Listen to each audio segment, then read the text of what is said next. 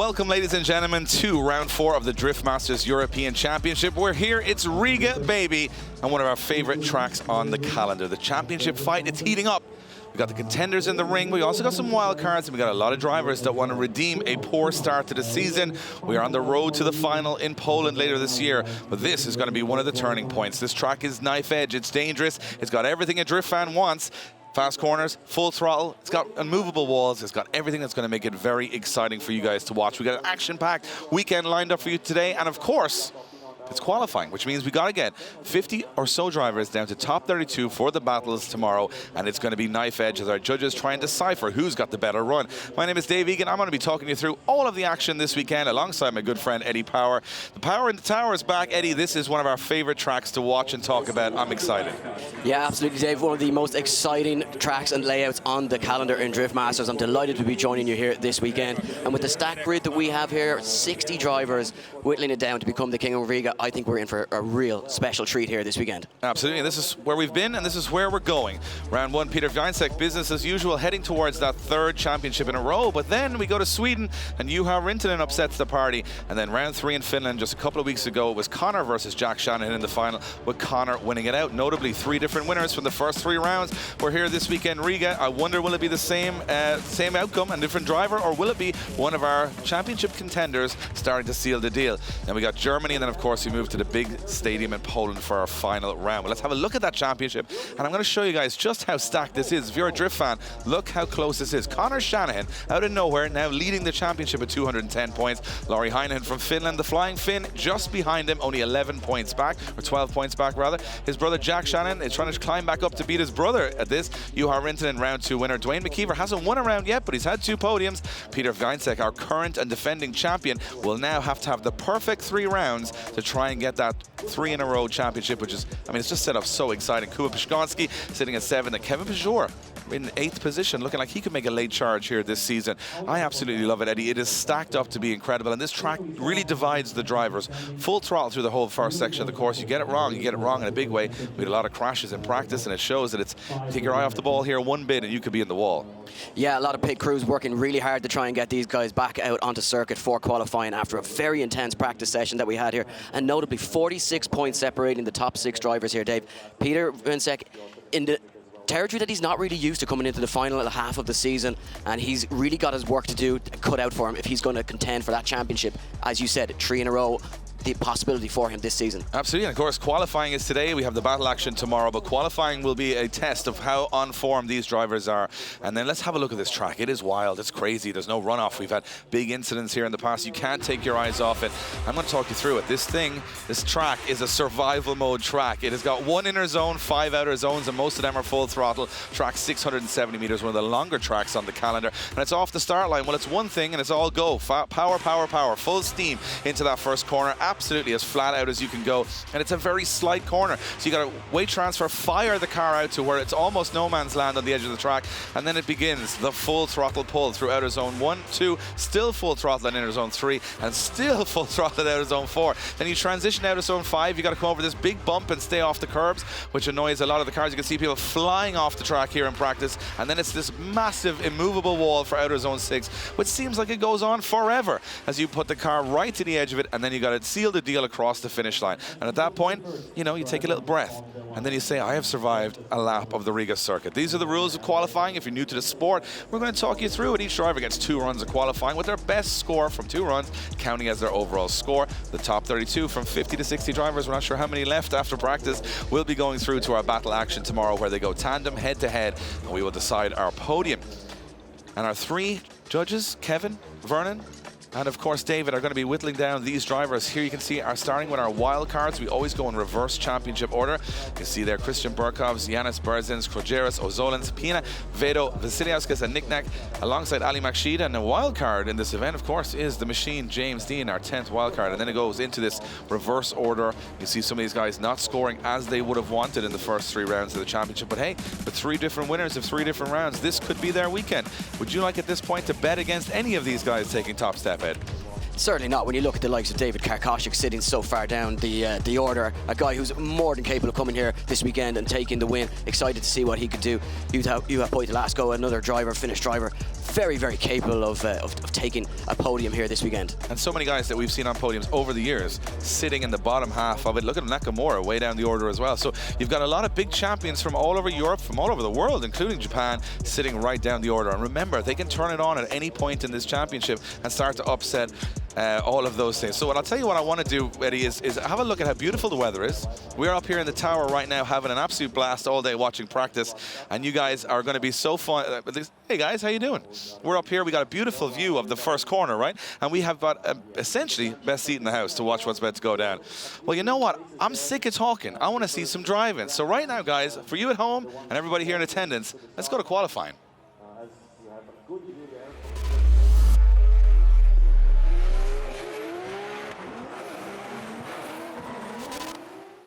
Well, we're going to start with the man that we saw going very far off the track in the highlight reel on the track layout. It's Janis Bersin from Latvia, hometown, just a little bit away, and looking to make a big upset here this weekend. This is tough for these wild cards, but they're going to have the Latvian fans behind them, Eddie. And I tell you what, he's coming in here as a guy that's got a couple of trophies in Latvia, but this is a big step up. Let's see how he gets it done. Yeah, huge step up here, Dave, as he becomes our first driver to leave the line here for qualifying in Riga. Powers through that first outer zone, doing a really nice job so far is Janis Bersin. As you can hear the turbo scream from that BMW E36 now as he comes down in front of the grandstand. Not a bad line straight from the off here, but just starts to deviate from that outer zone. The judges will be watching that and penalising him as he comes through the final sections and across the line. Not a bad way, Dave, to start qualifying here at round 4. Eddie, you're just as excited as I am because we wanted to see cars get scored. We've seen a lot of practice earlier on, and to be honest, it looked like Janis was struggling a little bit. I saw the team tear that whole car apart in the last hour or so, so they'll be happy to just get back out on track. Just missed this inner zone, a little bit of understeer quite badly. Judges are going to be, you know, those judges, they're not fun guys. They're just technical guys. They want it. They're market fair. He jumps up on the curb, and one thing you will notice throughout this qualifying session is those curbs, very high. Eddie, we had to scale them earlier on. They're that big. You got to get up on top of them. And instead, he transitions a little bit too early, doesn't get to the outer zone towards outer zone 6, and it's very hard to get back in naturally. Gets there halfway through. But I think that's going to be a pretty mid-pack score for Janis Bersin there, as judges know what a good run looks like here. They've seen, you know, they've watched this track so many times. They know what a 99 looks like. Well, then they're going to judge accordingly, and we'll be able to get a little bit of a feel as we go.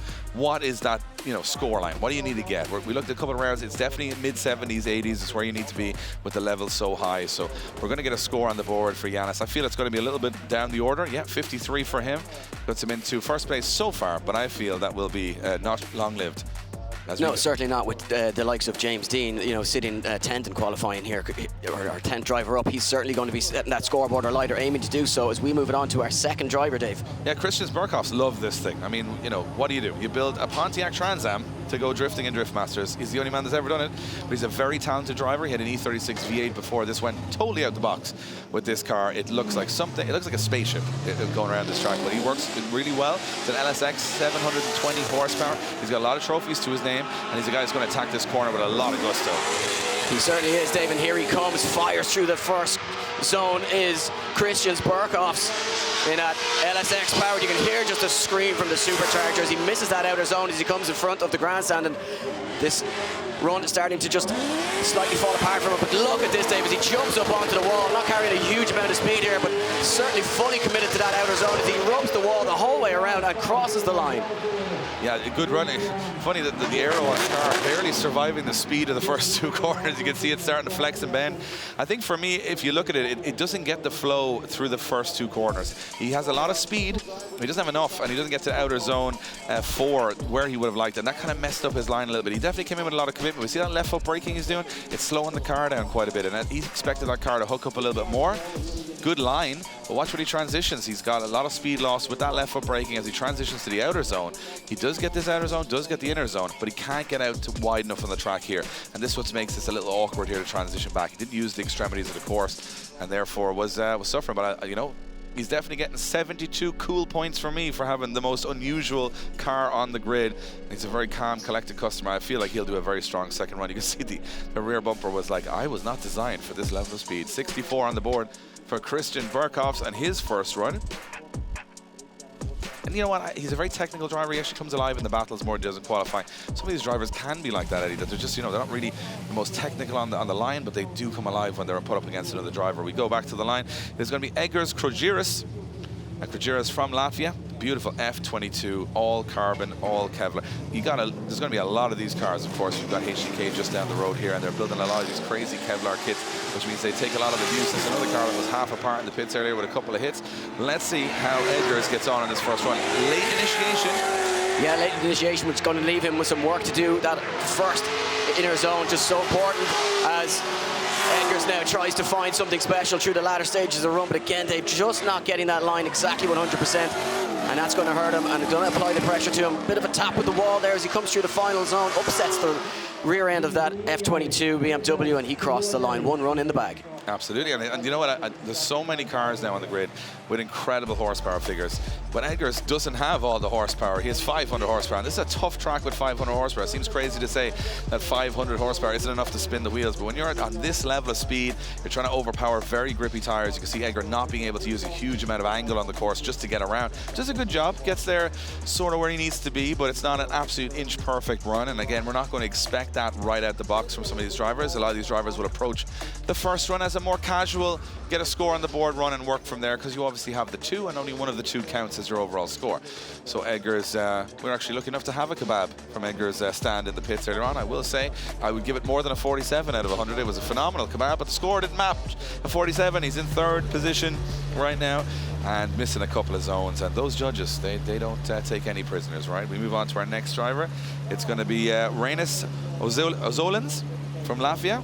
He went from the street class to the pro class to Drift Masters in just 3 years of drifting. He is in S13, 750 horsepower, and he looks ready. He looks, it's going to be nervy enough for some of these guys. Certainly looking focused and ready to go, yeah, but very daunting on the start line for these guys. You can't even see the end of that first outer zone, even from the point of where you actually initiate. And here we go, through the gears goes Reynolds as he looks to take on the circuit for his first qualifying run. Full commitment there as he comes nice and deep into that outer zone. Now, can he switch back? He certainly can. Nice through the first 3 sections of the course as he comes down in front of our packed grandstand. It's shaping up to be a really nice run so far. Could be a little bit deeper into that outer zone 4, and now it just starts to fade away as he drifts in and out of the final outer zone and gets himself safely across that finish line. Yeah, flirting with the zones, but not quite completing them. And you see those white boxes on the ground. What the judges really want to see is 2 wheels in each of those. When you got 1 wheel or just a touch of a tire, you're scoring, but you're not scoring high. And again, that first corner, look how little runoff there is. We saw Eric Gottschall go really hard into the wall in practice yesterday, destroying the chassis of the car. You get on the dirt, you get onto the edge there, you just go straight into those walls. And it's, we're expecting, because it's easy for us as bystanders to watch these guys go, hey, why don't you go faster? Why don't you go closer? Well, it's pretty scary, I'm going to be honest. Even standing down there is pretty scary, just to see that how it's almost not really a drift corner, the first corner. It's so slight, so you need so much power and commitment to get through there, and then you got all this technical stuff towards the end of the run. So you could do the first section amazingly, and you still could get a low score from not getting the technical walled section right at the end. That's it, of course. And a lot of drivers saying as well that grip levels just change every single run, no matter where you are on this circuit. They're constantly battling, trying to find out where exactly the grip is going to be, even in dry conditions like that, as we see the score dropping in for Reynolds, a 61 in second position momentarily for him. Not bad. You can see he's missing a lot on style there, and a little bit off the line as well for those clipping zones. Even we had, Peter Vyansek was saying to me, if you're comfortable on a lap of this track, you're not driving hard enough. That's what he was saying to me earlier on. He said he's never done 1 lap of this track where he's felt it was a comfortable run. So we move on to our next driver. It's going to be Yakop Pino from Estonia. I love this. He's in a Mark IV Supra with a 2J. So he basically has one of the only cars on the grid with the actual engine the car came with from the factory, but it's not exactly an average engine. It's got a ton of power, 900 horsepower to be exact. It comes in very slight through the first corner. Not on that correct line, Ed. No, certainly not, Dave. Not what he'd be looking for. Not putting that 900 horsepower to use. And you can just see as he comes past the grandstand again, missing outer zone 3. Starts to bring it back together now through the final sections, but he needs to keep this going. But I think the first section of this course is really going to hurt the run and the score from the judges as he gets himself across the line. Certainly not the run he was hoping to start his qualifying campaign with here at round 4. No, a little bit of a throwaway there. Again, I think he tried to go in full steam. Looked like there was a little too much grip in the car, and he thought it was going to extend. Watch, it drops out of that outer zone instantaneously. He's on very little angle. So at that moment, he's on the wrong line, and that puts him on the wrong line here. And then he transitions too early, which puts him on the wrong line coming out of this corner. He does overly do the inside zone, but nowhere near the next outer zone. And then, the judges are like, that's not what we want. Because the reason this line is placed, if you're new to the sport, is because we want good lead runs. So when we go to tandem battles head-to-head tomorrow, you want that lead car to be as predictable as possible and on the most outer line, which means that the chase car has so much room on the inside. If the lead car is wavering all over the place, it's what we call an unchaseable run, and that's what they're judging here in qualifying. So 44 for Yakop Pino from Estonia. He'll hope for better in the second half. As we move back to the start line, it's going to be Ao Veda. And this guy has a very, very cool car. I actually quite like this one. And it's got a duck on the front of it as well. Duck with a helmet, Ed. Not just a duck, but a duck with a helmet. And that duck is going to go in for a wild ride here as he heads off the start line. He is from Estonia, 750 horsepower. Looks ready to go, but everybody's ready to go until they pull the handbrake on that first corner. And then it all goes right or wrong instantaneously as he comes off the line. And let's see how he gets on. Yeah, so here he goes. Through the gears goes Ao Veda, with that duck leading the way on the front bumper of that E36, but Ao now doing a good job just linking up those outer zones, but just a little bit shallow as well as he comes by the grandstand. You can see a wheel just dropping up, just how severe those curbs are, Dave. And we've seen cars flip at that outer zone, and just not the run that Ao Veda was looking for on his first attempt at qualifying here in Riga. No, but it is just so knife edge around this circuit. You've seen those curves. I mean, they call them curbs. I'm going to call them small walls. If you hit those curves, the car just jumps up in the air. We watched Jack Shanahan go out last year to one of those curbs when he was looking like he was ready for a podium. They are the thing you need to stay away from this weekend. And you can see that this wasn't a really perfect run from the start. He was missing a lot of zones. And watch this. He goes on too much angle here on the transition. He starts to lose it. And all of a sudden he's like, uh-oh, here comes the curb. Boom. The car jumps up. He has to come off throttle because he's going to shoot straight into the wall on the far side. I'm going to put that down to experience and say that is not going to be the run to score into qualifying here. Look, you have to come off throttle very quickly. He transitions back and he's like, oh, this is just a mess right now. Yeah, and at that point, that wall is coming at you very quickly. And if you're on the wrong line, it's really, really daunting. But of course, our three judges in attendance here scoring at 36 for Ao Veda. Yeah, I can see that. I can see there are a lot of mistakes there. He almost was flirting with a 0 for the lack of being on the correct line throughout the center of the course. But look, he got a second run. He can redeem himself. Well, we talk about the first zone being all important and getting the car set up on the correct line, and that's exactly why, Dave. A very good example is what can go wrong when you don't do that. Yeah, here comes a car that's just too beautiful to even be drifting this track. It is absolutely gorgeous. It's the 4 Series.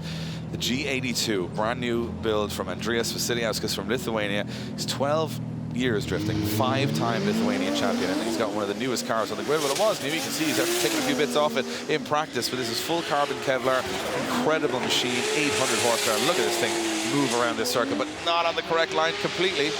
No, not on the correct line at all, Dave, but Andrius Vasiliauskas, no stranger to putting a car up against the wall, a very aggressive driving style, and certainly won't be afraid to bang these carbon Kevlar panels off that wall as he comes through the final zone, but it hasn't been the best run. A little bit scrappy from Vasiliauskas, not what we'd expect from him, but maybe just coming to grips with a new chassis here this weekend. And yeah, well, I mean, these are new cars. I mean, this is a very different machine than what he had before.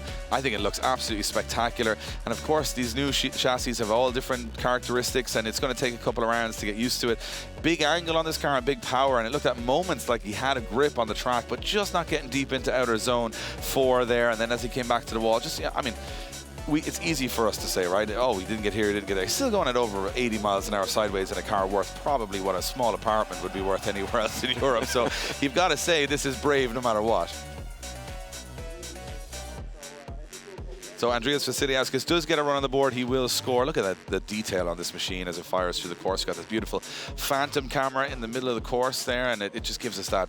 You see, look at all the shimmering from the hood there as well. Just all the heat that these cars are generating. A 55 on the board. We expect to see him definitely put in a better second run. Andrius is a phenomenal driver, and he's someone that I would expect to have solved those issues by the second half of qualifying.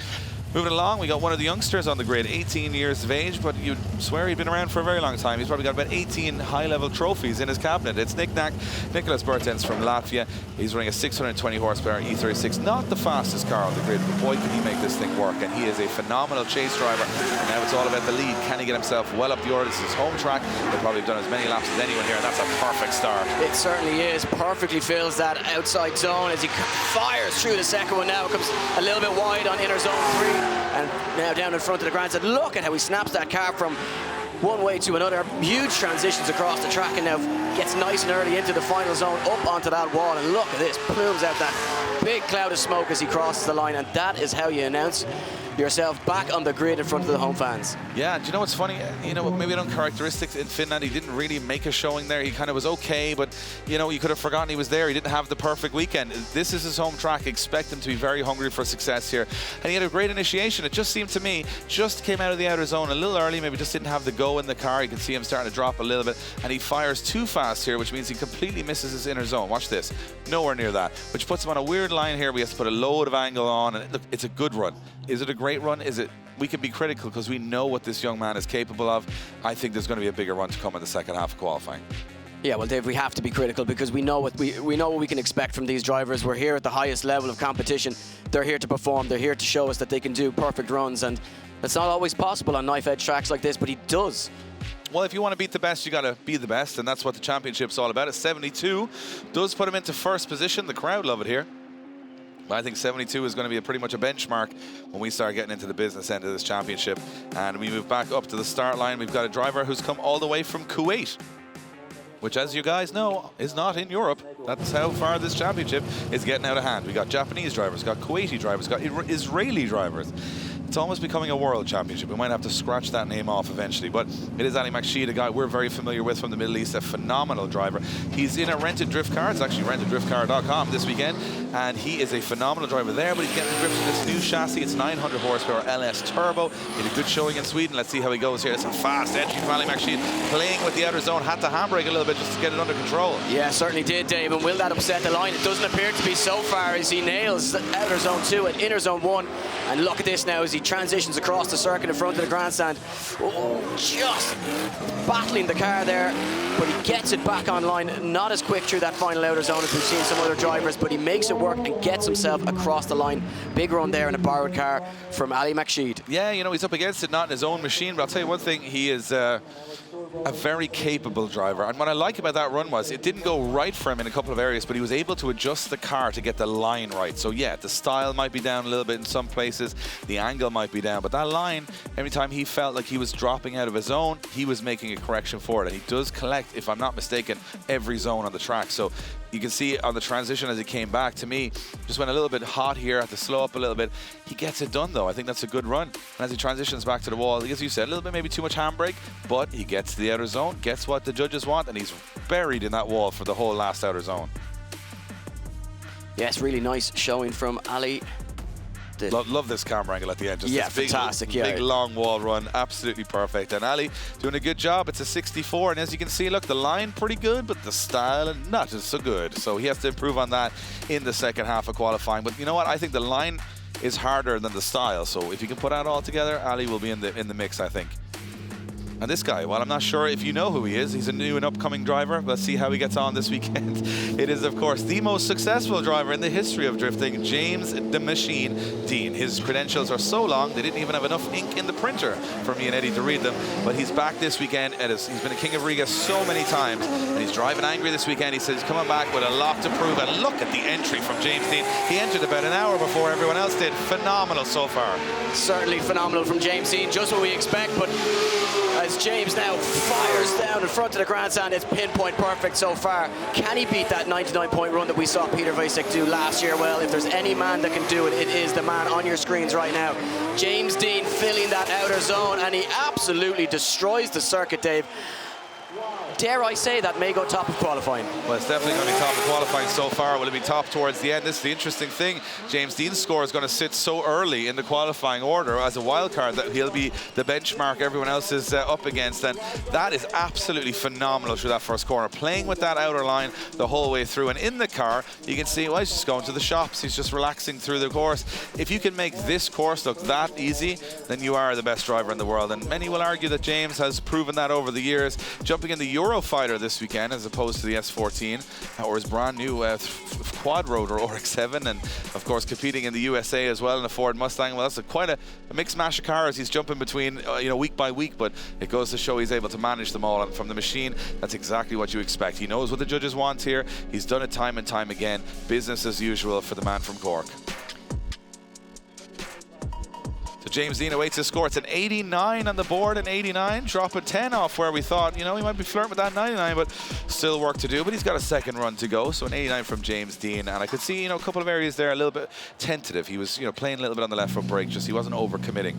Now this machine on the line, wow, I had to have a moment when I was looking around this earlier on, because this is a beautiful car from Timur Lipsky from the Ukraine. 16 years of age, Eddie. I mean, the talent that's coming through the ranks here from all over Europe. Fully carbon Kevlar Toyota Supra A90 with a 2JZ, 1,000 horsepower, Kaj, 1,000 horsepower at 16 years of age. Yeah, this thing absolutely crazy, and Lipsky can match the craziness behind the wheel. And look at that line through the first section as he comes in front of the grandstand and just misses that inner zone, but can he make it work? Big angle as he throws the car, trying to reach the outer zone 4, but he's just starting to get it all wrong here now as he looks to try and correct it, find something special through the latter stages of the circuit. But Dave, those big errors are going to really cost him. Absolutely, and I think the thing is, you make one error on this circuit because it's such a fluid track. It exaggerates it so much. And you can see what happened. He just snapped it to too much angle. There's no recovery. There's nothing you can do. You've just lost your momentum. And once you lose the momentum, the only way you can gain momentum is by pulling the handbrake for a long time and somehow rescuing it. It started off with such promise through this first corner.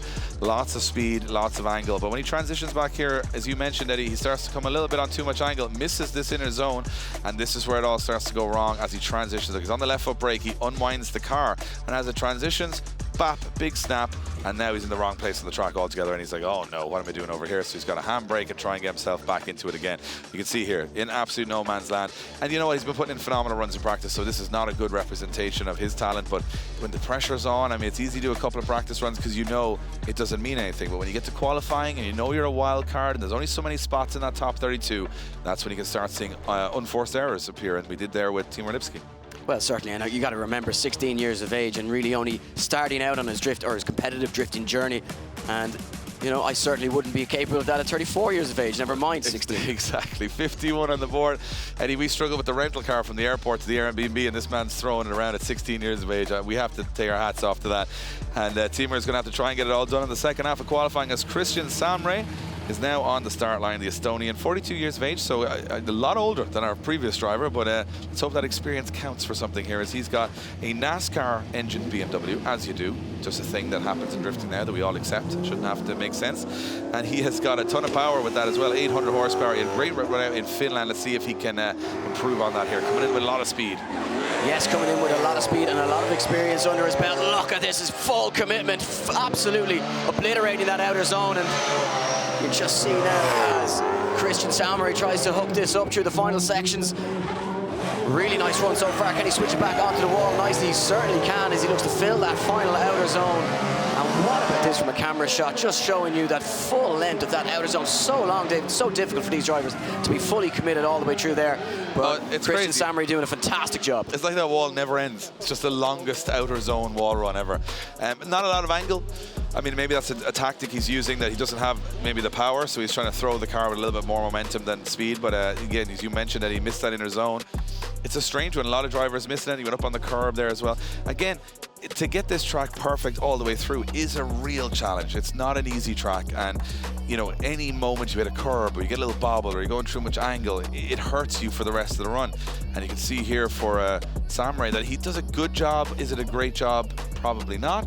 But I think for these first couple of runs, maybe it's about getting scores on the board, because we're going to see a lot of people score quite low, big mistakes. Yeah, certainly. And the track, you may not even be able to see it from the cameras, but it's so narrow that a split second, if you're late on your transition, is going to show a huge difference out on the circuit, and you can be just, you know, a fraction of a second off in when you transition, and that can lead to you being meters away from any of those inner or outer zones. And I think that's what we're seeing from some of these guys. They've been out of the car for a long time, big gap between their final practice runs, and now jumping back in for qualifying.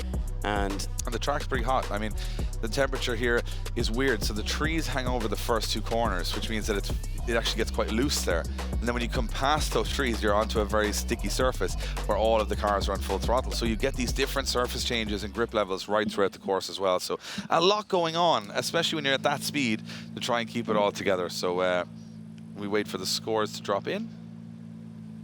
We got a score for Christian Samre. We're waiting on it. It's okay.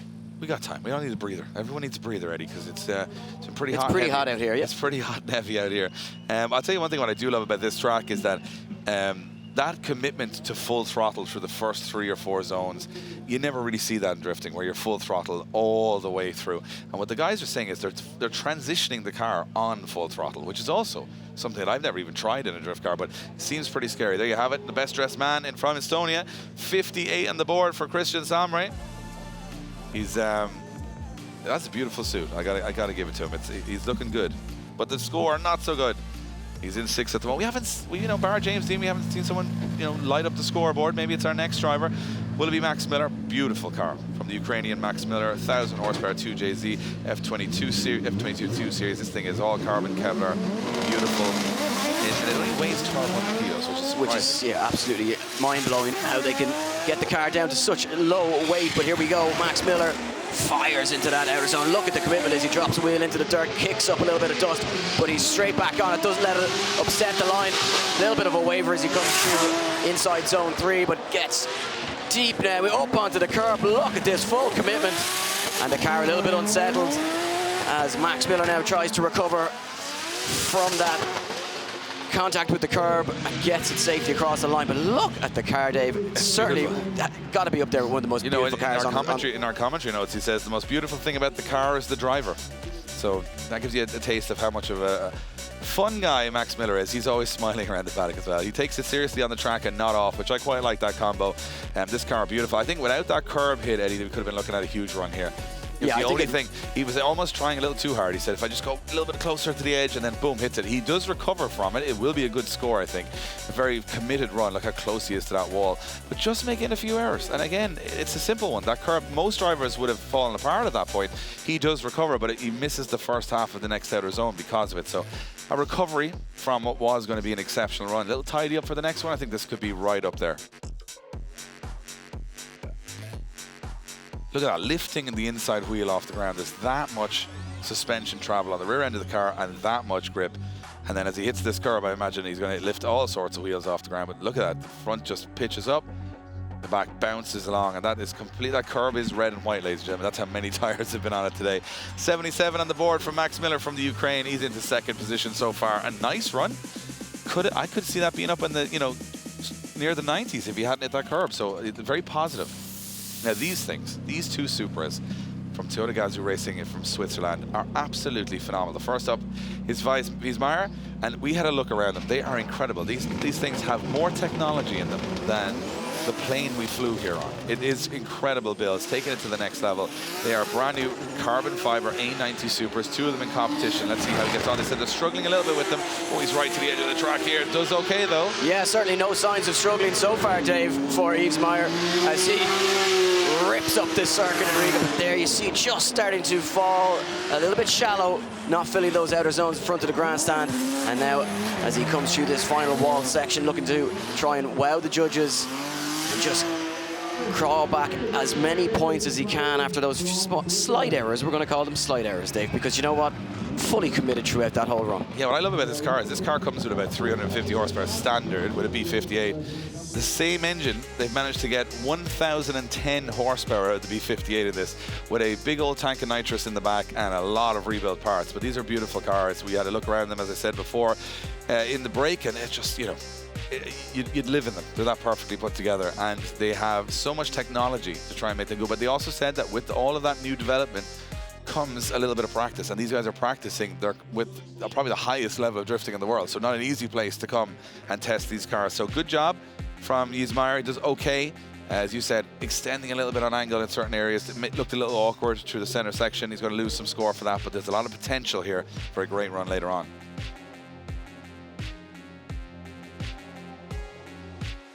So score in, it is a 64 for Wies Meyer. And these guys have competed, over the water and Formula Drift. They've been a huge influence in drifting right throughout Europe and US as well. And if you like the last car, you're going to love this one because it's the same car, except it's Joshua Reynolds driving this one. A Swiss driver, and again, it is another. He actually somehow got another 20 horsepower. He has 1,033 horsepower. So I don't know what, same car, got more power. Maybe a different dyno, Dave. Maybe that's all it was. So here comes Joshua Reynolds in his GR Supra, B58 powered. As you say, 1,033 horsepower at his disposal, and using every last bit of it just a little bit wide as he drops the wheel over that white line coming through out of zone 1 now. But look at this, gripping it up as he brings it nicely wide in front of the grandstand. Perfect on that fourth outer zone. And then just starts to fall away from him as he loses a little bit of his outer line, drifting in and out of that final zone, but gets it across the line. Another good run in the books. Yeah, I spoke to the guys about these new builds, these new chassis, these A90 Supras, and Peter Geinsick, of course, building one very recently, and having the same, conversations that they can get the car to have the power and the grip, but the steering seems to be just a little bit different on these than, an S-body or a Silvia or whatever else you may see out there, or BMW. So, even though they technically kind of are a BMW, but they're a brand new chassis, so a lot of guys saying they can't get the setups. There's not a 10 or 15 year development cycle here for them to just copy and paste from someone else that's built one before. Of course, you've seen Frederick Hasbro in the US, take one, but he's had it more development probably than anybody, and quite a different setup than these guys are running too. So it's going to take time for these guys with the A90 Supras to get them to the highest level of competition, but I think it's not going to be too far away. I think 1 or 2 seasons we're going to see these cars right at the top of the game, and it's nice to see brand new chassis that are still available to buy brand new in the store, in the showroom right now, out here drifting with over 1,000 horsepower, which seems ridiculous. 58 on the board for Joshua Reynolds from Switzerland, in 9th position so far. And we're looking for those scores to creep up a little bit, Eddie. They're just kind of sitting around the 50s, 60s, and 70s. I expect in this reverse championship order to see things starting to pick up, and we might see it pick up right from the off here as our next driver takes to the line, and Tobias Pusan. And Tobias Pusan had a great old run out in Finland, so let's see if we can keep that momentum going. 760 horsepower E92, and not afraid of throwing it into that first corner here in Riga. Here he goes through the chicane, up through the gears, and into that terrifying first bend. It really is terrifying for these drivers, but they seem equal to it. Oh, is that a spin? Almost, yes. Certainly just going too hard maybe for Tobias.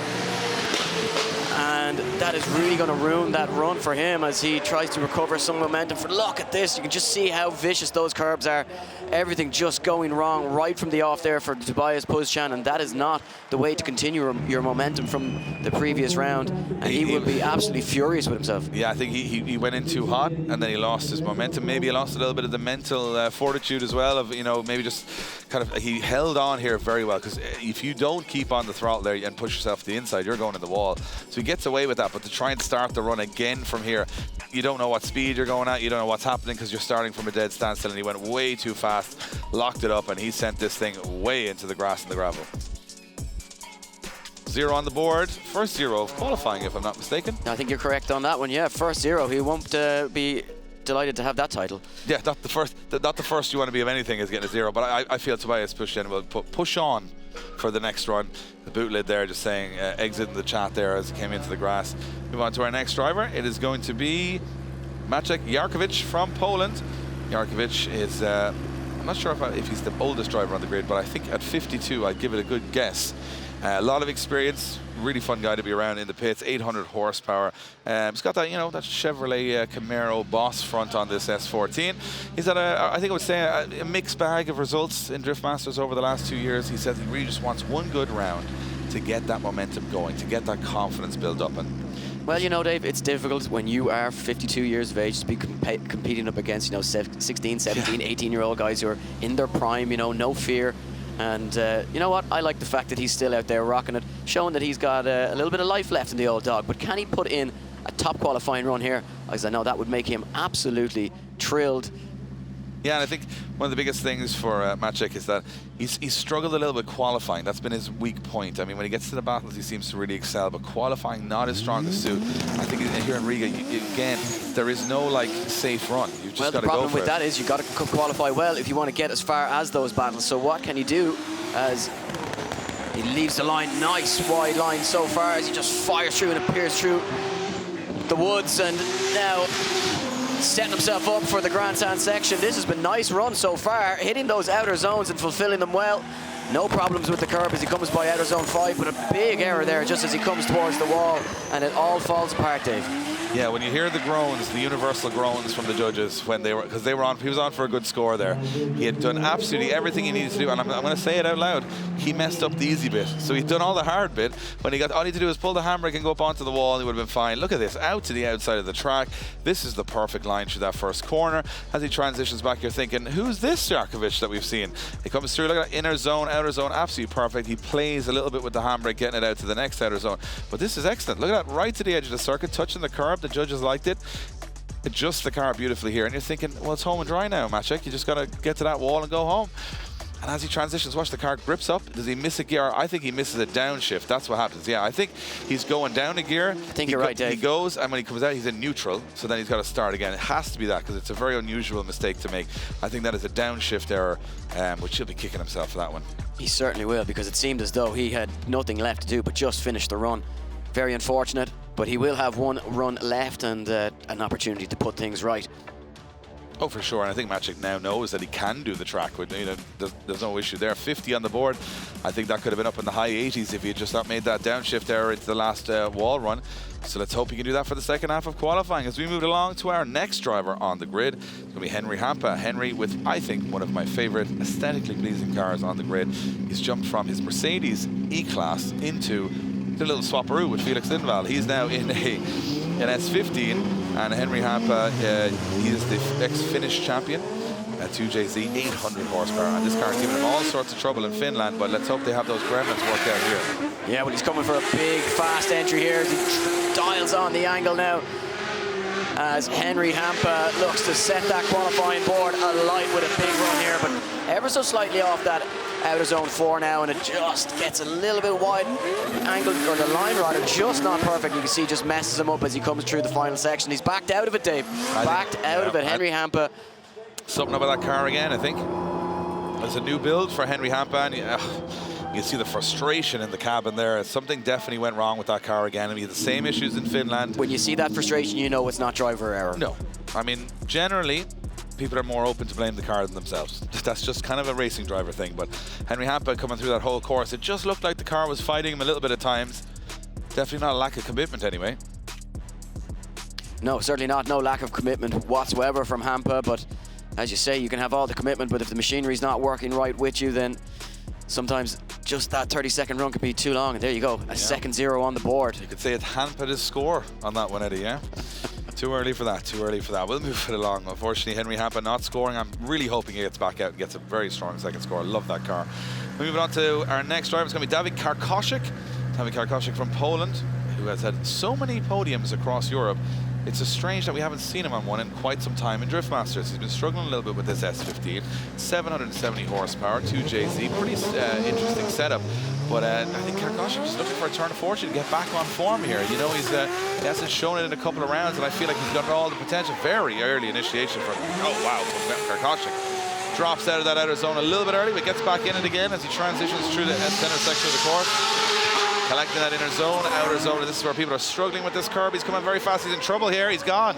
And that is the problem. You go too fast, too aggressive, and you're out of the game.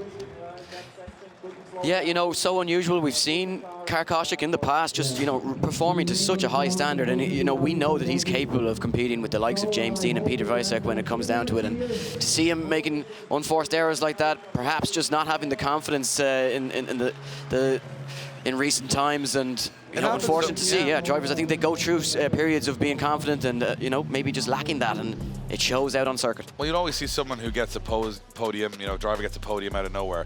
All of a sudden, they're a different driver. They start to believe, hey, I am good enough to win this. I am. So, you know, maybe a result that Kosik didn't want there, but I'm sure we'll see him out with a stronger run for the second half. But it goes to show you can see it from the camera angles instantaneously. If you go too fast past outer zone 4, very hard to slow the car down. You hit that curb, you're gone straight off into the grass and the gravel. As two drivers, you know, we had no zeros for a while. Now we're clocking a few of them up. As we move to our next driver, which will be Alexander Kosahov from the Ukraine. He had a great run out in Finland a couple of weeks ago.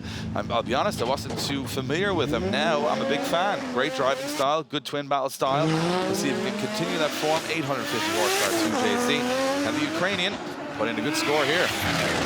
Well, he'd be looking to do just that, Dave, as he fires through that first zone. But look at this, started so nicely on the first outer zone, but just started to come a little bit shallow. And now looking to pick it back up as he comes in front of the grandstand. Big angle to angle, but it's sacrificing the line, and he's missing those all-important outer zones. And again, you just see another driver who's just inches away from perfection, but not getting it hooked up the way he would have liked. And again, crosses the line. I feel as though the judges will be looking at that run and saying, that is not what we want to see from a lead driver when it comes to the battles tomorrow afternoon. So you can see it from the crowd. Slow clap. It's a slow clap run. It's like, well done, but not amazing. So it was a good run, not a great run. And you can see as Alexander Kosahov comes through here. You know what? He actually had a very nice first start through. I think technically there was nothing too wrong with this. I think actually now on second look, it's actually a little better than I first thought. He was actually really close to the edge of the track there, just missing that outer zone. And again, you look at that run in Kosik's two opposites, you know, too deep and then too shallow. So a lot of drivers struggling to know which is the best way to approach that section of the track. But I think Alexander will score a 67. It's okay. See, the style was okay, but the line being dropped a little bit there. So Alexander got to pick a little bit of that up for the second half of qualifying. As we move back to the start line, Norbert Zeme sits up there. Now, Norbert Zeme, feast or famine, Eddie. This guy's either going to be top qualifier or hold on, you know, take 2 steps back from the fence. Norbert goes 100% every time. I love his driving style. Representing Hungary, Norbert, 27 years of age, and he has 800 horsepower. They all have 800 horsepower. So at this stage, Norbert, he goes into this first corner. But look at the wash on the first corner from Norbert Zeme. He goes to the edge of the gravel.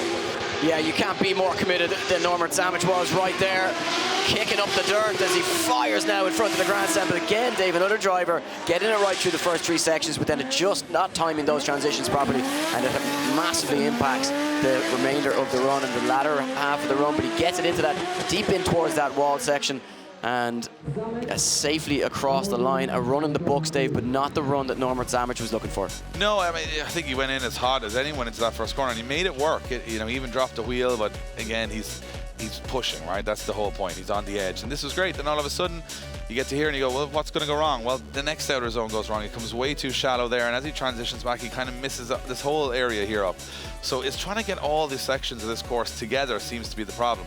Some guys nailing the first corner, some guys nailing the second, some beautiful on the wall.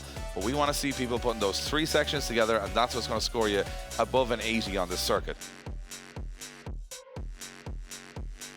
So Norbert Zeme will await his scores from the judges. It's a 68, another 60, mid-60 score kind of on the board.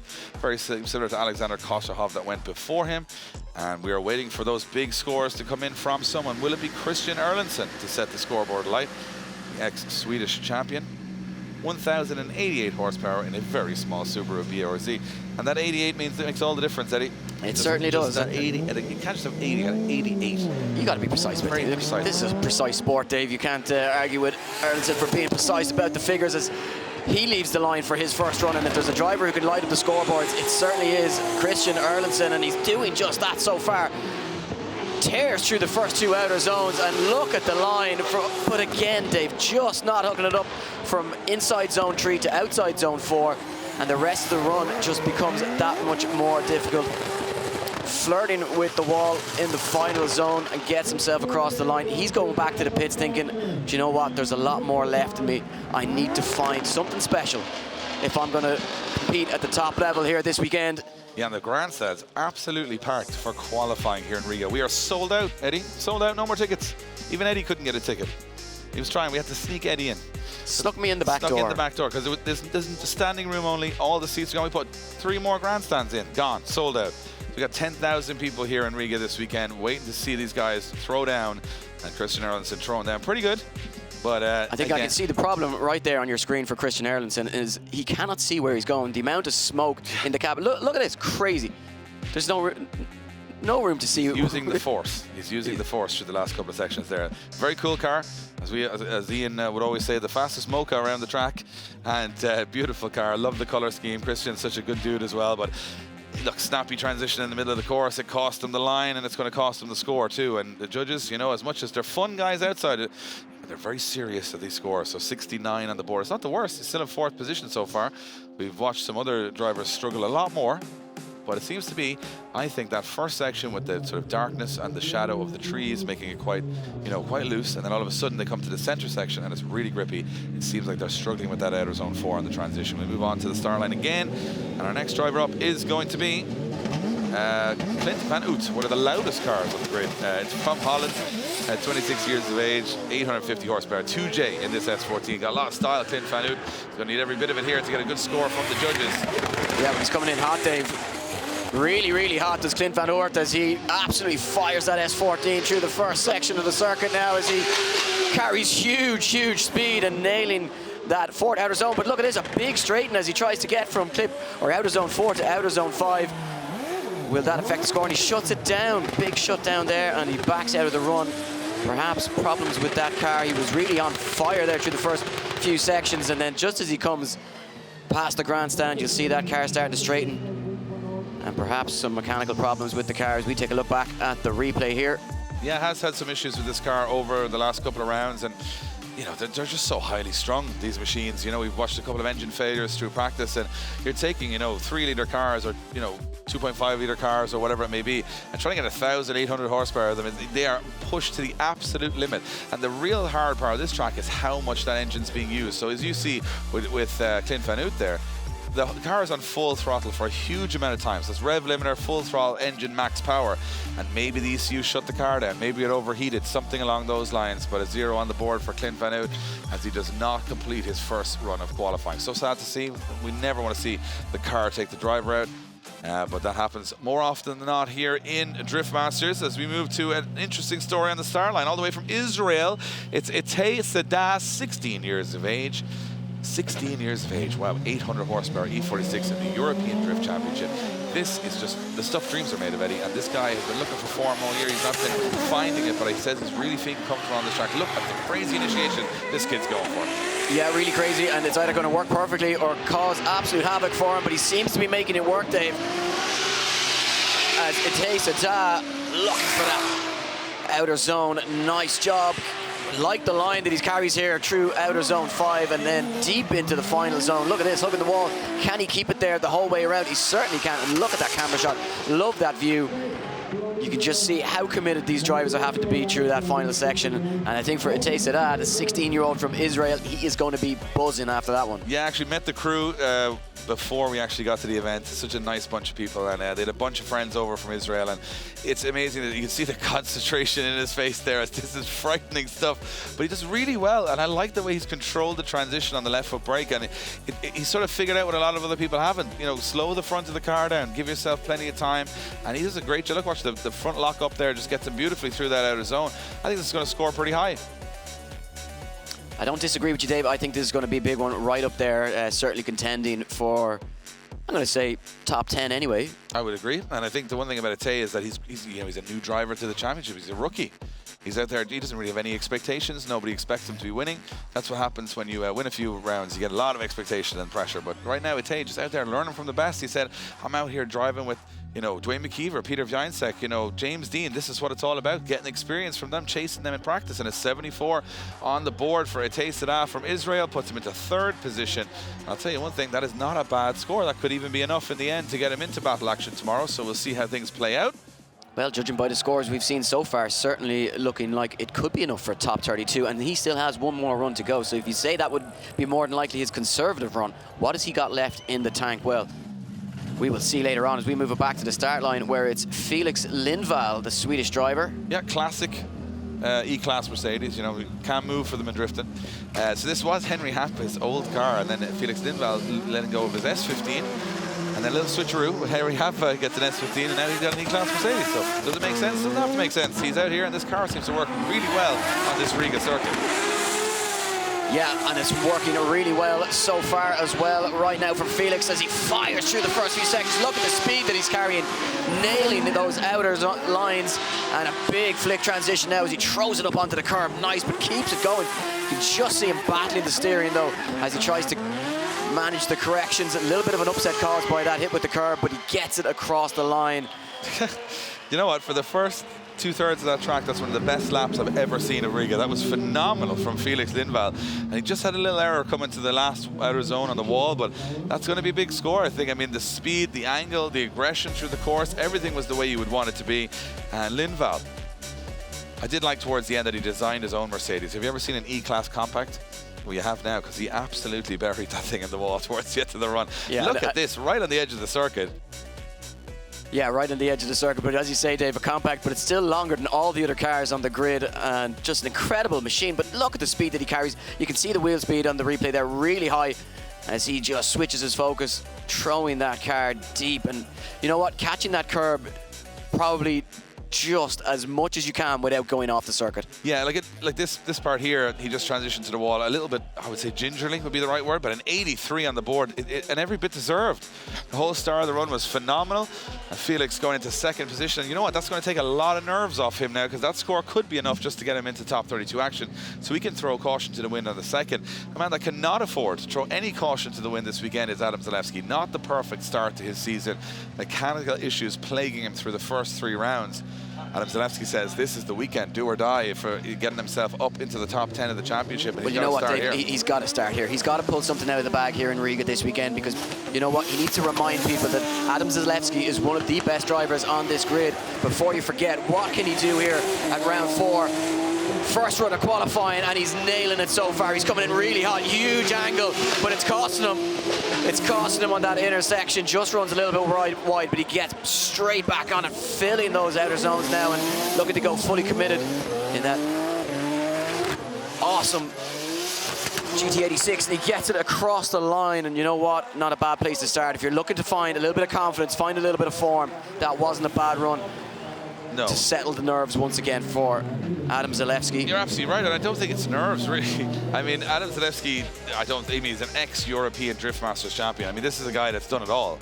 But that car has not been working correctly this year, meaning that it does knock your confidence, not in your ability, but in your ability, will the car make it through the run? And at the moment, it looks like it is making it through the run. They've ironed out a couple of those problems. You're right, missing that inner zone is probably going to hurt a big score. But everything else looks like he's comfortable, he's capable, and the car is working. Zalewski will be someone that I think we want to watch out for. If he's in that angry form, that he wants to prove a point, he's a tough competitor to come up against. Well, you got to say, for anyone in the top 6, they'd be looking at Adam Zalewski as a driver that you don't want to come up against in the top 32, top 16. He's more than capable of winning this event in his own right. So certainly one, just like James Dean, who could cause a serious upset. We see the score dropping in, an 83 on the board for Adam Zalewski, right where he wants to be after his first run. I expect more from him in the second run. I think he's going to go out there and try and top qualifying. I think he's got that one out of the way. Next up, we have Michael Reichardt from the Czech Republic. He's a multiple Czech champion. He's got 1,000 horsepower, and he's definitely one of the craziest people I've ever met in drifting. He's always smiling. I saw him on one of those one-wheel scooter things, that those kind of hoverboards. Oh yes. Yeah, eating a full lunch with a knife and fork on one of them, scooting by me there earlier on. I was like, this is a guy I'd be worried about if I was going up against. He's wild, he's unpredictable. He's also one of the coolest guys on the grid, but he's coming in very fast into that first corner, but dropping out of that outer zone initially. Yeah, coming in hot, and it just cost him, as he said. He didn't get that line fully right, wasn't able to fulfill that outer zone as he dials on big angle, and again, just not fulfilling outer zone 5 now as he tries to finish it in style. Hooks it up nicely with the wall here, and just, is there a better shot in drifting than that final section here in Riga? And this year looks even better with the whole grandstand behind it. Looks amazing. Michael Reichardt definitely buried the car into the wall halfway through the outer zone. As advertised, Michael Reichardt does not leave the car in one piece for Hall of Qualifying. Just drops it. I mean, as you said, he gets around the track, but is he really getting all the zones? Not particularly. He's kind of flirting with them. The line is pretty good, but he's not precise. And this little bit of braking here, I think, hurt him a little bit on that outer zone as well. And then as he transitioned back again, it was a little shallow. I'm not saying I want Michael Reichardt to push too hard, because we all know what happens then. But what I'm saying is just, could be a little bit more fluid. Not a bad run, though. Nothing too crazy. Just watch this here. Hits the wall a little heavier than he'd like. Had to readjust on the front brake just to... But again, look how good a driver he is, that he can hit the wall, just touch the front brake and bring it back online again. So Michael Reichardt, with all the experience, but I'm not sure he's going to get all of the scoring here. No, and I mean, we're being very particular as well. I mean, these runs are all crazy in their own right. A 72 on the board drops in for Michael Reichardt. That'll put him into 7th position temporarily. In the scheme of things, not a bad score. Certainly not. But we are being critical because we want to give you guys at home the same opinion that the judges are going to give here, because they're very precise, and there's no fun in them at all. So they are over there just saying, we want perfection. That's what we expect. That's what the 100 point is going to be.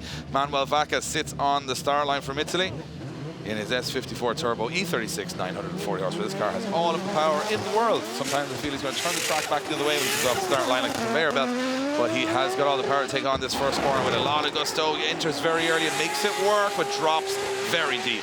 Yeah, makes it work early on, but can't just hold it. The outer zone is just so long, about 100 meters, and if you don't get it right from the start, you're going to have problems. And Manuel Vaka, now as he comes into that final outer zone, just looking to fulfill that and try and pull back some of the points that he lost in the first few sections of the circuit. And again, not the run that he would have been looking for. Something to do as he goes back to the pits. The 41-year-old Italian out here having some fun in Riga, which you can see very early on as he makes very big commitment, very fast entry into this corner, but just maybe holds the handbrake just that slight little bit too long and just pulls him back into that inside line, Dave. Yeah, went a little early, and again, if people are watching at home and they all want to know what's going on with it, so do you see these zones, these boxes? They ideally want the drivers to put 2 wheels through those, right? Now, if you put 1 wheel through it, that's pretty good. Little deduction, not major. You put no wheels through it, big deduction. And of course, in that first corner, you'll see a box on the inside of the corner, and they definitely don't want you to see any wheels in that. So they're almost erasing the inside of the corner, saying, don't go there. That's not your place. So you'll see on the outside of the wall there, that white line, they really want the car with 2 wheels in it, and Manuel only really getting the 2 wheels in there towards the very end of the run. So that's just, you know, to make it visually easier for everyone. Of course, then those boxes disappear as they tornado through them with load of grip and tire smoke, and you don't see the boxes anymore. But Manuel Vaka will await his score from the judges for his first qualifying run. What do you think, Eddie? What do you think he scored? Do you know what? I'm going to say maybe 60s. You're going to go and say, we don't usually do this. We don't usually pick it because we aren't really watching it technically like that. No, it was very hard from the camera angle that we had to see the final section, but yeah, and you know what? It wasn't perfect. No, but you know what? It's just nice to see if we're all on the same page. 57, so we're just generous. We're just super enthusiastically generous. I'm just happy to be here. You're just happy to be here. 57 on the board. Manuel Vaka will probably need to get a second run score in there to be guaranteed battle action tomorrow for the main event, and that, of course, is the most exciting part of Drift Masters when 2 cars go head to head. But getting there in the first place can be trouble for a lot of these guys. Yakop Pino is on the line now. He is a 2-time Polish drift champion, 800 horsepower in this E46 2JZ. He had a bit of an interesting couple of rounds here. He's had moments of brilliance. He's had moments where he's kind of fallen off. Likes the track here in Riga. I've watched him do some runs this morning. I feel confident in his ability here that the car is working. Let's see if he can translate that into a great score. Yes, let's get ready to crawl here for Yakop as he fires it through the first section now. Full commitment, and you can just see hooking that up really nicely. Really perfect line almost through the first few sections. Can he keep this going? One of the best runs we've seen so far here. Very fluid, very fast, flirts with the curb, and it just settles him. You can see just how accurate you need to be at that outer zone 5 if you want to get it perfect into the final section. James Dean still sitting on that 89, leading the qualifying session so far, but what can Yakop Pino do now? You know what, not a bad run, Ed. I liked it. There was a lot of commitment. That initiation for me was pretty much spot on. He timed it lovely. You can see that rear wheel, both wheels in that outer zone all the way through. Doing a great job. And watch as he transitions here. It looks like he got the timing absolutely spot on as he comes through here. Up, just flirting with the curb, front wheel, oh yeah, inner zone, no problem at all. And then, very difficult for a lot of drivers is to get this outer zone 4. So all the way through here, excellent from Yakop Pino. He's going to score really, really high. Transitions back to the more technical section of the course. A lot of drivers struggling with this. He's right on the edge, just bumps that curb just a little bit. And right here, just a little bit early, I think, on the transition. Have to kind of work the car in on the handbrake. But other than that, there is not many mistakes on that run from Yakop Pino, which I think will put him right up the top of the scoreboard. Maybe not the top, but right up at the top.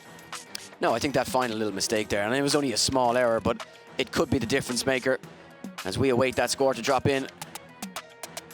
Will it be enough to beat James Dean's 89? It certainly is, and 93 for Yakop Pino. Yeah, we thought it'd be up towards the top. It was right up the top from our judges. Yakop Pino getting and there you have it. I told you, this season totally unpredictable. You have no idea what's going to happen because I like the run from start to finish. There was a little, as you said, error. That could have been up in the 96s and 7s if he hadn't done that. Incredible. We move on to Paweł Korpelinski, a Polish driver who is all about top step in qualifying. This guy is only going for that. Whether he gets there or not, we'll find out. But that's what he's aiming for. He's not looking to just get a simple score here. This is going to be a big one. No, certainly not. Korpelinski, a man who likes to leave it all out on the circuit and starts this one off in flying fashion. The Pole coming here this weekend with aspirations to take home the crown of the King of Riga, and with qualifying runs like this, look at this full commitment, really nice wide line, sets it up fine for the final section perfectly, and now he looks to get deep into that final zone, buries the rear end of that car into the wall and gets himself across the line. A man on a mission here is Paweł Korpelinski, and we have seen him top qualifying in the past. We've seen him on podiums here in Drift Masters. Yeah, I mean, beautiful run. I mean, if there was one word to describe it, it would be fluid. Everything was just super smooth. It didn't look like he made any errors. A lot of speed, a lot of precision. I'm not sure if he got that inner zone there, but he was very close to it. Everywhere else, to me, looked absolutely spot on. And I know that this is going to be another big score here, I think. Very fluid, very fast. It looks like he's totally in control of the vehicle the whole way through. He looks like he could even push it a little bit more if he wanted to. There's no point you'd look at Pavel and say, he's holding on here as a passenger. He's in control of that car the whole way through. And that wall run at the end, very little errors. It was almost like he locked in one angle and he stayed there the whole way through. Judges are going to enjoy that. Expect another big score here. Yeah, certainly a big score coming through for Pavel Korpelinski. It's in 83, sees him drop into 4th position. Yeah, he missed that inner zone, Eddie. That was what the judges were saying, just missed that inner zone. There's one zone, missed that one zone. They are going to be hard on you. Our next driver up will be from Finland, and you can already hear the cheers come up from the grandstand because they've closed Finland this weekend. They put a sign on the door and said back Monday, and they're all here in Riga. Finland, and they left all their shirts at home as well by the looks of things. But they are here this weekend to party. It is Bikernieki Circuit, the first one of our Finnish drivers to hit the track, 30 years of age. Ford Barra-powered E91 estate. It doesn't have to make sense. It works really good, and Bikernieki Circuit is flying through the track. Flying is an understatement, absolutely ripping up the circuit, but again, another driver just going a little bit wide on that inner zone and now gets up close and personal with the curbs. What about this? An incredible looking car and a show car in many people's eyes, but look at this, throws it onto the wall. Such an aggressive driving style, and the crowd goes wild. Yeah, I mean, if they had their shirts on, they'd be taking them off to wave them around their head, but you know what? They got that out of the way early. They said no shirts. Yeah. They could come with the choice of pants or shirts when they made the trip. They chose wisely. So the thing about Bikernieki Circuit's run here is it's wild, it's flamboyant. He does miss that inner zone. We watched Korpelinski miss the same inner zone. He's going to hurt his score a little there. Very wild. I think this is a big mistake here. He almost over-rotates the car on the curve. Watch, he's out of control here. He's got to stall up. How he saves it, I have no idea. And he does a great job of recovering. But it is going to be a slow momentum, which the judges are going to look at and say, we want that fluidity. We don't want to see you stalling up. Of course, Mika losing not only the back end of the car in Finland, he lost everything from the B-pillar back on the car. The roof, the rear window, the bumper, the whole lot fell off the car. Very, very tough battle in Finland for Bikernieki Circuit, and he's back. The point proved to here. Ford Barra engine as well. I mean, putting a Ford 6-cylinder turbo engine in a BMW Touring, I mean, is it just to be different? I don't know. Was this what they had in the yard? I don't know. It's a crazy build. But a 73 on the board from Bikernieki Circuit puts him into 8th position right now. Good score, and room to improve for a lot of these drivers also. As we move along, we are in reverse championship order, so we will see if our next drivers are able to improve. As we move it along, it is going to be Oliver Randalou. Now, I'm surprised to see Oliver Randalou here on the start line, considering it looked to me like he had a huge fire and an engine failure in practice yesterday, but they have obviously put some work in here, Eddie. I'm not sure how good this car is going to be, but the team must have been working really, really hard to get this car back on the grid, and Oliver Randalou, with limited practice here this weekend, is coming for it here in Riga. He's going to throw everything at it as he fires down that straight and into that first outer zone. Full commitment here from the Estonian driver as Randalou now throws big angle in front of the grandstand. And Dave, this is hooking up nice. This is setting himself up to be like a really strong run deep into that final zone. Full commitment, as you can just see him making those slight adjustments on the steering and across the line, and the crowd goes wild here in Riga. Loving that one, because I don't think they expected Oliver Randalou to be on the start line. He had an awful time in practice. It was a fire. It looked to me like an oil fire, which meant some sort of engine problem. I mean, we were hearing words, this morning of he's not competing, he's not here, he's not going to be able to fix it. Well, I don't know what they've done or how they've done it, but he's out here and he's swinging. Like, that is a big run with no practice. You go out there full tilt into that course, and Oliver Randalou, who I think is always, one couple of moments away from a podium at an event. He's had it before. We haven't, he hasn't been up there this year. But Randalou, you got to have him on the grid. He brings so much excitement to this championship, and that was probably the best transition we've seen all day from those two outer zones towards the last wall. Just so fluid, so committed. Sometimes though, Dave, having those problems in practice can lead a driver just to completely focus just on trying to get the car back together. 72 on the board for Oliver Randalou. Going to be delighted with that. He didn't think he was even going to make it to qualifying today, but here he is now, putting in his first run, and you know what? That's a pretty big score for a guy with very limited practice. Absolutely. As we move along, So our next driver is going to be Juha Poitilakso from Finland, the two-time Finnish champion. 850 horsepower, visor down, ready to go is Juha here. And the Finnish fans again start to get up off their seats, because Juha's another driver that can deliver on the grandest stage of them all. Yeah, Juha looking really focused here. And focused he is as he enters, fires that car, but just comes out of outside zone 1, just that touch early.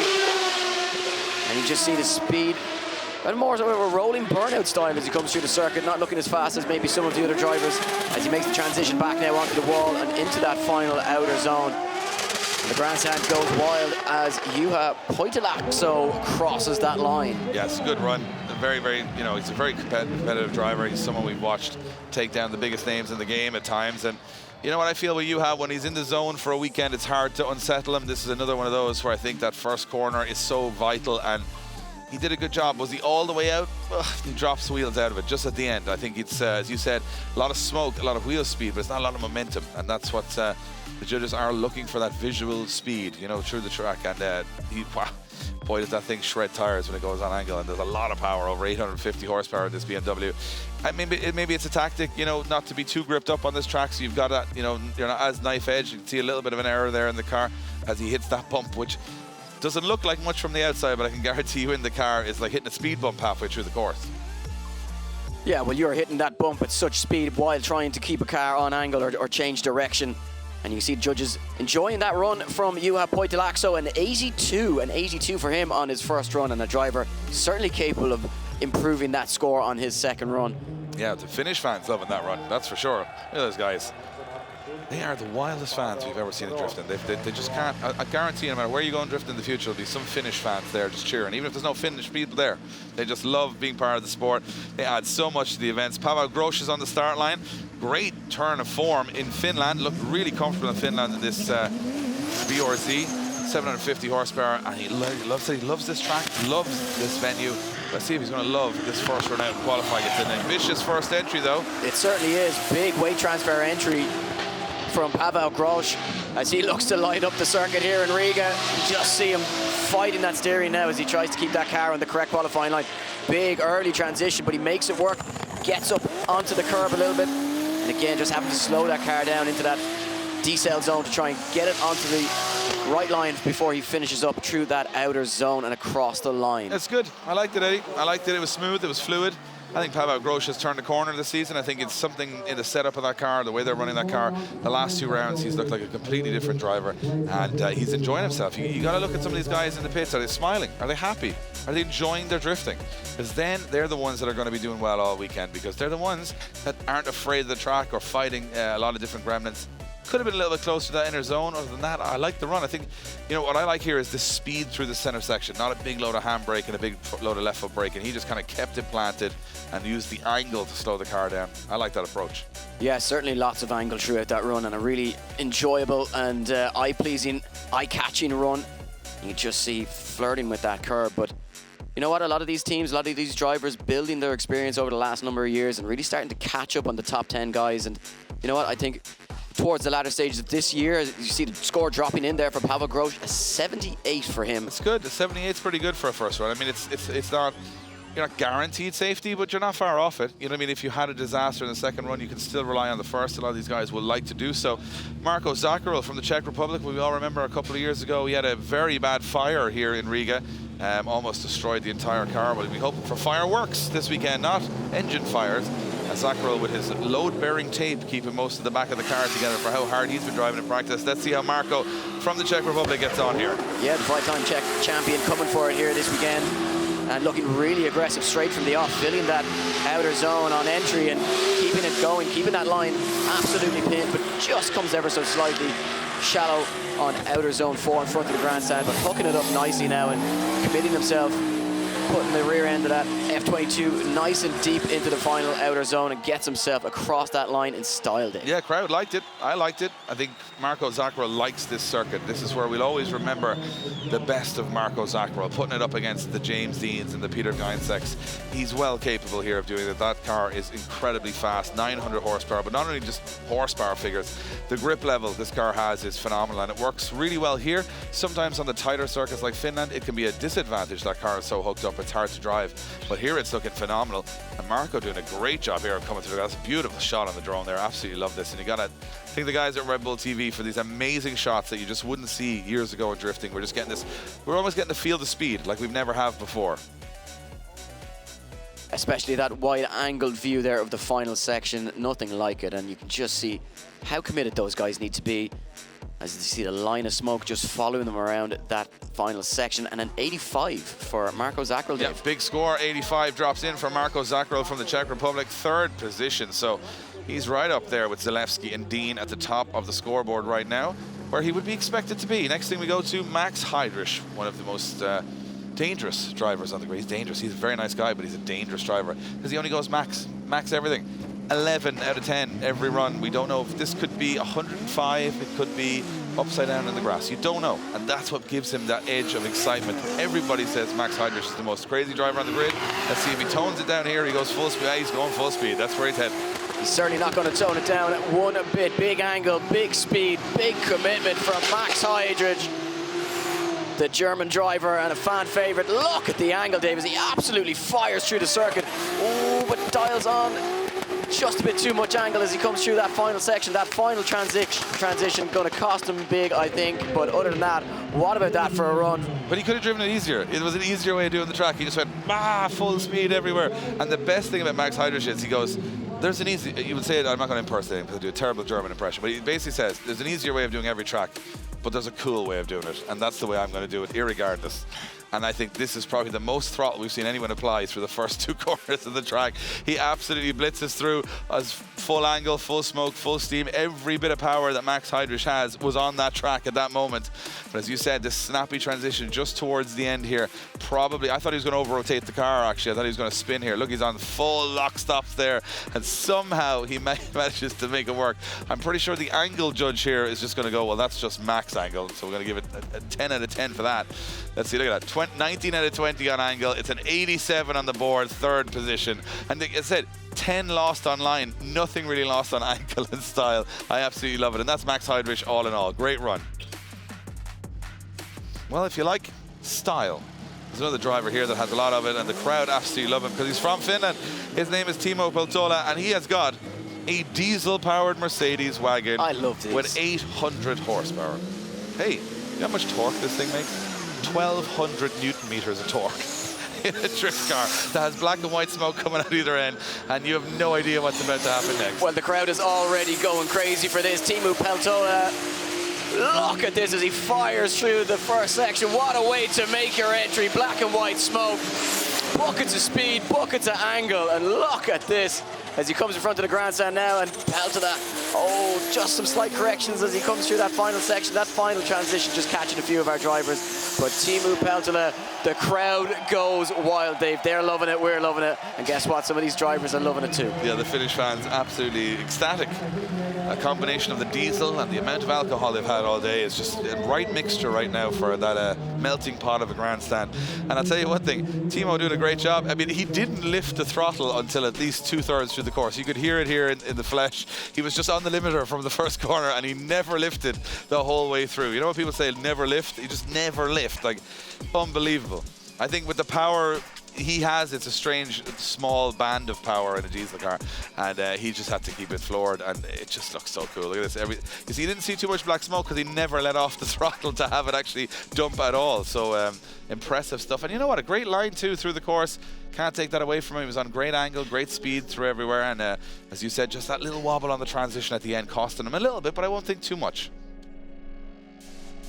Best not to think in drifting, Dave, because I think if you did, you'd realize that it's all absolutely crazy and doesn't make any sense whatsoever. It doesn't have to make sense. He's got a diesel 1,200 Newton meter Mercedes, and we're here criticizing his accuracy on a competitive drift run. And that's how good he is. Look at the pieces of tire just flying off. An 86 on the board. Wow, for Peltola from Finland. That must be the highest score a diesel has ever got in a drift competition at this level, and we're here to witness it. And those guys there, they're smiling. They'll be sunburned tomorrow, but they're smiling today. The Finnish fans having an absolute blast. And Timo getting all of his credentials there from the fans. Great score. And we move on to our next driver, who has, just a boring petrol car. Nothing to write home about. That's dull. It is not a dull car whatsoever. Our next driver up is Pontus Hartman from Sweden. And Pontus with over 1,000 horsepower in a BMW, of course he does. In this 2JZ E30, coming in very fast, maybe too fast, I think. Oh, is he going to go off the track? Somehow stays on it. Yeah, the Swede well able to handle it. Huge pace through that first section, really knife edge, but he's made it work. Can he continue to make it work, though, through the final sections? This is where we've seen it fall apart for some of the drivers. This is what separates an 80 from a 90. But right now, Pontus Hartman doing a huge run. Fantastic job, gets it across the line, and our crowd goes absolutely wild once more, Dave. It has to be one of the fastest runs of the day. I was 100% sure he was going in that wall on the first corner because he came in like a rocket ship. Look at this, no slowing down. Look at the edge of the track. He's like, ah, and then he stays on it, but he's too wide. That's almost 2 wheels over that white line. Not a zero, but it's going to be a deduction. And another driver absolutely pinned through that whole section. So a lot of commitment, a lot of style, a lot of angle. Line, oh, could have been a little bit better.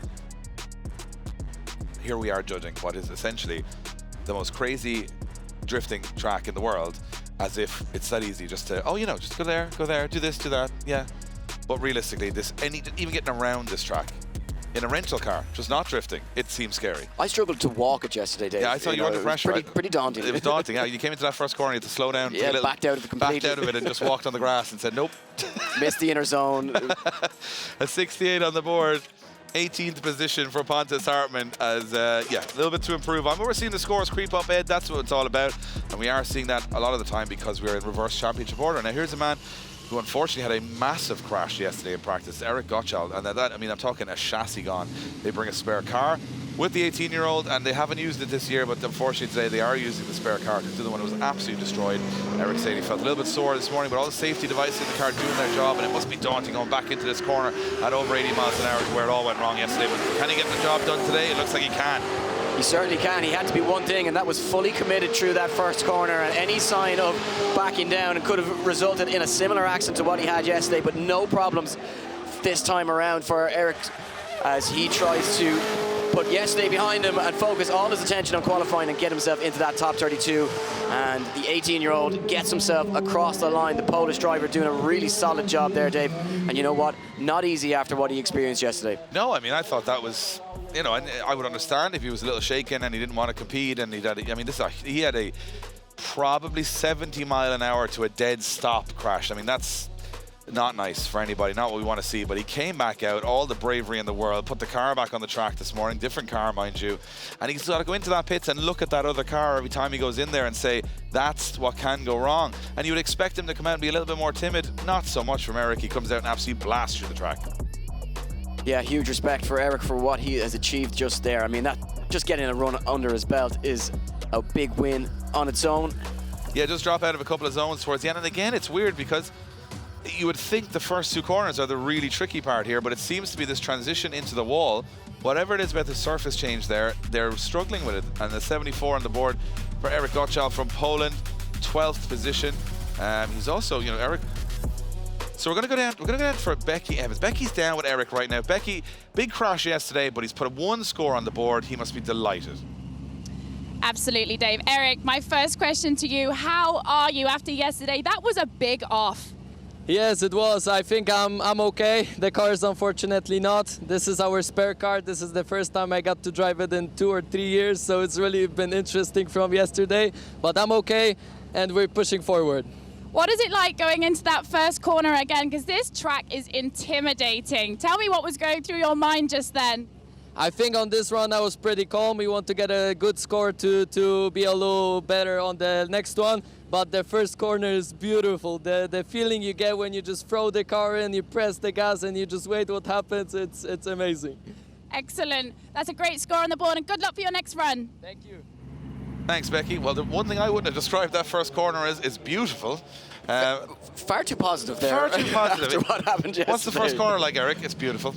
Yeah, there's a guy who's unfazed, completely unfazed. He's a lot braver than we are, that's for sure. We got on the line Joachim Andersson from Sweden. He is the, he's had a couple of Swedish championships. He's done pretty well across Europe. 800 horsepower S14. And again, look at those eyes, the focus in Joachim Andersson on that start line. I feel like he's going to jump through the front of the car there. Let's see how he gets on. He's struggling a little bit with grip versus power here. And into that first corner, looks so far like he's having no issues. Yeah, no issues whatsoever, it seems, as he tries to negotiate his way around those first few sections. Very committed, looks quite fluid through the circuit so far. Dials on a little bit too much angle there, and it's costing him as he comes towards out of zone 5. And now you can see that little error affecting him through the final section, coming in and out of that final zone, and gets across the line, Dave. Not maybe the run that he was looking for on this occasion, leaving some of it out there on the circuit. Yeah, look, I mean, it's a relatively safe run in a way. It's a score on the board run. I don't know. I mean, if I was driving it, what would I approach it? Would I try and go out there and just get it, you know, in the mid-70s and settle the nerves and go big on the second run, or do you go big on the first and risk the car, and then all of a sudden you're panicked for the second? So for me, just lacking that bit of impact, I think, and just through the final sections, just maybe dialing on a little bit too much angle at times. And as you can see here, certainly not a bad run. Certainly not bad, but yeah, some issues here and there throughout the run. Look, a lot of angle here, slowing down. And, you know, he has to transition early, but it's the wrong place. He does a good job of staying out of that wall, but it's going to put him on the wrong arc here, and again, it's going to hurt his score. Just to give you guys some updates, if you're following the championship this year, we've missed a first run from Oren Nielsen because he's had a mechanical issue and hoping to get out for the second, and Dylan Garvey out of the competition. 71 on the board for Joachim Andersson. Just trying to keep everybody updated, Eddie. A lot going on in the pits. We're hearing it through our headsets. We're going to try and relay all that information to you guys at home because, you know, our little brains are trying to... A lot going on here. A lot of drivers. And I'll tell you one thing about a man who turns off his brain at the start of every run. It's Diogo Correa, because he is the man that got to the podium in Finland. The podium, Eddie. Came out of nowhere because struggling to qualify for 2 rounds, and he was the best man on earth last round. Let's see what Diogo Correa we get this weekend. He's got a Mercedes engine in this car, which is absolutely bananas. 900 horsepower from this compressor engine in the C92, and he's absolutely flying through the course here, Diogo Correa. Big angle into those outer zones as he transitions back. And look at this, no let up on the angle. This is where everyone's struggling. Not so much Diogo Correa gets there early. And Diogo, a phenomenal driver. I've said it once, I'll say it again. The greatest driver Portugal has ever produced. Yeah, certainly looking very, very excited and feeling the benefits of that podium, Dave. The confidence that could do for a driver, huge, as he very flamboyant as he crosses the line there. Yeah, 360. Yeah, I love it. For the fans, he's a showman, Diogo Correa, but he is just a crazy man behind the wheel. And every time I watch him drive, he has had crashes, top qualifying run. Like, he just brings 100% every single run, and I love that. I love a driver that gives you that level of goosebumps when he's on track, that you're like, not sure what's going to happen next, but I cannot take my eyes off it. He's one of those drivers that when you're watching practice and you hear his car come in, you always look, right? Because you know he's going to do something special. Well, that was a pretty solid run from Diogo Correa. Does a good job. Is it perfect? Maybe not, but it's not far off it. And I think the judges are going to... Looking behind him on the last corner there, there's no one chasing you, Diogo. That's later in the competition. So he's having a little look behind him going, I'd made a lot of smoke. I'm pretty happy with that. I love it. 89 on the board. Look at that massive score for Diogo Correa into second position. And I gotta say, he impresses me more and more every single round. He hasn't got a word of English, so I can't congratulate him the way I want to tell him. I mean, he just said, and then speaking of another man with absolutely no English to talk to in the pits as well, it is our next driver, the Japanese champion, Naoki Nakamura. And Naoki, he had a crash earlier on with James Dean in practice. They were getting a little rough and tumble on the track there earlier on, so let's see what happens. He had by his standards, a poor round in Finland, not qualifying. He'd say he's enjoying this. He had a crash in Riga earlier. All the wings come off the car already, up over the spoiler, and here comes Nakamura for another lap of absolute carnage. Yeah, if ever there was a way to enter the circuit, Nakamura explodes onto the scene here in Riga this weekend and absolutely fires that car through the circuit. And limited practice for Nakamura this weekend, but he's making it work as he always seems to do and gets that car around the circuit. Dave, have you ever seen anything like it? The front quarter breaking off on entry, the speed was so high. Yeah, the speed was so high. The fender left, and I think the spoiler split the fender in half as it went over the car. I'm not too sure what happened there. Watch the front fender just exit the chat as he's, oh, there we go. Someone forgot to put the cable tie in there. The side skirt came off. It comes up over the spoiler. Have you ever seen anything quite like it? I think it comes off, it goes, oh, the spoiler splits the side skirt and the fender. Look at that. And he says, no problem, we'll just keep going. Weight reduction. Weight reduction, didn't need it, didn't need it anyway. Mid-run weight reduction for Nakamura, and you know what? Unfazed. Yeah, did okay. A lot of handbrake though. I think the judges are going to look for that. They don't want to see a lot of handbrake through the course. I think Nakamura using that handbrake just to extend in certain areas towards zones. And again, judges will always say that the handbrake only to be used in the deceleration zones, not around the course. So expect there to be some issues there with the scoring. But I'll tell you one thing, I think the judges should give him like 1 extra point for the most dramatic entry of losing the panels and the over the top and the spoiler. And yeah, Nakamura, huh? You just never know.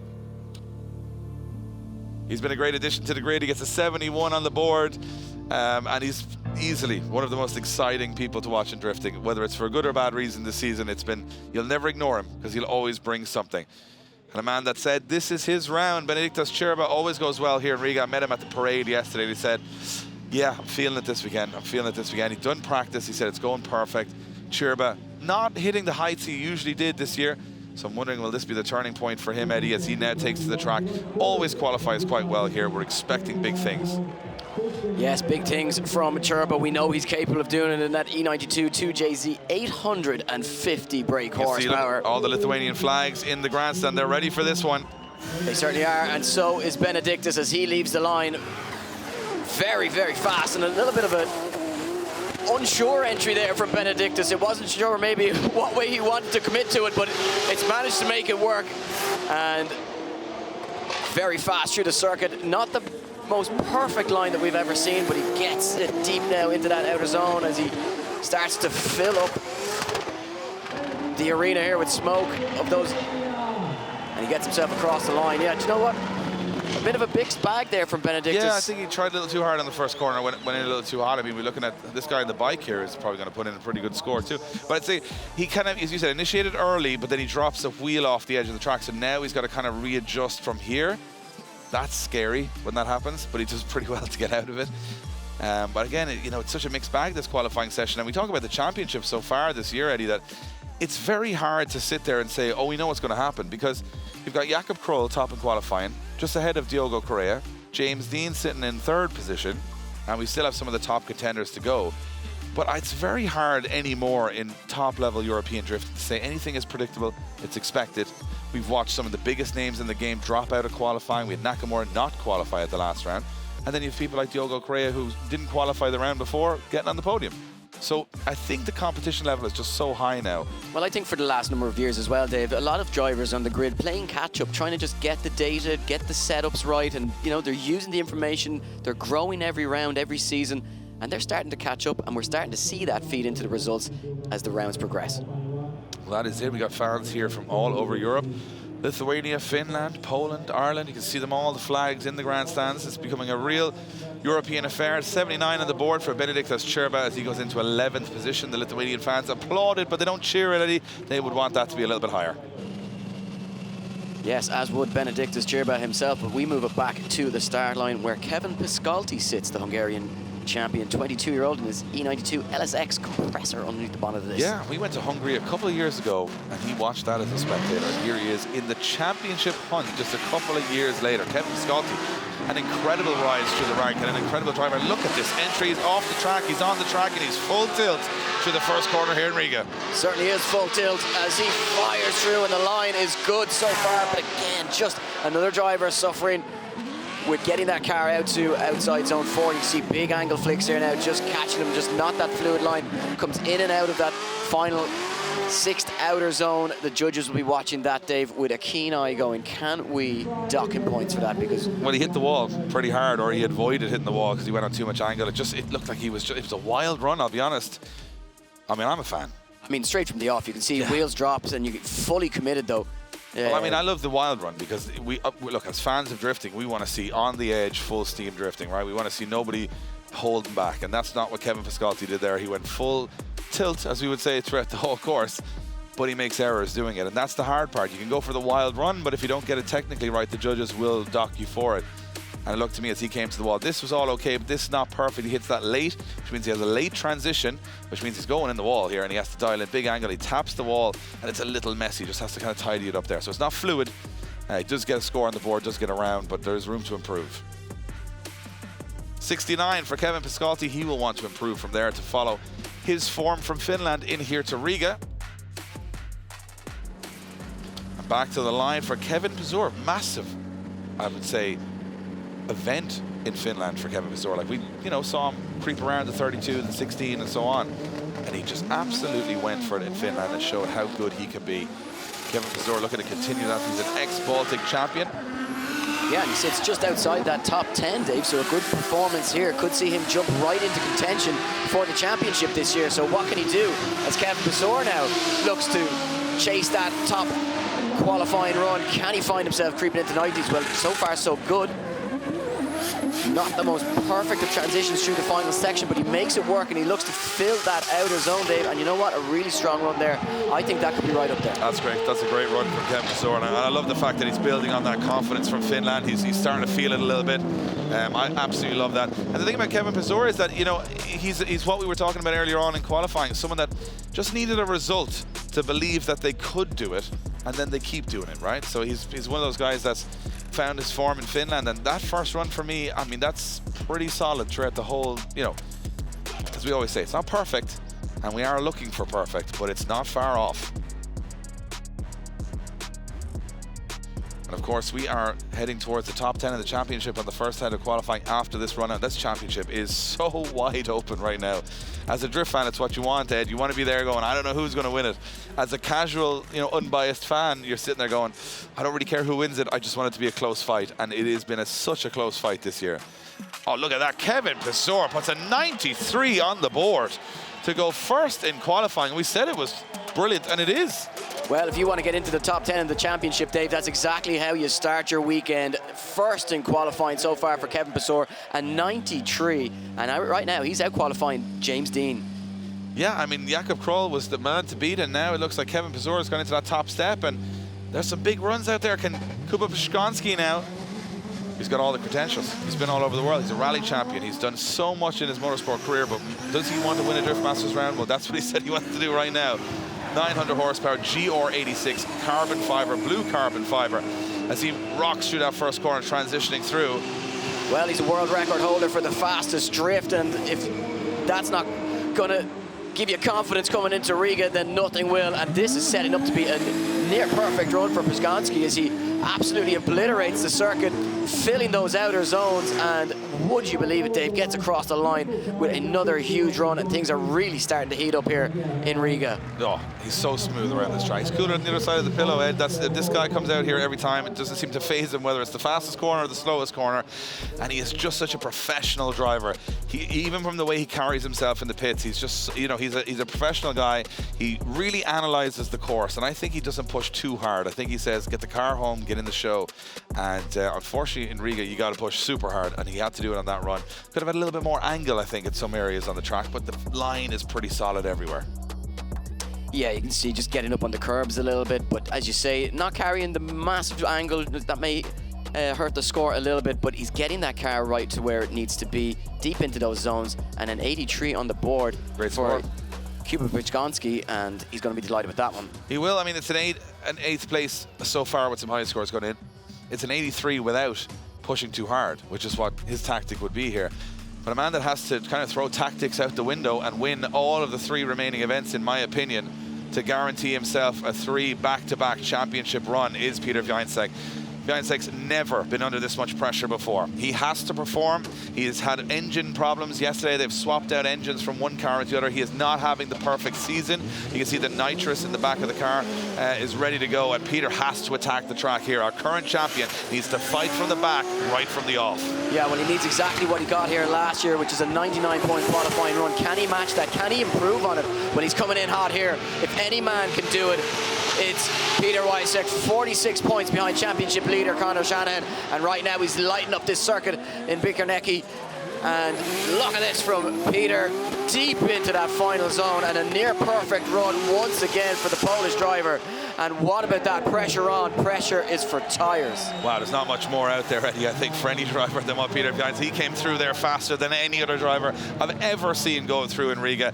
And Peter Wiańczek knows that look, he would like to have that cushion of being leader of the championship, but I think there's some part of him that likes this chase in, because if he could win the championship this year, this would be the most impressive of all 3, because he's had engine failures, he's had mechanical failures, he had a throttle cable snap and eliminate him in Finland. Now he's got to come here with 3 rounds left to go and prove that he is the best, and that run was sensational. Well, look, if you're Peter Vincek, you're going to say, if I can come home from Riga with a win, I've 2 wins under my belt in the 2023 season, not too bad with some mechanical issues. That'll give him confidence going into the final 2 rounds. And if ever there was a dangerous man with confidence, it certainly is Peter Vincek. And I'll tell you one thing, that what I would say, this is going to be a huge run. I mean, I'm just looking back at the replay. There's not a foot wrong on this. And there you have it, 96 on the board for Peter Vincek into first position, and we aren't even halfway through qualifying. And what about a statement like that for the rest of your championship contenders, saying, what you got? Well, the question is, how do you follow it? Well, we follow it with Dwayne McKeever, and if there's one man on the grid who can outdo that score, it is this man. Dwayne McKeever sits on the line, the only man with 2 podiums under his belt this season so far.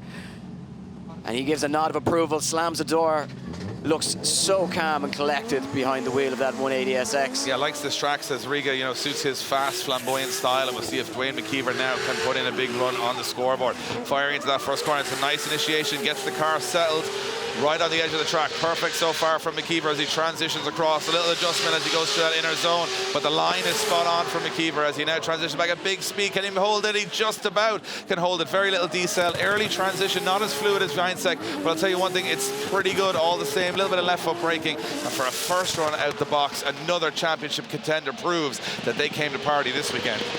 Yeah, very hard to find. A whole lot wrong with that. Maybe could have had that transition a little bit earlier as he came from outer zone 5 to outer zone 6, but you can see very early transition here, or early initiation rather, and gets into that outer zone and fulfills it very nicely. Look how fluid he is through that section, Dave. Carrying a lot of speed, good angle there, and just maintains that through the circuit. So nice. Well, Dwayne McKeever, full throttle driver, so this track suits him down to the ground, but was it as perfect as Vincek's? I'm not too sure. I think this is where it just gets... It's right up there. Just maybe transitions just a little bit earlier. Yeah, a little bit. And but he makes it work. You know, it's very fine margins. We are really on the fine. Like, compared to where we started in this qualifying section, we seem a little critical on everyone, right? But, you know, that's our job. We know what the judges want. We've heard the briefings, we've checked the notes, so we know what they want for the perfect run, and we're working back from there. Peter Vincek doing as close as he could to get a perfect run. You can see that front wheel lock up from Dwayne McKeever. I mean, remember, guys, you're sitting on the front brake, on full throttle, changing gears and counter steering at the same time. You could almost do with 3 legs in a drift car, to be honest, if you really wanted to control everything. Let's see where Dwayne McKeever drops in. It's an 85 for Dwayne McKeever into 8th position. So, yeah, those big lockups on the handbrake going to hurt his score there, Eddie. But the Irish fans won't mind. They won't mind. They're enjoying the sunshine, raining back home. I was about to say, a bit of sunshine for an Irish person. They're just celebrating the weather, to be honest, just the fact that they're not in the rain. So we will move it along to our next driver, and it's a man that also has all the weight on his shoulders, starting to believe that he could take home the championship this year. It's Juha Rintanen, got the win in Sweden. He's been very strong throughout the whole championship. And right now he sits 4th in this championship. Well, he'll want to sit first in qualifying. He's got 1,000 horsepower in this GR86, and he's got all the speed in the world. He'll go for this one. He certainly will. A win under his belt already this season. And certainly coming for such a wealth of experience. Big angle though, and it's cost him. He's a bit of an error there for Juha early on in the run, and it's really going to cost the score, I think. And I think he's going to have to focus on his second run. Not what he was looking for.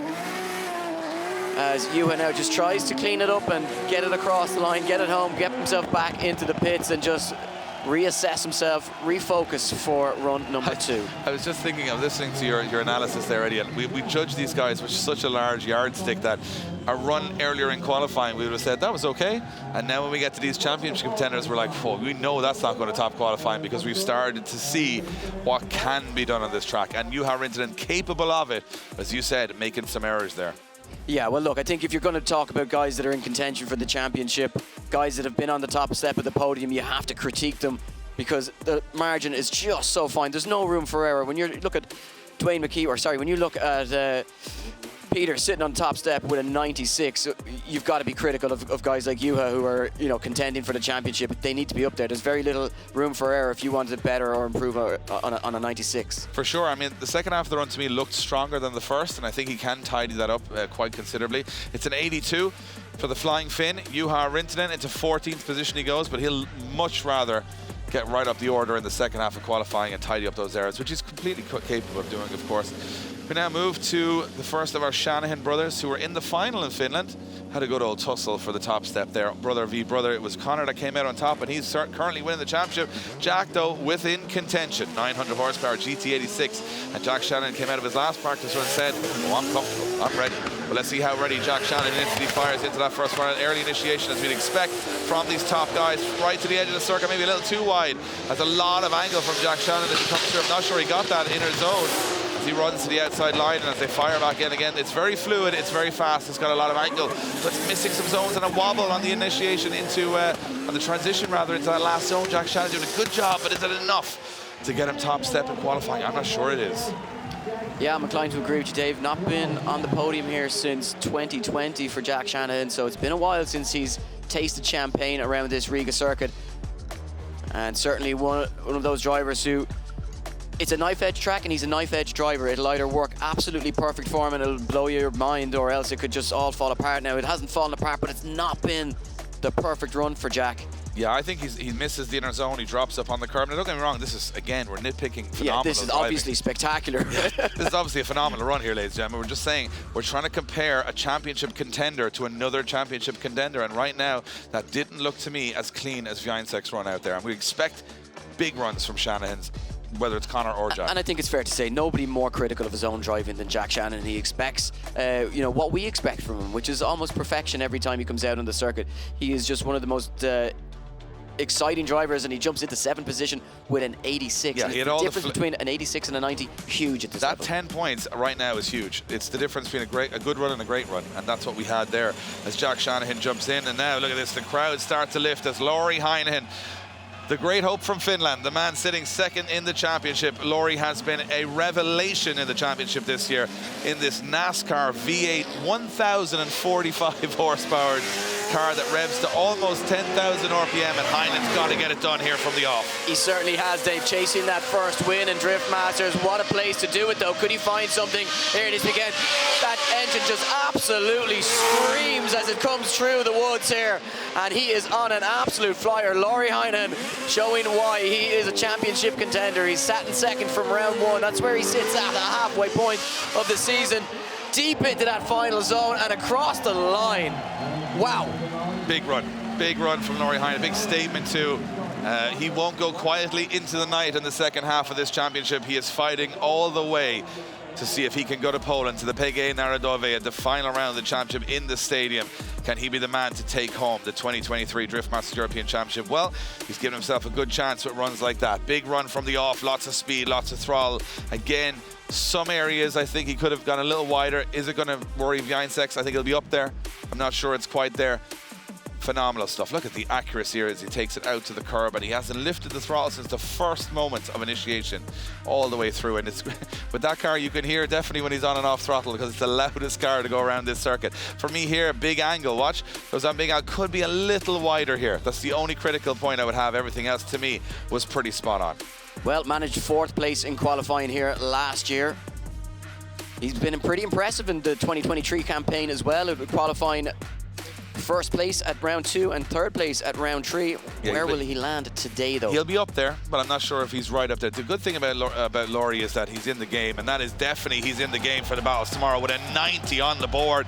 He is definitely going to be in battle action tomorrow, so we have got definitely Viansek in battle action, definitely Dean in battle action, definitely Heinonen, definitely Kroll, definitely Correa. They're the guys I'm saying. If you get into the 90s, I've never seen someone not qualify with a 90 or above score. So they're almost halfway through qualifying, getting the job done. One more driver to go in the first half of qualifying, and it is our current championship leader. It's Connor Shannon. Has had very limited practice this morning, having issues blowing his intake manifold completely in half in practice. They've welded it all back together. He said he was finishing Finland with about 600 horsepower, but he's got all 9 back again for this qualifying run. Can Connor Shannon keep his step at the top? Well, he'll be certainly looking to do that, Dave, as Connor Shannon leaves the line and fires it through the first section. Explosive run so far from Connor Shannon as he sets himself up. He's coming for it this season. He knows he has what it takes to take down the championship, but he just needs a good round here to set himself up for the final 2, and he explodes into the wall. but keeps the throttle pin as Conor Shanahan gets across the line and lays down a statement. It's a big run from Conor Shanahan. I'm gonna say right now that could worry Peter Wiancek. There was not much to pick apart from that. He got every single zone, as you mentioned, had a hard hit with the wall, but he stayed in it. Could be the only deduction I would take from the run.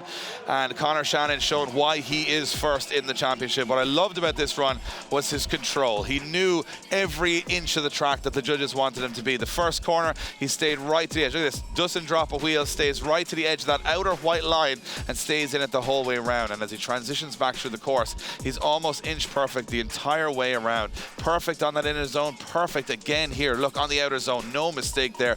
The transition, using a little bit of left foot braking to keep the throttle on and slow the front of the car. There's not much in that. As you said, the only error I could see on the track was that he just went a little deep in the wall towards the end, but he didn't make a massive error of it. He sort of bounced out of it.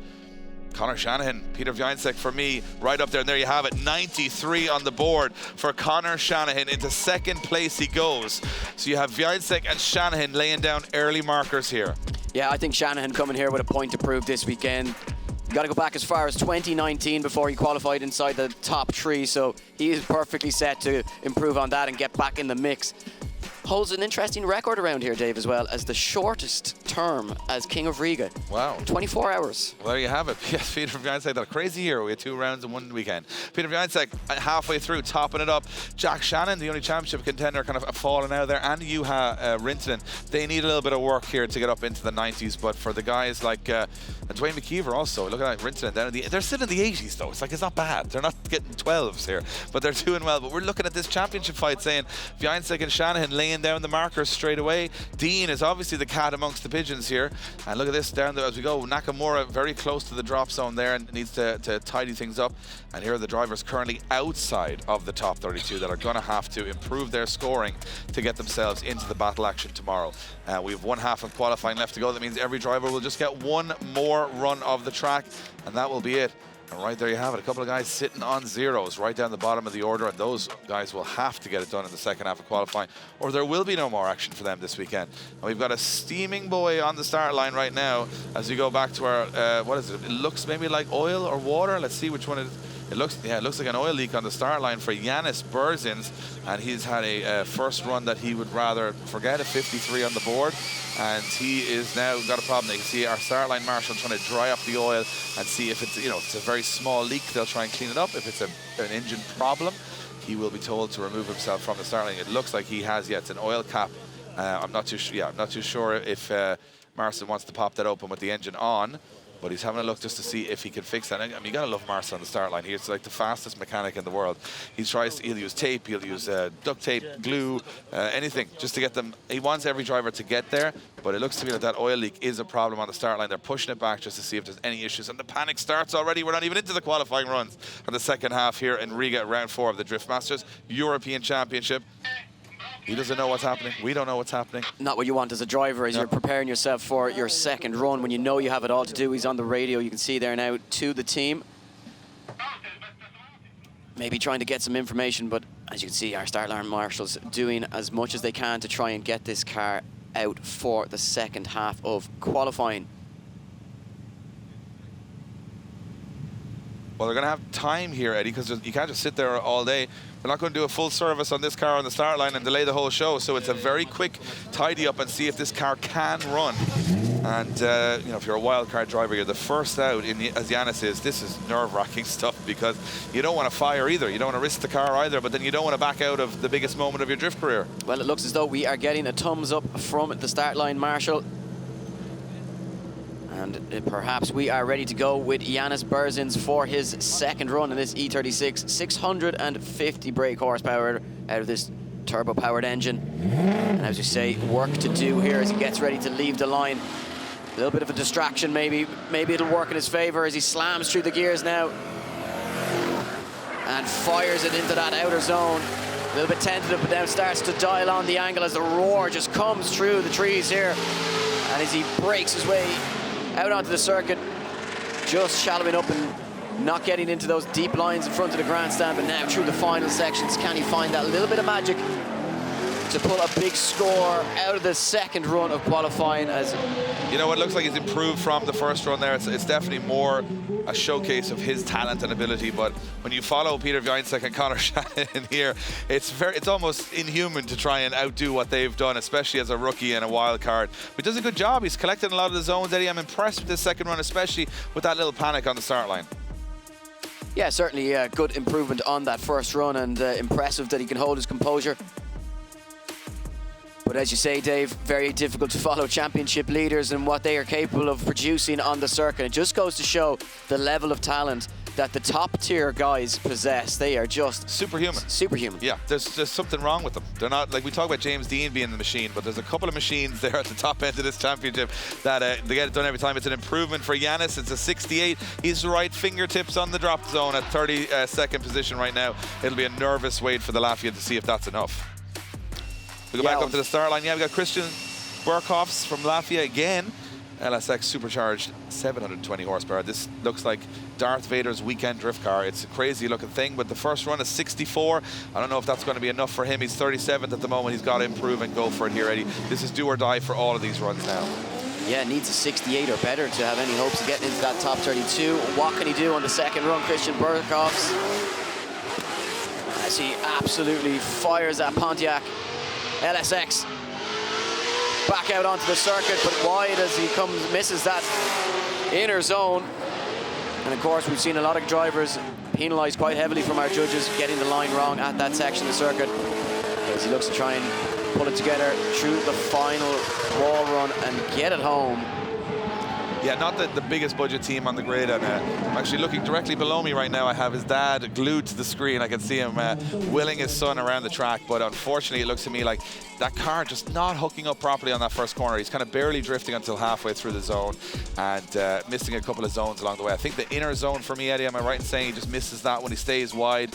Nah, he kind of touches it with the front bumper, but... Touches it, Dave, but maybe not perfect. And if you're trying to get yourself into the show, I think that's where we got to be so critical of these drivers, is that, you know what, it's not a bad run. He's not too far off it, but is it going to be enough to get him through? I'm not so sure. Well, I just love the fact that these cars are so lightweight and there's so much speed on this track that you can actually see the doors flex in on that second corner. There's that much airflow going against the car. Crazy to watch. And this thing, I mean, it's hard to even, it doesn't even look like a Pontiac Trans Am anymore. 69 on the board, does get into the top 32. Yeah, creeps in, but just about. I think with a lot of zeros on the board towards the mid-pack, that's where it's going to get worrying for these guys. Yeah, I think for the first two drivers, you got to go, well, we've got another 58 drivers to go. So you know, he makes great food. Can he make great runs? It is going to be Edgar Cerus keeping everybody fed here behind the scenes. But look at that head. He looks like he's a little bit, what am I going to do? He said he was a little nervous coming into this one. Well, his first score on the board wasn't good enough. It was a 46, or 47, so he's got to improve here. Yeah, and can he do just that? Well, he's going to come at it nice and hot, straight from the off here, full commitment, and this is already looking like a big improvement on his first run. Just gets it a little bit wrong, though, as he comes by out of zone 4, and this is where now it starts to fall apart. It's so difficult. As soon as these drivers get off the correct qualifying line, things just become so much more challenging for them to try and find it again. And you know what, Dave? I don't know if that's going to be enough. Yeah, I mean, Eddie, we hate to say it, but we're not, you know, we're watching enough runs and enough scores here to say that if you miss 2 zones on the track, it's with the level of driver that's here. I mean, we've got the best of the best here this weekend. And, you know, if you're eliminating, what, 20-odd drivers out of competition, you know, and you look at the standard of, and we've got probably 30 national champions on this grid. Any mistake, any error, and this is a big one. He's in the middle of the track. He's nowhere near the outer zone, and it messes him up quite significantly. I can see this knocking him out of competition. Yeah, and you know what? I think it goes back to, we spoke about the changes in grip level from the first 3 zones to the final 3 zones, and I think that's what's catching a lot of our more inexperienced drivers this weekend. And you can see looking very strong through the first few sections, but then just as they come in front of the grandstand, just falling off. And you can see a 60 on the second run, unfortunately not enough. Well, I'll tell you what, if I was on a desert island and I could pick a good drifter or a good cook, I'd take a good cook. So, you know, he's more useful outside of the event than a lot of these drivers are. Because I can tell you what, James Dean, not a great man around the kitchen, I'll just say.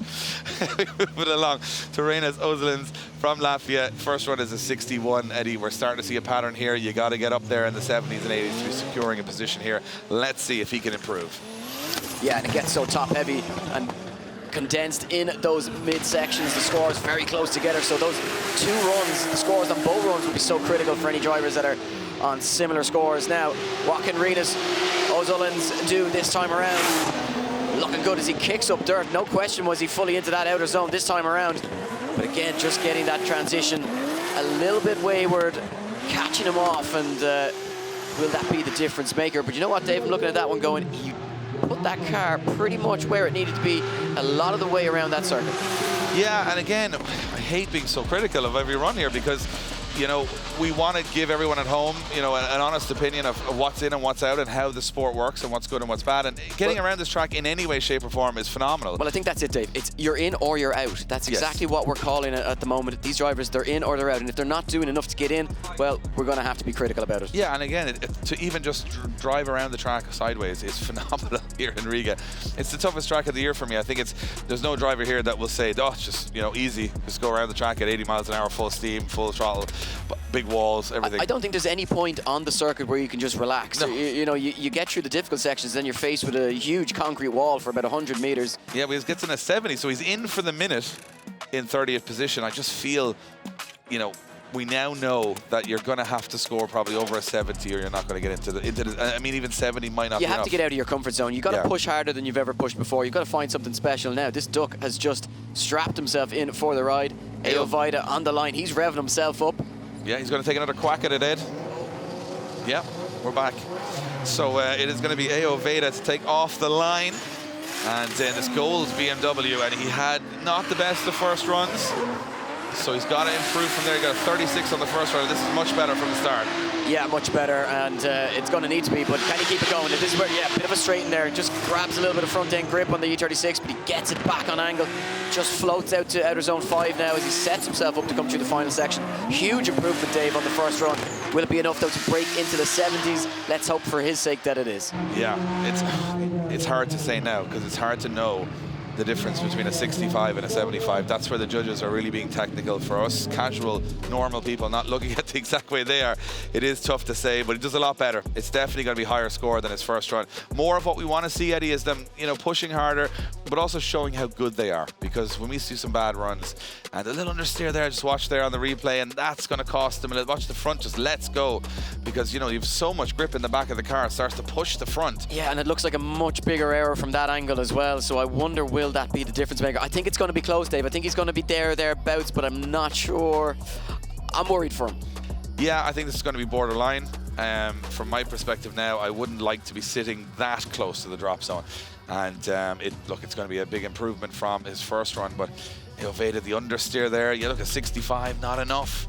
And that's not a bad run. Not a terrible run, and it's not enough. No, and I think it just comes down to that one error just as he comes in front of the grandstand, so very unfortunate.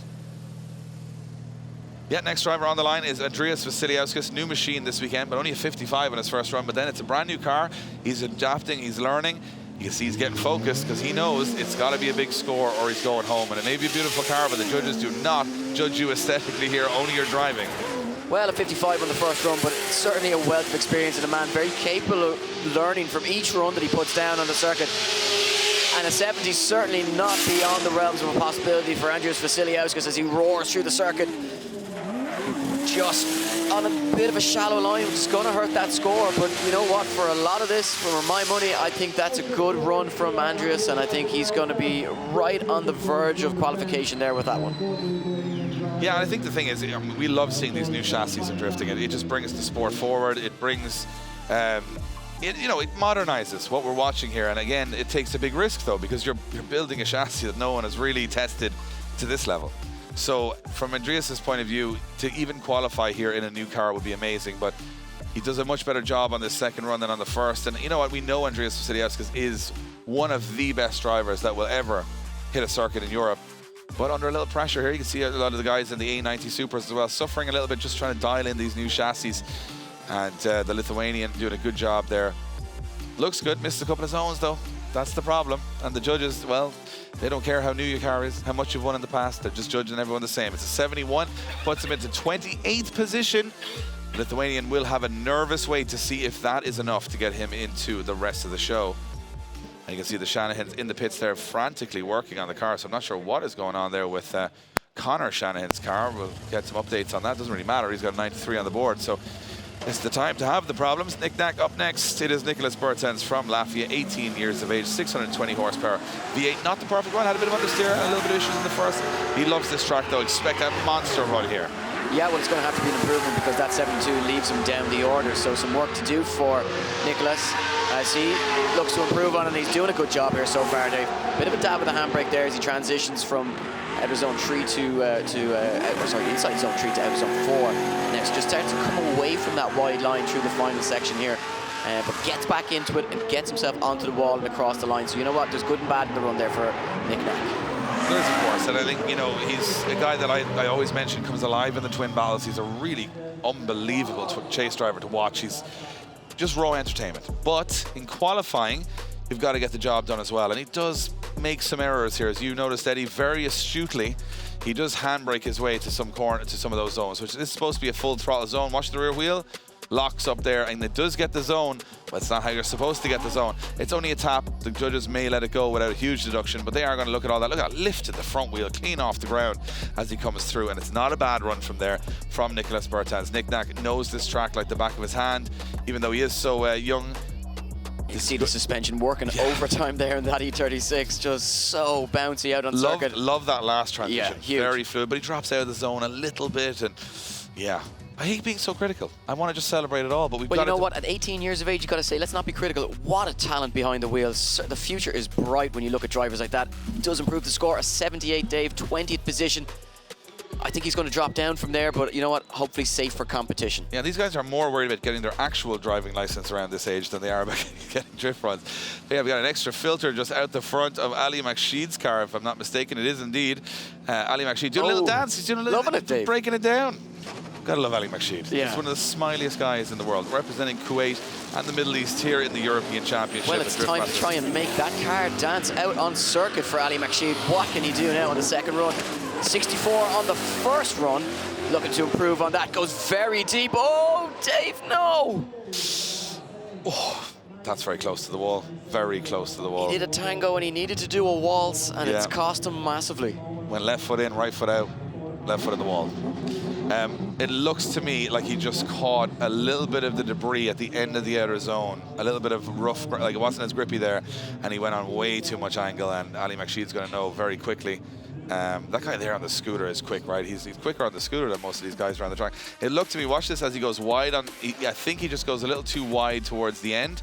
Tiles on a little bit too much angle just around here. And at this point he knows I've left the transition far too late. So he's, yeah, look, watch, goes right to the edge of the track. Not much grip there. And he knows I'm not going to make this transition work. He locks up the brakes and oh, he gets away with that one. That was a nervy one. Yeah, that could have been a lot worse for Ali McSheed. You know, look, he's bowing out of competition, and but yeah, look, I think he's going away with the car intact, which is a bonus. I think he'll be highly competitive at the after party, though. The moves this man has. He's going to throw a couple of donuts out for the crowd as well. Why not? When you're here, he probably knows this is not enough to get him into the show. And Ali McSheed, we love to see him here in competition, and definitely not a representation, his scoring of his talent.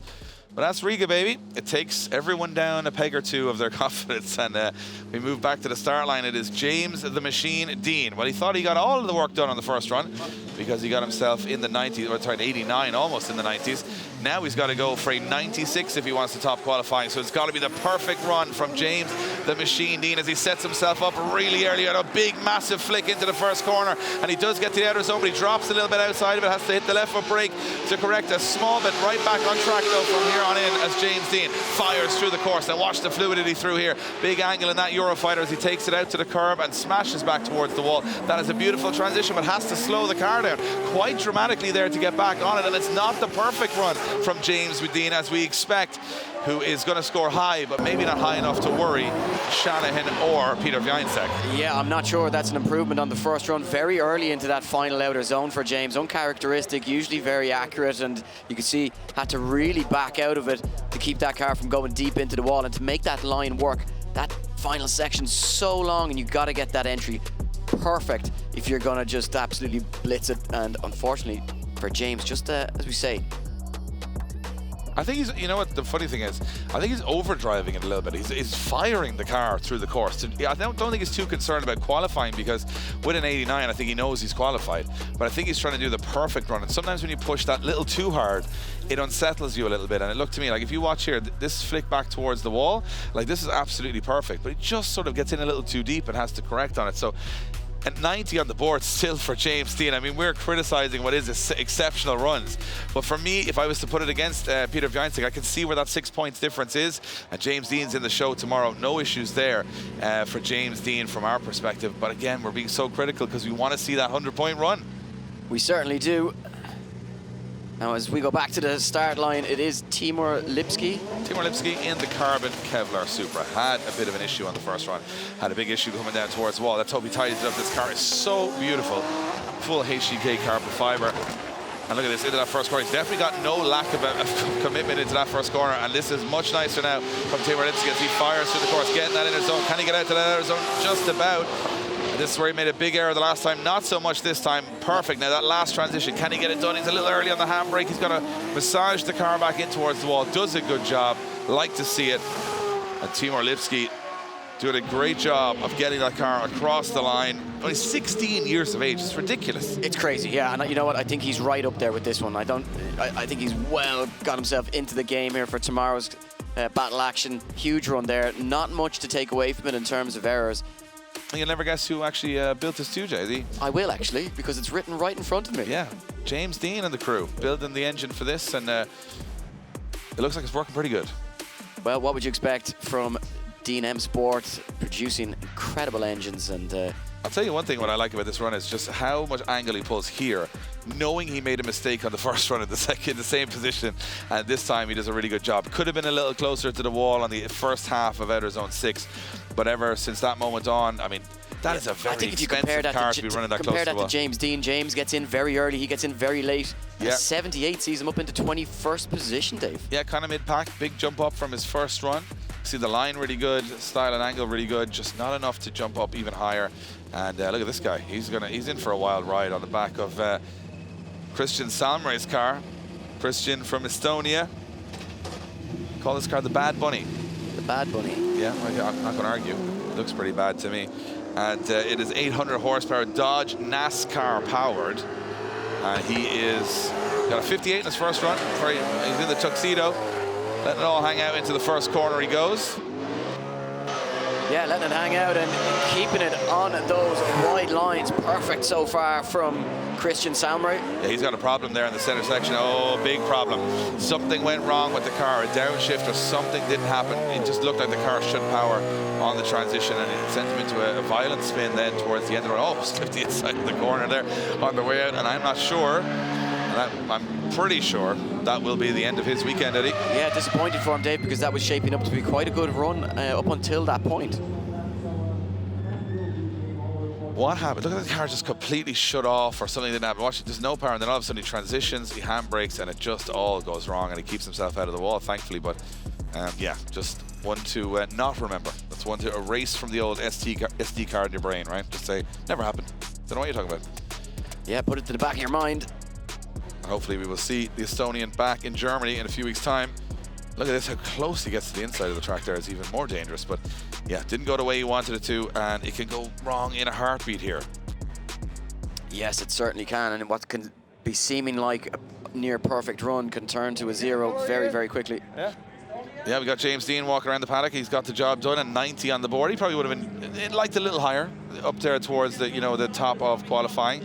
But qualifying, I'll be all honest, qualifying is great, and a lot of people talk about it. The zero for Christian Salmrey confirmed. Qualifying is great and everything until you get to the battles, because then everyone forgets about qualifying, right? So let's be honest, qualifying is a good statement of intent, but it's not the whole story. And the whole story is who's going to be lifting those trophies tomorrow. And James Dean's definitely focused on that. Max Miller's on the line. Great first run for Max Miller. He got a 77, but he sits in 23rd. He'd like to improve. He looks very strong on this track. We talked about it. One little error on the track was costing him a lot of points. Let's see if he can tidy it up. Yeah, be looking to correct those errors from the first run, and you can see that splitter just waving there. Oh, big entry, he dials on. Can he keep this one going? He can, but a huge error there from Max Miller. And end of run, really, Dave. I can't imagine the judge is going to be too impressed with that huge angle, very aggressive, and that 77 seems as though it is going to be what Max Miller will need to rely on. The drop zone at 70 now, so creeping very close towards that score. He could see himself with a very difficult top 32 battle if he finds himself in the competition tomorrow. Yeah, and I'll tell you one thing. I don't know what he attempted. There was like the craziest snap through this section. It's tough enough to do it with very slight angle, but to do it with mega angle is not going to work. So as he transitions back, he just absolutely throws the car, and he was lucky he actually held it at this point because he's into all the marbles there on the edge of the track, and he just kind of, yeah, he knows himself. He went, what did I do? I made a big mistake. And if I know Max Miller, he's still smiling. And he's saying, you know what? We'll get him again. We'll get him again. I don't know what I did. So, yeah, you'll have to rely on his first score, 77. Not a bad score to rely on. But look, right on. now he's in the show, Dave, and that's the important thing. But he does have a number of drivers still yet to take their second run who are sitting outside that top 32, who will be looking to, you know, get themselves into the show tomorrow. So, I don't know, could be a nervous wait as things progress, but right now he seems safe enough with that score of 77 on the board.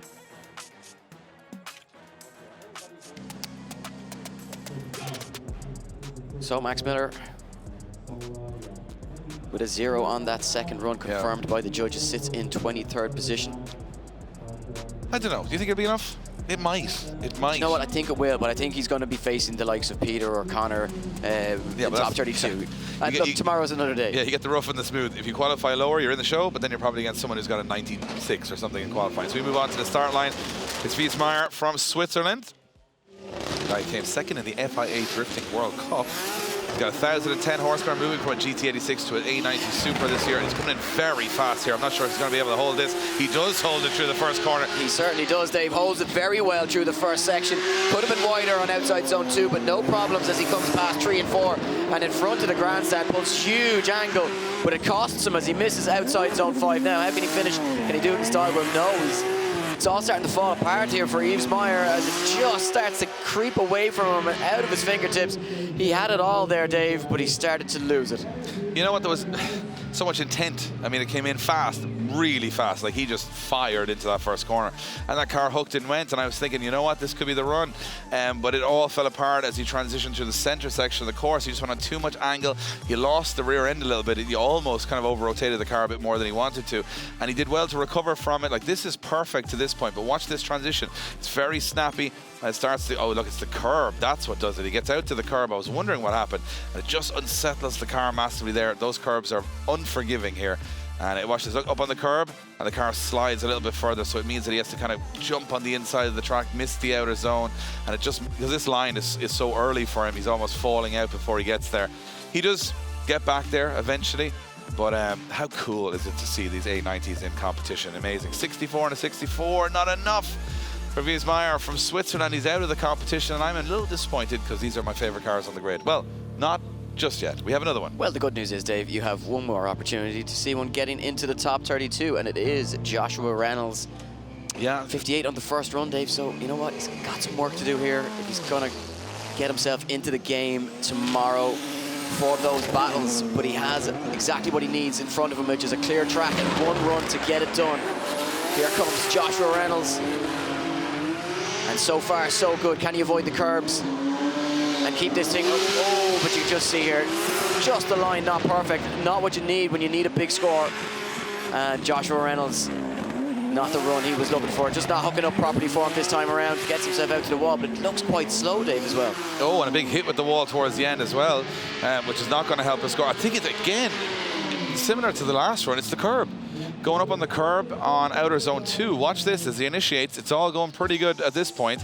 Gets right to where he needs to be. Now watch the rear wheels as he transitions. This is where I think it all goes wrong. He transitions very late. The wheels go up on the curb. It unsettles the car, so he's way off that inside zone, which means he's going early for the next zone. And it just kind of puts him off all of these zones. So not the perfect run. Little handbrake there. Again, the judges want to see full throttle there. Does okay here. I think he just, you know, as you said, he just has to try and salvage something towards the end. And I think the real nail in the coffin for me is just right at the very end of the run. He hits the wall a little harder than he would like. Watch this, bang, and then straightens the car up. And that's going to hurt his score. It goes real deep, and he actually hits the rear wheel off the wall. And that's another mistake towards the end. So that's going to hurt his score. And do you know what? I've been willing these two guys on all the way through competition because I love seeing these newer chassis get through. But unfortunately, both A90 Supers on that team are going to exit the competition in qualifying on a very stacked Great, and we're down to Becky, who's in the pits with James Dean. James getting a 90 on the board, and he must be happy to be back here in Riga. He loves it here, Becky, and it looks like he's in form. It does absolutely look like that, Dave. Now, James Dean, an 89 in the first run, a 90 in the second. I'm going to ask you, which was your favourite run out of those two? Yeah, definitely my first run, I think, was personally better. It felt cleaner, more in the zones. I was really happy, and I felt like we got scored a little harshly, but it is drifting. It's what we do. So on the second run, I was like, okay, what do I need to do? So I threw it into the corner in my second run. Like, I made more mistakes throughout the run. I was messier on the wall, and I was in the car like, okay, I'm driving hard, but I'm making mistakes, and it scored higher. So personally, I feel like the first run scored higher. They feel like the second run scored higher. I'm just a driver. I'm trying my best, trying to put on a show for everyone watching, and yeah, bring on the battles tomorrow. Now, you had a great battle with Peter here a couple of years ago. It was actually last year, sorry. Are you hoping to get into a final with Peter to have some retribution? It would be nice. Obviously, we're after qualifying quite low, or I don't know where we are, but we're somewhere in the show. So we have to see what way the bracket falls. And yeah, there's so many drivers pushing really hard and doing a great job here. So we just have to see who we're up against, try our best, and hope that the weather is good. Absolutely. Thank you so much, James. Back to you guys. There you go. Such a machine. He can judge himself when he's in the car, and I love that because he's basically, you know, he felt one was more fluid. But the judges, to me, look like they're rewarding that risk of going for something a little crazier. They don't mind you having a little wobble here and there as long as you're going for it, and he was on the second run. We go back to the start line. So our next driver off the line, it is going to be Tobias Pusan into the first corner. We go. He got a 0 on the first run. He went off the track. Can he keep it on the track in the second run? Well, keep it on the track, and hopefully he'll have a better score than that 0, but he needs something big here. Needs to try and get himself into the top 32. Looking to be hooking it up much nicer this time around for Tobias as he goes into that final section now. Could be a little bit deeper into the wall, but starts to bring it in there, get a little bit closer towards the end of the run, and certainly a huge improvement on the first attempt of qualifying. Yeah, I like that run, actually. Very smooth, very fluid. Could have been a little further into the zones, but you know, when you come from first run, you're on a 0. I can imagine the pressure of all, you know, the travel and how much, you know, effort, time, and your team have put into getting you there. You don't want to go home with 2-0, so it's a risky one to go that aggressive, and I think he does a good job of balancing the car throughout the whole run. He's going to put a score on the board. How high that score is, again, hard for us to say. Well, it's going to need to be 70s, Dave, if he's going to get himself into the show tomorrow. Was it good enough for a 70? I certainly think it's close enough. I don't see a whole lot wrong with it. No, it looks fluid to me. A safe enough run, but he's, you know, hitting all his markers. Well, when you end up backwards in the grass on the first one, I think the second one is definitely, you can't go, you know, full, you know, no caution into the second. You've got to be clever and put a score on the board. I think he's done exactly that. Clever move from Tobias there in his 760 horsepower E92. And the Polish driver, I think, will be happy if he can creep in here, and he does. And he doesn't just creep in, he's in 24th with a 74. So we're starting to look at that drop zone now, sitting at a 71. So 71 is where the drop zone is right now. Reus Oozolin, Christian Burkhoffs and Christian Andersson dropped out of that top 32 at the moment, but Andersson has another run to go. We go back to the start line. Michal Yovich is up there, and he almost looked to me like he was going to be the top qualifier the last time, but he made a big error going into the wall at the end. He misshifted, something happened. Can he tidy it up here?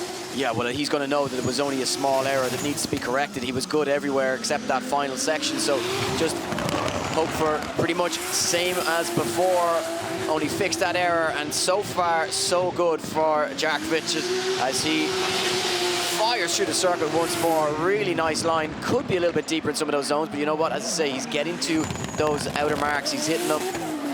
Not looking to set the world on fire here, but just get himself into the show, move up that order. No problems this time around. Gets it safely across the line, Dave, and I think he's going to be in the game with that one. Yeah, dropped a wheel on the first corner, and I thought it might have been all over. I mean, it's tough to dig yourself out of the dirt there, but he did well. He actually had a better first half of the run on his first qualifying run, but this is far smoother on the second.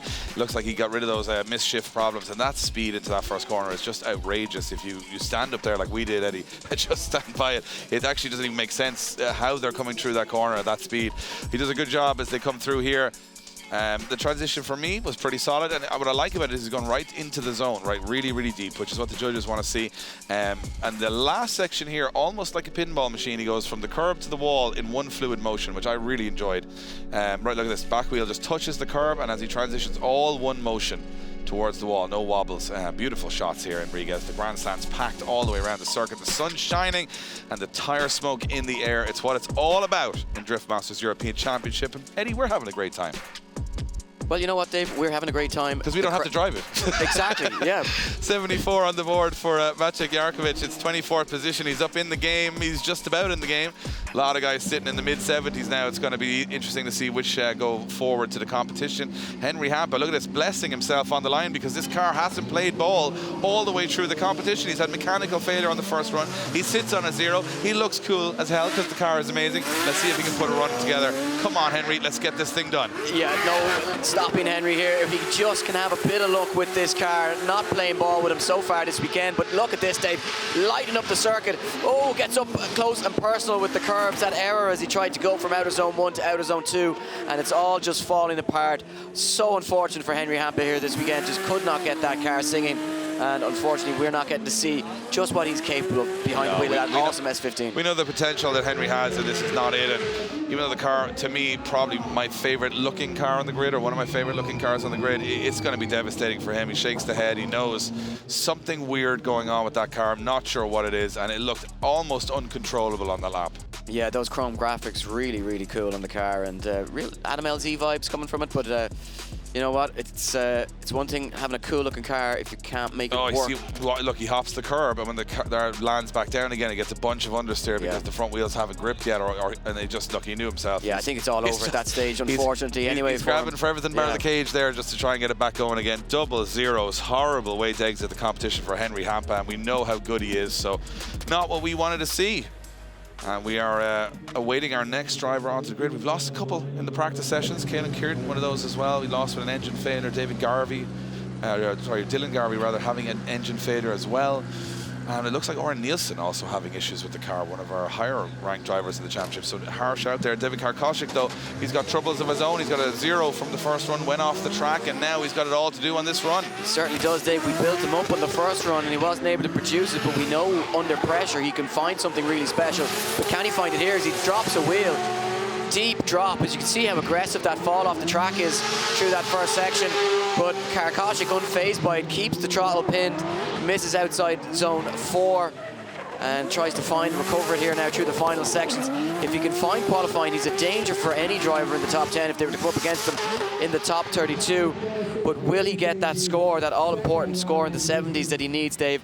I don't know. Some big errors there from the Polish driver. Yeah, you can see actually on the back wheel how deep he went into that outer zone, and the bumper said, I think I'm just going to watch the rest of the competition from down here. It's a good view down there for the bumper. Watch this as he goes off the edge of the track here. Boom. That's a big wheel drop, and if you look at it, he did really well to continue from there, because I thought that would have been the end of the run, but it does unsettle you. For Kosik, as he does get through the circuit, it's not the perfect run, and I'm inclined to agree, Eddie, there's errors there throughout. A lot of handbrake. Look how high the front wheel came off the ground on the transition. He's on a wheelie mode through the middle of the track there, which is absolutely crazy. And nice fluid transition, but again, drops just a little outside the zone. So I'm not sure. It's not bad. It's not great. It's kind of in the middle. Let's see. Look at the height the wheel is off the ground. That's insane. I think the problem for Kosik here is he's given the judges a good excuse to dock him points, and that's not what you want when you're battling to try and, get yourself into the show. Yeah, I mean, even the layman can watch it. 67, not enough for David Kosik, showing just how difficult this Riga circuit is, because someone of his caliber to not qualify, Henry Hampa to not qualify, this shows how tough it is here. Now Alexander Kosahov sits on the start line from the Ukraine, and Kosahov, well, you know what, did a pretty okay job at a 67 on the first run, but it's not enough here. He's going to have to go way up into at least 70s to get himself in the show. Certainly, Dave. He's going to have to go somewhere where he hasn't been before, and he's going to have to just fully commit now as he comes through this section. Nice first half of the run. Very fast, very fluid so far from Alexander, but look at this, grabs a whole load of curb there, kicks up a lot of dust, and really unsettles the run for him. Can he finish it off though in style? The 67 on that first run, not enough to see him into tomorrow's action, so... I don't think that's going to be enough either, Eddie. I think that's a massive error on the curb. I think it's huge, Dave, huge. Yeah, he went up on the curb and he sort of like a skateboarder. He was on the rail there for a while and he couldn't get off it. And I think that the curb, I mean, they say curbs, as I said, they're like small walls. Like you go up on them, the whole car is completely unsettled. You touch one curb on this track, you're going to be lucky to get away with it. And if you see from this angle, you're going to see how much of a mistake that he made here. He went through this too fast. He goes out towards the edge of the curb, locks up, back wheels go way up on the curb, and he almost over-rotates the car to a point where he barely can get back across the track. And that's impressive that he actually didn't lose the car there. But look at that. That is dramatic scenes as he bounces down off the curb, rallycross style. But this transition here is way off. Look how violent that is behind the wheel. I mean, to even keep that going is impressive. How he managed to avoid going into a spin. But yeah, look at this. The question is it an over-rotation? But no, it's not really. He kind of gets back on it again, but he manages to maintain some momentum there as well, Dave, which I think is quite impressive. I can hear Kevin. I can't physically hear him, but I can hear him in my head. Is it chaseable? I was just going to say. It's not chaseable. That's the problem. It's unchaseable. He's stopped to about 20 miles an hour on the curb. So yeah, I think if you're Conor Shanahan or if you're James Dean following that at 100 miles an hour, I think you're going nowhere but into the side of his car. So yeah, look at the toe strap. That's a huge crash. Toe strap on the front of the car. Look at the speed they're going. The toe strap is just flowing in the air. It's a zero, and it's an unchaseable line, I would imagine, from the judges. Yeah, and 2 wheels up over the curb into the grass. So you ain't going to follow him in there. And if you do, you'll be in a big crash. So you don't want to do that. So moving along, we go to Norbert Zeme. And Norbert Zeme has a 68 from his first run. He's in 40th position. Another driver on the ropes here, and he needs something to happen. Yeah, I think it's about making it happen now for a lot of these drivers. You know, you got to grab the bull by the horns. Can Zame do that? Drops a little bit off the circuit as well with that rear wheel, but just about keeps it going here as he puts foot to floor one more time. Fills outer zone 4, and you know what? In front of the grandstand, this is looking pretty good. Again, just could be a little bit tidier around some of these outer zones, Dave. And when you're chasing a spot in the top 32, you've got to be better than that. I don't know. It's one of those ones, it's a nail biter for me. Yeah, I mean, I'm looking back at the James Dean score because I'm just thinking, is that element of commitment? Because he has that. He couldn't have gone in any harder if he tried. He was absolutely to the edge of the circuit, just putting a wheel over there. Does kind of get back on top of things after that. It looks like he's dropping a wheel there, but it's just full throttle commitment to the curbs. It's all what the judges seem to think is great, but there's some wobbles in there. There's some moments where you're like, look at this, up on the curb, does a good job there. It's bits of tire flying everywhere, bits of bodywork flying everywhere. It's exciting, I'll give it that. It's certainly got flair, that's for sure. Lots of flair, lots of excitement. He misses that zone realistically. If you think about it, he just kind of barely touches it, and this is pretty good. So he misses one zone on the track and he drops a wheel. What does that mean? Who knows? Is it going to be enough to get him in the show? That's all we really worry about at the moment. It's a 76. It's enough to get him in the show. See that? The style and angle being rewarded, the line letting him down. So it goes to show when you look at that scoring system, put a lot of style and angle into your run, the line can waver here and there. You can miss a zone and you can still get yourself into the top 32. A man that needs to also do that is Christian Erlandsson in this BRZ. The Swede outside the top 32. He's in 37th at the moment with a 69. And again, do or die. Got to go for it here. He certainly does, and going for it is just what he is doing. Huge speed now as he fires that GT86 into the first corner. Lots of smoke, lots of speed, and huge angle. Super impressive run here so far from Christian Erlandsson. Oh, he almost flips the car, Dave. Almost flips the car. Huge contact with the curb there, and that was violent. He gives the thumbs up. The crowd go wild as both his rear tires pass him on the main straight. That could have been much worse.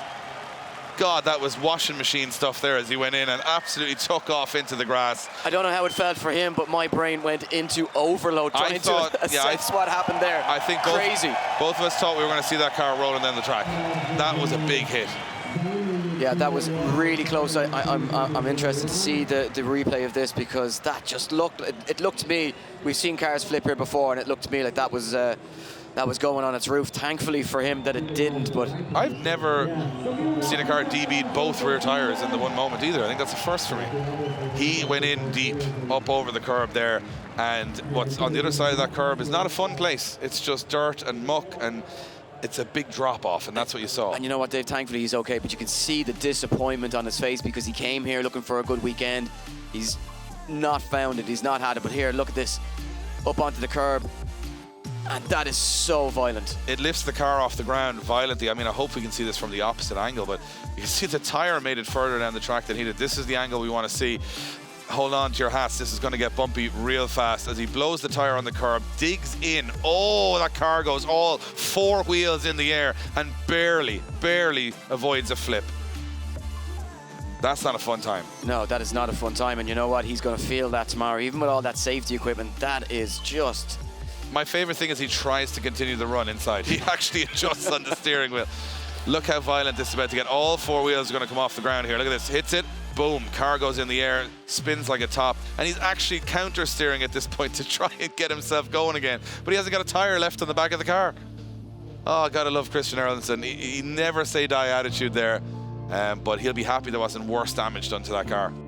Yeah, worse damage to the car and himself. That really could have been scary. It was scary. And you know what? I feel as though he deserves a score from the judges purely because of how crazy that was. But if you're going to get a 0 for spinning, you might as well have the most dramatic spin in the history of drifting, and that I think was the most dramatic spin. Oren Nielsen and now Christian Erlandson have the dramatic spin award every year, and you can see pieces of the car just flying everywhere. A rock just flies. It's like he's in space. It's just gravity has been defied, and the crowd absolutely loving it. Giving Christian a big round of applause. Such an amazing bunch of people here in Latvia. True drift fans, Eddie. Most of them Finnish, Irish, Polish, and Latvian and Lithuanian. And you can see Becky making her way down there. And I'm wondering, is Christian's brain still spinning around in his head? Because that was pretty dramatic. I'll tell you one thing, from my perspective, he's very lucky to be walking away with that. Becky is down with him now. Christian taking a big hit there, Becky. How's he? Is he okay? Christian, big deep breath. Yeah. That was a biggie, and you got out of it clean. Are you okay? Yeah, I'm okay. I'm disappointed on myself, but yeah. What was it like coming through? How far did you know you'd gone in deep before it was about to turn? We were very lucky that it didn't flip, so I'm delighted for you that you're still in one piece here. Yeah. I don't know what you say, but I don't hear. But I need to come out to zone 4, and I tried so much I can, but a little too much. A little too much, but you're here. You've got a couple DBs, but you're okay. That's the main thing. I'm okay. Go have a sit down. We'll see you next time. Thanks, Becky. And I mean, the judges said you got to go out there and drive the wheels off the car, but he took that very literally and just took both rear tires off the car. So going to be a bit of a clean-up here, Ed, as they, the old sweepy boys there get things ready to go. And they've got the Ghostbusters stuff here, the air stuff, so they're ready for this. They know what's going to happen. You can see Christian, he's devastated. I mean, absolutely, we can have a bit of fun. We're trying to keep things lighthearted here. Obviously, you know, it's a fun sport, but we know how much it means to each one of these drivers, and they just don't want to be leaving in this condition. The one thing I would say is he left trying his absolute hardest to get the perfect run. He didn't do a safe run there. That was going all out for it. Yeah, well, I mean, we talk about pushing hard, and, you know, we talk about the fine margins here on this circuit. It's so fast, the speed that he carried through that section. But the thing about it is, Christian knew himself how hard he needed to push just to get a score into the 70s on this circuit. And I think that, for me, just shows the level that these guys need to be at. One small mistake, and it can be all over very, very quickly. Yeah, we got our track safety officer down there, Janis Bersin. He's seen plenty of crashes here over the years. And you can see here once again, he just floated off the edge of the track, boom, and it's just so close to going over. And I've never seen the 2 tires on a car just fly off the car. I mean, look how close this is to a flip. Right here, up it goes, all 4 wheels, and it's only the edge of the front rim that keeps that car from flipping over. And I'm sure that happened much more, I would say, dramatically within the car. But you can see, I love this Christian trying. He's counter-steering and pulling the handbrake to try and get going again. And he's driving off the track, Eddie. He's not even waiting for the recovery truck. And revving the car for the audience here. Well, that's... Where would you see it, Dave? Where would you see it? We can't hear an absolute thing because Christian Erlandson driven the car off the track with no rear tires. Well, half a rear tire. You know what, disappointed, but eager to get back to the pits and maybe just assess the damage in the car and maybe just take a moment to himself. And you know what, I think he's like, let them get the show back on the road as well here. But Clint van Ort is like, whoa. What's just happened? What's just happened out there? He's probably having a quick look at the screens going, well, I don't want to do that. So, and you can see here Clint van Ort This is a beautiful car, by the way, very well set up, looks amazing, but Clint needs to improve. He had a 0 on his first run, a mechanical failure, Eddie, if you remember correctly. So Clint has to get a clean run of the track here. He certainly does, Dave. A 0 on that first run, as you mentioned, means he has it all to do. And you know what? The spotter's a little bit on the radio, letting him know what's just happened. So that's going to play in the back of his mind as well. And, you know, all of these factors can really make a difference to how a driver feels as we finish the cleanup here. The car may be off the circuit, but as you say, a little bit of cleanup, yeah. The boys just clean up on aisle 4. Just doing a little bit of sweeping. Very good at it, mind you, here in Latvia. These boys. Very efficient. He's just blown it all on his friend there. Look, he's just absolutely blinded him. Yeah. Come on now. We got the Ghostbusters there ready to just dispel all of the dust off the track. I think they sweep each other off the track now. There's no prisoners there, and as quick a job as they can do. Yeah, I think the great thing there is there's obviously no oil spill or any damage like that, so it makes it just a little bit of gravel just to get rid of. Clint van Ort having probably too much time to think on the start line now. I think so. I think you know what, he'd be better served reversing back, going and just warming the tires maybe one more time, and just taking a moment to himself just to refocus, because it could be a long time, a long wait sitting on that start line, trying to keep yourself focused, keep yourself motivated. And I just can't believe Christian Eriksen just drove off the track, revving his anti-lag, just saying, hey, I'm having a good time still. Not the weekend he wanted, but it's what he got, and I think he's done well to come away with a car in one piece, in my opinion. I think so. Look, you're going to have bad weekends in motorsport. It could have been a whole lot worse. I think he'll take that away with him. You know, the car, while it's not necessarily in one piece, it could have been way worse. It could have been structurally a lot worse after that incident. A little bit of stapling going on here, just to get the banners back up there. You can see he's quick on the draw with the staple gun. One of the fastest we have. Fastest in the West. And a little just inspection of the track here just to make sure everything is okay. Because obviously we want we want to keep the show moving, but we also want the conditions to be perfect for all of our drivers, that there's no difference on the track. So looks like we are getting ready to send Clint van Ort now. This has been a long wait for him. Sitting on a 0, mechanical failures in the car, not sure what's gone wrong or right with the car, and now he has to go out and get it all done. The Dutch driver will be under extreme pressure here to get the job done. Needs, if I'm not mistaken right now, definitely a 72 or higher to see himself into the top 32. It's a big ask, right? Yeah, big ask, going from a 0 to a 71. It's, and you know what? At minimum of 71, because that's just to get yourself into the game. The fans here enjoying every minute of it, even cheering our marshals clearing up the track. So you gotta love the people here. They're hyped just for sweeping on the track. Never mind the drifting. So it's gonna be a wild weekend here in Riga, the Party Central, and Clint van Ort takes off the line and through the gears he goes, all on the line now. Has to get a 72 or higher, or he's out of the show, and that's a good start. To the outside zone he goes. Excellent on the first corner as he transitions a little early, but he's got it right. And that inside zone is pretty perfect. Clint van Ort not making the same mistake as Christian Eriksen. This is good. He's got it pushed wide. This is great stuff from Clint van Ort. He's nearly there. Gets back to the wall and puts it to the edge of the track. And this is the Clint van Ort we expected to see this season in Drift Masters, getting the job done. And I think that's put him in the show. And that, Dave, is how it's done. Huge, huge run from Clint van Ort just when he needed it. And right now the circuit not even visible from the tower with the amount of smoke that he created. You love to see it, Ed. You love to see a good comeback story, and that's what we got there from Clint van Ort. Yeah, absolutely. After spending so much time sitting on the start line, wondering what was happening out on the circuit, a lot of time to think about it, knew he had to pull out something really impressive to try and get himself into the show. Where's he going to land? That's the only question we have left. What I loved about it was it wasn't a safe run. It was a full-on gangster run to get himself in the show. Yeah, anything but safe. Anything but safe, and he knew it needed to be. Needed to be fully committed. Huge angle you can see here. Gets up onto the curb, but doesn't let it affect the line, as we've seen happen to a lot of other drivers here. And his car looks pretty cool too, to be fair. It's got some style. But this bit for me, the transition back, very fluid, snappy, in there earlier than most people have been. It's an 89 for Clint van Ort, so he goes from last place all the way into 7th place with just one run. And I think this qualifying session is starting to heat up. Heating up is just what it is doing, and we move back to the start line where a 16-year-old Israeli, Tay Sadas, sits waiting for his second run. 16 years of age. Can we just take a moment, ladies and gentlemen, to realize there was a child about to go into a corner at 90 miles an hour sideways in an 800 horsepower car, and it's real life. Here we go. Tay, though, needs to up his game. He's in 29th position at the moment with a 74, and he's going for this one. He certainly is going for it. Huge speed carried through that first section as he smokes out the arena. Hard on the gas goes Tay Sadas, and the 16-year-old Israeli showing that he is not just a one-hit wonder, a huge run on the first attempt, and he looks to be trying to improve on that this time around, going fully aggressive into the wall, and across the line he goes. 74 on that first run from the Israeli youngster. Yeah, I think he might improve here, Eddie. I think that's a phenomenal run. You can see the commitment these guys are putting in, because they've watched some of the other drivers and gone, okay, sorry, a safe run, well, that's not going to cut it here at Drift Masters. I need to be exceptional. And to be honest, I think that's one of the better runs he's put in all year. The judges are going to like that one. Yeah, judges may like it, we'll like it.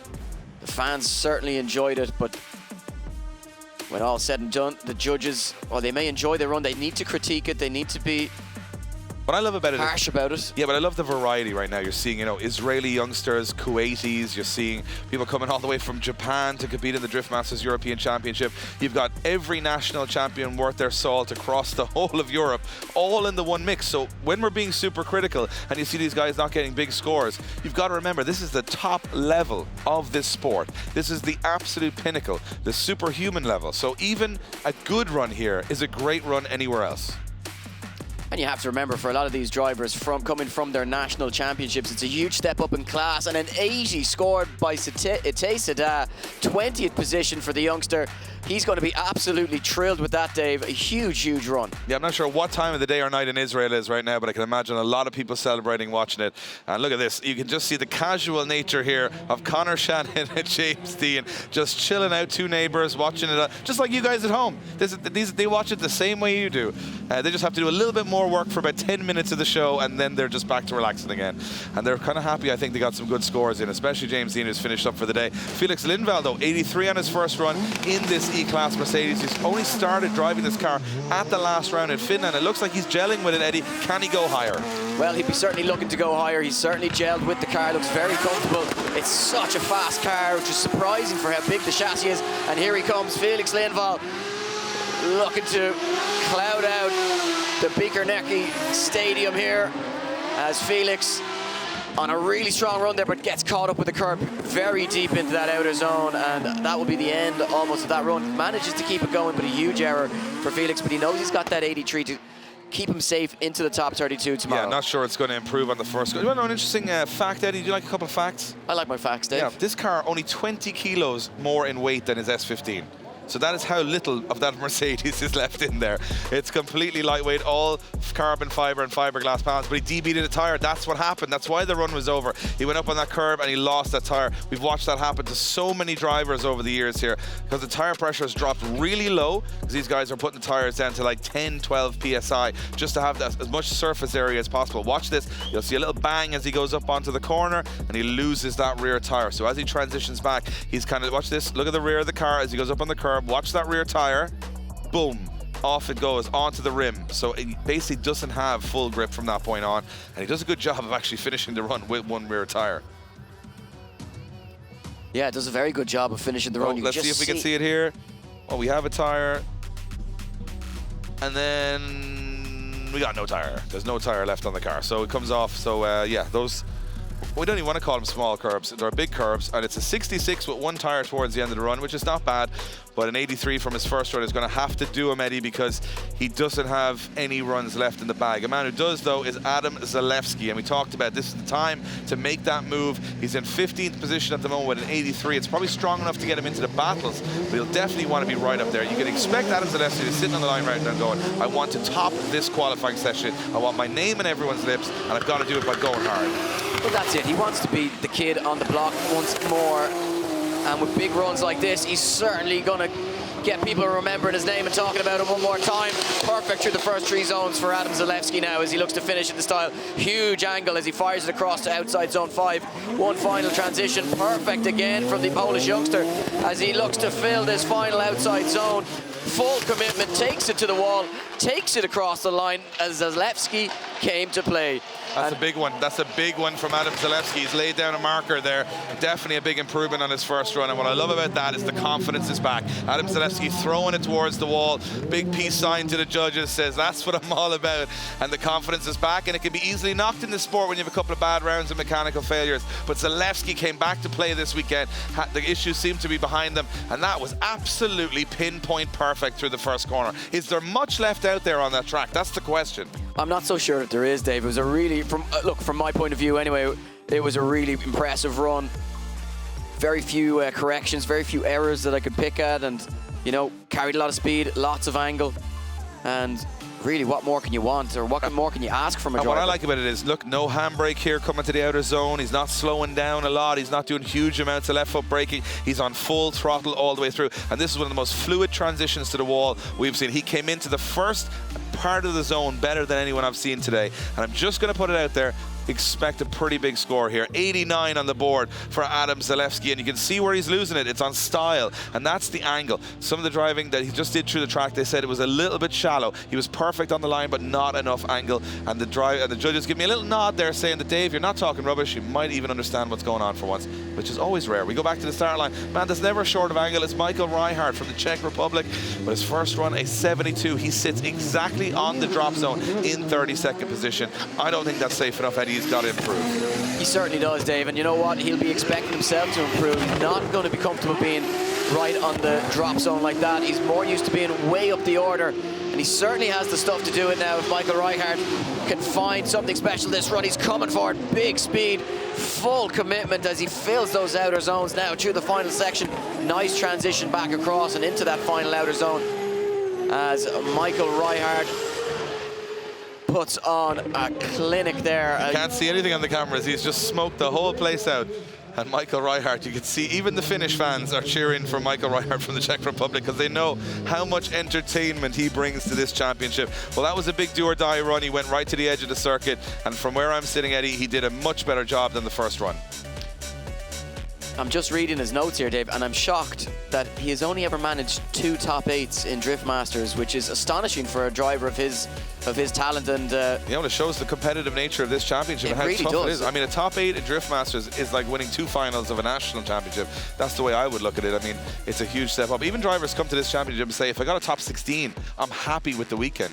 So it goes to show that nobody's taking any of these tasks lightly, as Michael Reichardt puts in a phenomenal run. He comes so fast into this wall run at the end. I mean, I thought he was going straight in the wall. And as advertised, the tire killer does exactly that on his second run in qualifying. An 86 from Michael Reichardt puts him up into 11th position. You can see that he stayed just off screen. He could stay to look at his own score on the screen, and he almost jumped straight out of the car with excitement. He was so happy with that one. And Michael Reichardt, always full of emotion, and he lets his driving do the talking, and he very much one of our favorite drivers on the grid. And so is this man, Manuel Vaka from Italy, the highest ranked driver from Italy. Well, he's not the highest ranked driver at the moment in qualifying because he sits outside the top 32 with a 57. Another driver that has to go higher than a 72 here or he's going home. But let's see what Manuel Vaka can do. Here he comes, Manuel Vaka, 940 brake horsepower at his disposal to try and find a spot in the top 32 for tomorrow's battles. Can he do it, the Italian here? Looking good so far through those first 3 zones now and keeping this run alive. Hard on the foot brakes there as he just makes that transition from, and a huge error there from Manuel Vaka prevents him getting into that final outer zone, and it was shaping up to be such a strong run, Dave. It looked like there was so much grip in the car that when he transitioned, it just didn't. It just stopped in the middle.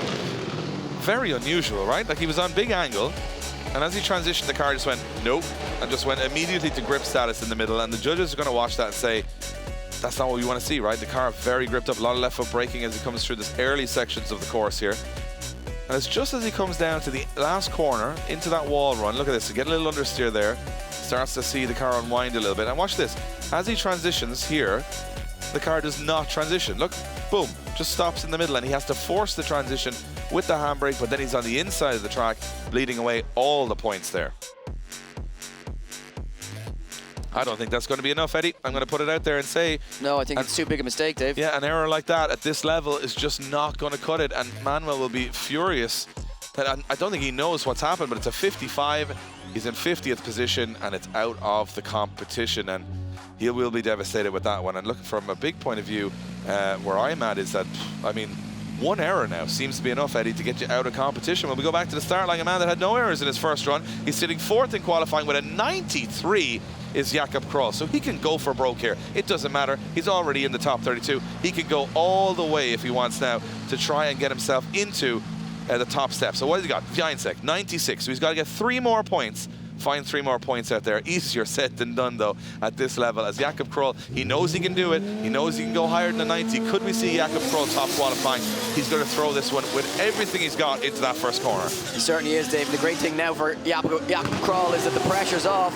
This one, just for fun, just for pride, and maybe an opportunity at taking the top step of the podium, but he's not going to do it after missing inside zone 3 and gets wild and reckless as he comes through the second half of the circuit and maybe trying to push himself to a point where he'd never been before. But Yakop Pino safe with that first score of 93, and you know what?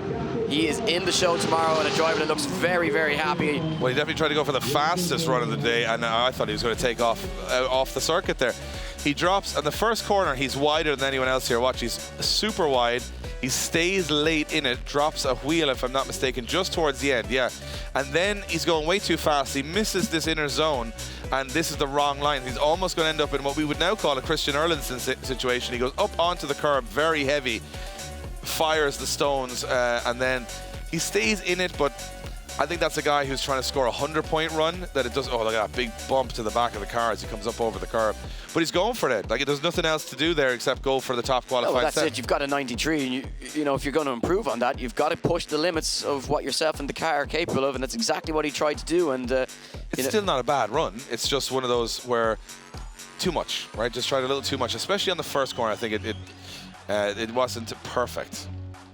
And you can see here Manuel Vaka. I mean, the speed he carried through the second corner was just ridiculous, because we're standing in the tower just in front of that corner, and it almost, I feel that a racing car couldn't go through there faster than some of these guys are going through there, without drifting. You know, you said this to me yesterday, Dave, and I'm inclined to agree with you. They come through at such a pace that, yeah, I don't think, I'm not sure there's too many track cars that could get through that section any quicker.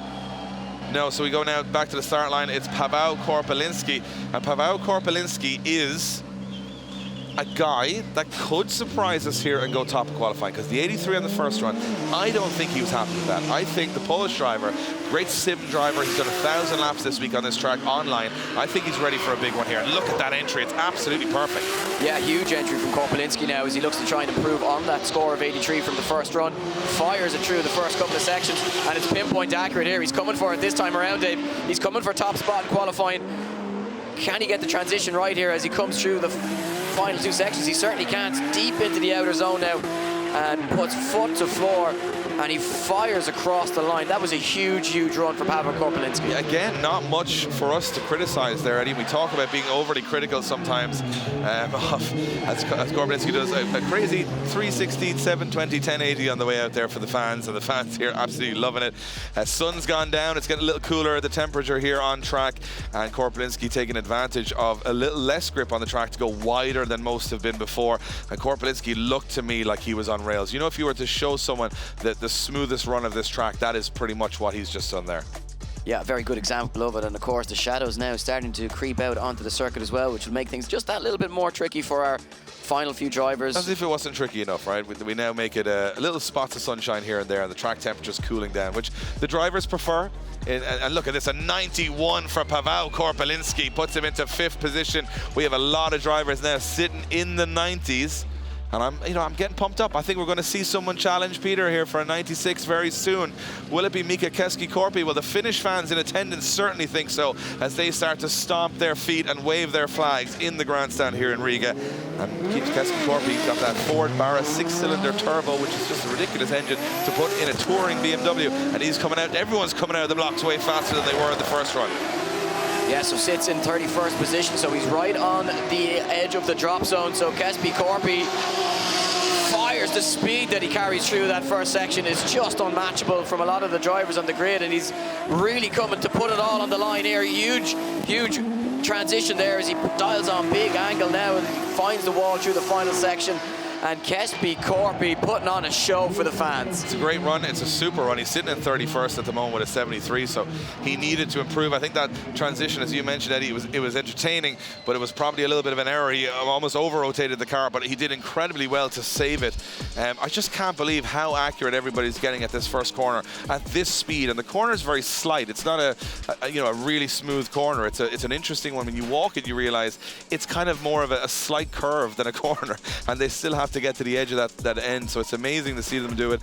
And you can see up on the curve from Keski Korpi, and as he comes through the course, this is all smooth, it's all perfect, but that transition he was lucky to hold on to as he comes through here. Watch how snappy the car gets as he loads it up, fires it back. This looked to me like he was almost on over rotation. Look at the wobble on the front wheel as he tries to get control, and he does get control and get back out to the wall. So a good run from Keski Korpi. For me, a much big improvement, and there from the judges too. 85 on the board from Mika Keski Korpi, goes into 15th position. I think he's going to be safe with that for battle action tomorrow. The Finnish fans here absolutely delighted, and they won't be putting a shirt on until they're going home on the plane on Monday, that's for sure, Eddie. So Oliver Randalou now on the start line. And Randalou, I can't believe he's even out here, because I saw that car with no engine in it about 3 hours ago, and here he is. So he got his first run of a 72. He's now on the drop zone in 32nd position. Got to improve, because I think this drop zone is going to get a little bit more worrying as we go along. Yes, well, I expect to see something big here from Oliver Randalou. As you say, on that drop zone, so he needs something special. He needs to improve on the score of 72. So far, so good, but just a little bit wide as he comes by that inner zone now. Needs to finish it perfect here. It needs to be pinpoint accurate. No room for any more mistakes from Randalou if he's going to keep himself inside the top 32 and keep himself in the hunt for a spot in tomorrow's action. Randalou gets himself across the line. And again, a 360 to celebrate as he crosses that finish line, Dave. He didn't have an engine about 3 hours ago, and now he's doing 360s in front of the grandstands. What a roller coaster drifting is. And we were hearing word, no Oliver Randalou, and all of a sudden we got Oliver Randalou at 90 miles an hour coming into the first corner, absolutely lit and putting on a pretty good run. Was it perfect? I'm not saying it was, but it was definitely, I think, better than his first. I'm not a judge, and we're not judges, and we watch this just like you guys do at home. We try and make our estimations. We watch it very much from an entertainment point of view and almost from a casual point of view, right? But the judges watch it from a very technical point of view. They are watching every score, and for us to talk and try and calculate like them, it's kind of impossible. At least that's the excuse I give for not knowing what's going on most of the time. And then the judges are watching this very much from a run-by-run basis, and they've also watched all of practice and then given that feedback to the drivers and their spotters. So there's a lot going on before you see these judging decisions come in, and it's an 83 for Oliver Randalou, and the crowd goes wild as he jumps into 18th position. That looks to me, Eddie, that could be a safe one. Yeah, he's certainly safe where he is now, Dave. Nice and firmly into that top 32. Some breathing space for him now as Randalou goes back to the pits, and you know what, decompresses after a hectic 24 hours, but he is in the game. We move it back to the start line. I'm going to say some crazy stuff here to Eddie that you might not believe. It's just been told to me in my headset. There is a different engine in this car from the first qualifying run to the second qualifying run for Latvia. He missed the first run by just a few minutes because they were putting a full engine in this car between the last run of practice and this second run. Wow, incredible work from Latvia's team to get this car back out. He's coming flying into that first corner. That's too fast. Can he hold it? He can hold it. That's definitely the highest speed we've seen in there so far. Yeah, huge speed carried by Halovnia through the first section. He's keeping it going, Dave. He wants to finish this run without lifting it off that throttle, but he has done, and he's just not got that transition correctly, and it's starting to fall away from him here just through the final sections. But what about that? That's an incredible piece of information. It just shows what these teams are capable of. It's incredible. Put a 1,000 horsepower engine in the car. What was that, an hour and a half? And then also, he went super easy on it as well, you know, just to make sure that it was all working correctly. He just went in absolutely full tilt with a brand new engine in the car. I mean, you're talking like months and months and months to build an engine like this or change an engine or whatever. And they're doing it in mere hours here. I think an hour and a half from the last run of practice to the second run of qualifying, maybe 2 hours. They put a whole new engine in that car, and they've had to plug in and tune it up and everything. That is wild. Now, has it been enough for Lavnia? It's like you mentioned, Eddie, super through the first half of the course, but just that transition towards the end was a little sloppy, and that's where I'm a little worried that it's going to hurt his score.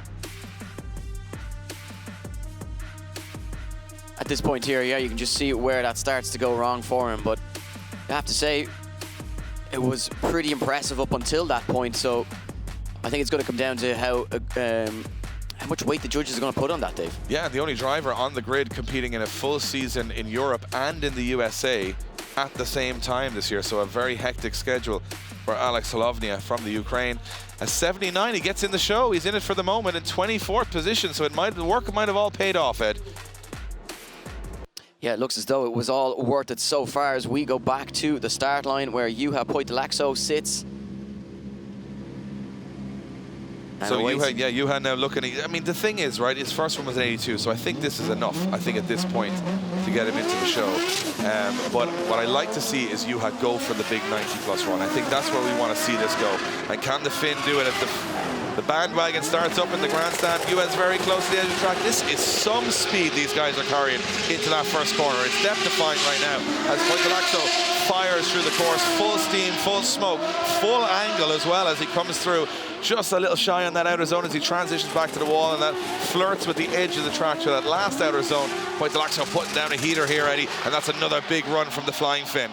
Yeah, absolutely, Dave. Using every inch of the tarmac here on the Bikernieki Circuit, and you know what?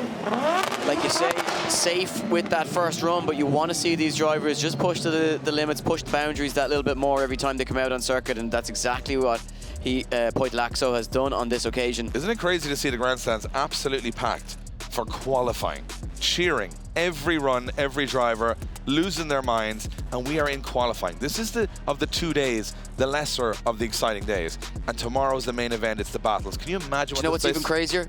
That's exactly what was happening during practice earlier on today. It was cheers in practice. The fans that come out to these Drift Masters events, it's just goosebump stuff for us. Finland was amazing, and now we come to Riga, sold out. We then head to Germany and then Poland, the biggest drift event of all time in the history of the world. We're going to the biggest stadium in Poland, the PGA Narodowe. Tickets are flying out. We could pack out that stadium. Imagine 50,000 fans for one drift event in a stadium. Sounds like it's not even real life. So we got to see what the score is there. Yeah, jump up for Juha, 88 on the board, 11th position so far. Got to say, love the run, love the commitment. Judges loved it too. That guy definitely loved it.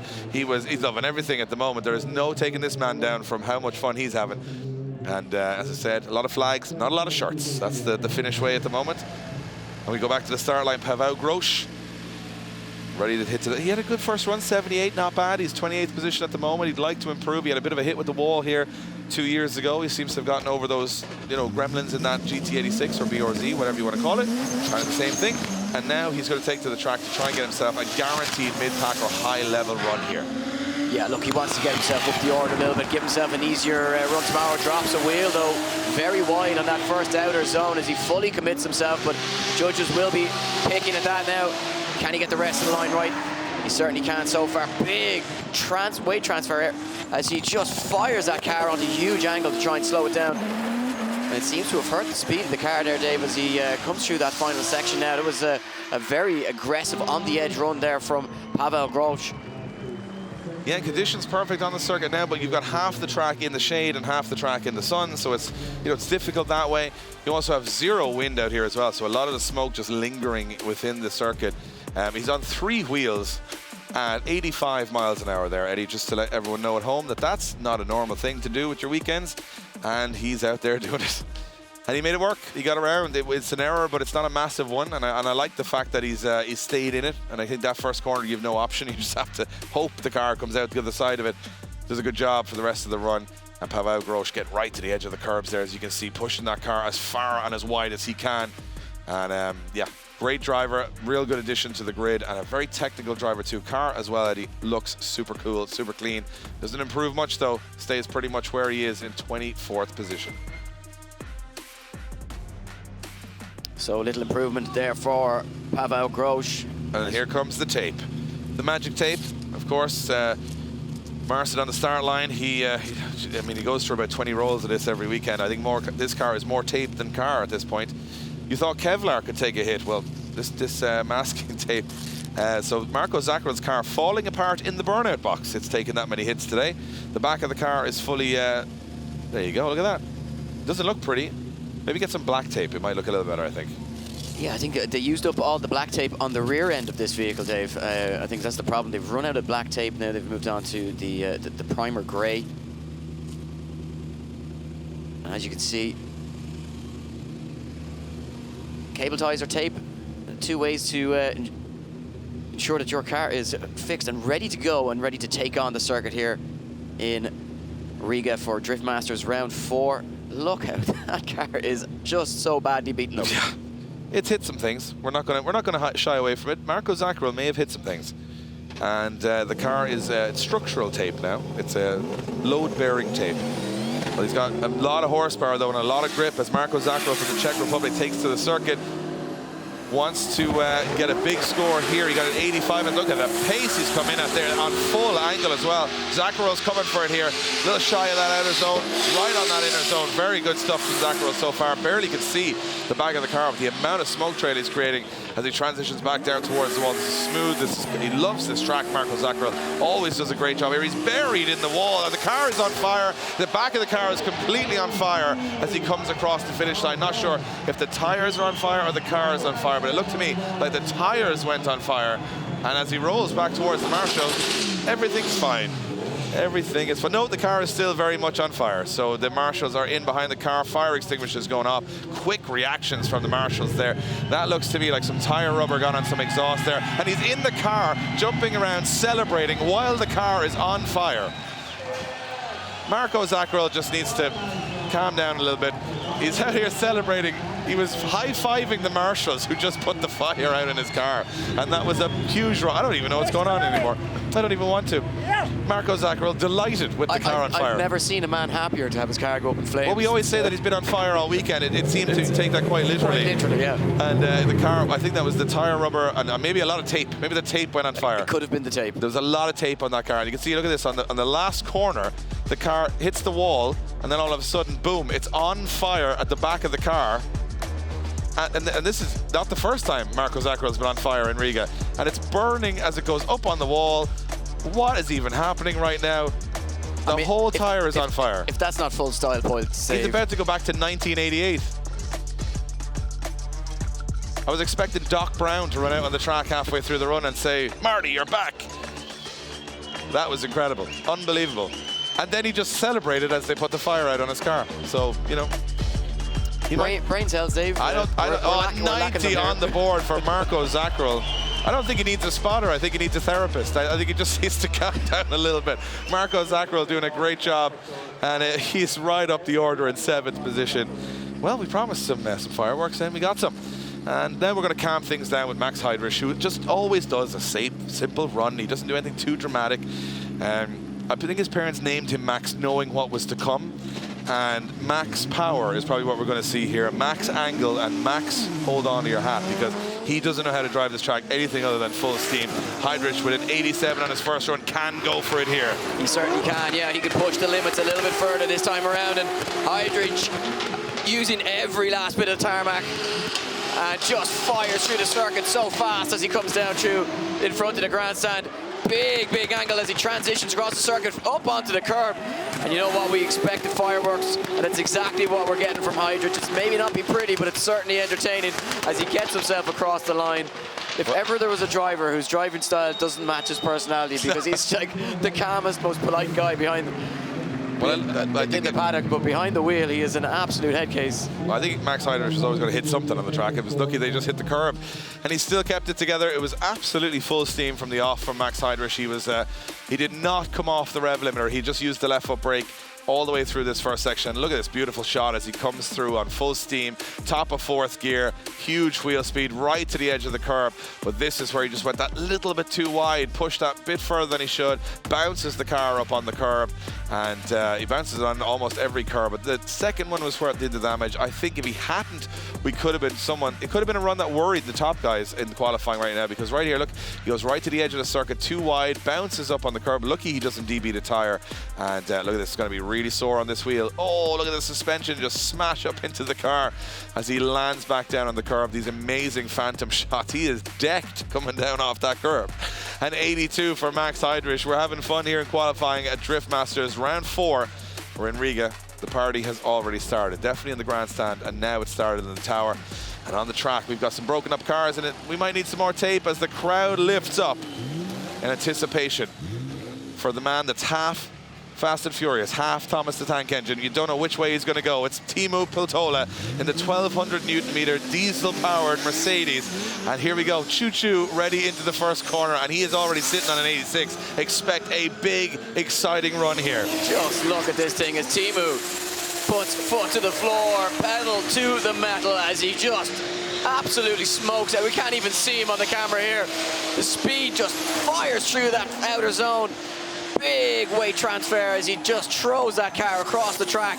Look at this for entertaining driving from Teemu Peltola. What about this for a run?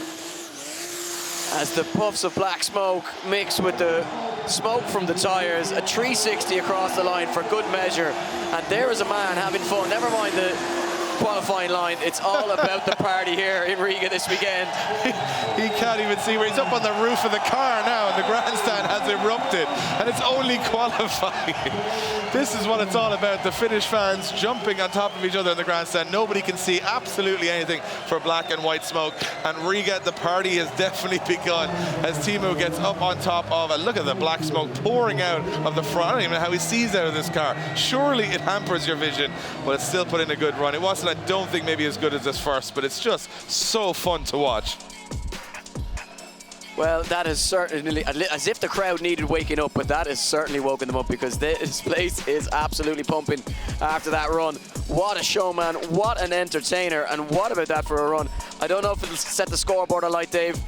I've seen some stuff, Ed. I've seen some stuff. To be honest, I don't even know what happened on that run. Just look at that image of what is happening there. It's a full 90-degree, white smoke out the back, black smoke out the front. There's people with the shirts off in the grandstand behind him. Just look how casual he looks behind the wheel. Incredible. And 85. At the end of all that, he sits in 14th position. And the showman, he's left on the recovery truck at the last round. He'll be hoping to leave at the podium this time around. And the Finnish fans absolutely loving this. I just don't know anymore, Dave. I just do not know. We go back to the start line. Oh, how do you follow that? I don't know. Yeah, well, it's going to be a man that definitely wants to improve his score. Pontus Hartman sitting outside the top 32. The Swede, he's got all the pace. He's got all the experience. Can he get it done here? We don't want to see any of our drivers go home, but at this moment in time, it's got to be a much higher score than he's achieved on his first run. Hartman goes into that corner, nice initiation, flirting with the edge of the track, not a lot of angle so far, dials it on late in the corner, fires back, and look at that switch of direction there from Pontus Hartman. Now they're starting to hook this up. Drivers really getting into the groove as Pontus Hartman sends it perfectly. Now, can he get this? They're struggling with this. Not Pontus Hartman. He's not struggling with it. Takes it right out to the wall. Very smooth run. And it looks like the Swede feeling the track now, and the crowd giving their appreciation. Huge run from Pontus Hartman. Very fast through the circuit, Dave. Notably fast. And you know what? Not too many mistakes to pick at there either. I think right from the off, he gets that car set up on that outer line very nicely here. And you know what? Keeps it safe. Doesn't drop any wheels into the dirt there. Keeps himself off the curbs. Look at this. Perfect as he comes past that inner zone and then down by the tower, or sorry, in front of the grandstand. Very nice as well. Pinpoint accuracy. And you can see here, quick dab at a handbrake as he sets himself up. Yeah, it was very smooth, very accurate. I'm not sure there was anything incredibly risky in there, but you know what, maybe that's the right way to approach the track. This for me was great. Look, he got early there and he knew exactly what he wanted to do, pin the back of that BMW all the way to the wall, all the way. It's such a long zone to get right because it never ends until the end, and you go back, and I love this because you finish the run and then you're right in front of the grandstand as you come by, so it's just such a cool venue. It's almost like it was purposely designed for drifting, but it's not, but it just works so well for this sport. And look at that, an 86 for Pontus Hartman, puts him into 16th position. Huge jump up the scoring. He's going to be delighted with that. Yeah, absolutely thrilled, and puts himself right in the mix mid-pack going into tomorrow's action, and certainly safe, you'd have to say, as we turn it back to the start line. Eric Goksal, the 18-year-old from Poland. Yeah, Goksal had a big hit with the wall in practice. I thought, you know, I would have accepted if he didn't want to compete anymore. It was a huge hit, 70-mile-an-hour dead stop into the concrete. Jumps a couple of parts in the spare car and he's back out, and he got a 74 in his first run, but he's outside the top 32. Can he get a dream turnaround here by getting himself into the show? Well, he goes right to the edge of the track. That's a good start. Certainly is a good start, Dave. Very impressive first run it was as well, so he'd be looking to improve on that score. He'd be feeling confident. And we saw the positive mindset that he had after that first run, and this is shaping up to be an absolute barn burner here as he just pins it to the wall as he entered that final zone. And I think Eric has done just enough here to get himself into the show, Dave. Love it, barn burner. Love that phrase. Love it. And you know what? Very accurate because, well, we can't say too much about Marco Zaccarel and barn burner. We just got to, you know, chill on the fire references. But Eric Gottschall, for me, the initiation much braver than the first run, the speed much higher than the first run, and the accuracy much better than the first run. So he can only hope, but to go from being buried in the wall yesterday to trying to get into the biggest show of the year here in Riga, that's a good turnaround for him. If he could make it happen. We don't know. The judges will score that run. They're independent to all of the emotion we have and all the wills and wants of the drivers. They're stone cold. They just do it completely on technicality. But it would be a phenomenal story if he could turn this around. I think this wall run at the end was one of the nicest outer zones we've seen today. Really smooth. Not much wobbling from the front or rear on the car, and he just buried that BMW. He's damaged a lot of BMWs this weekend, Eric Gottschall. There might be a couple less left by the end of his drift career, I think. And Eric Gottschall, but you know, it's okay to do it if you're trying to compete with the best. That's what it's all about. So that's exactly it.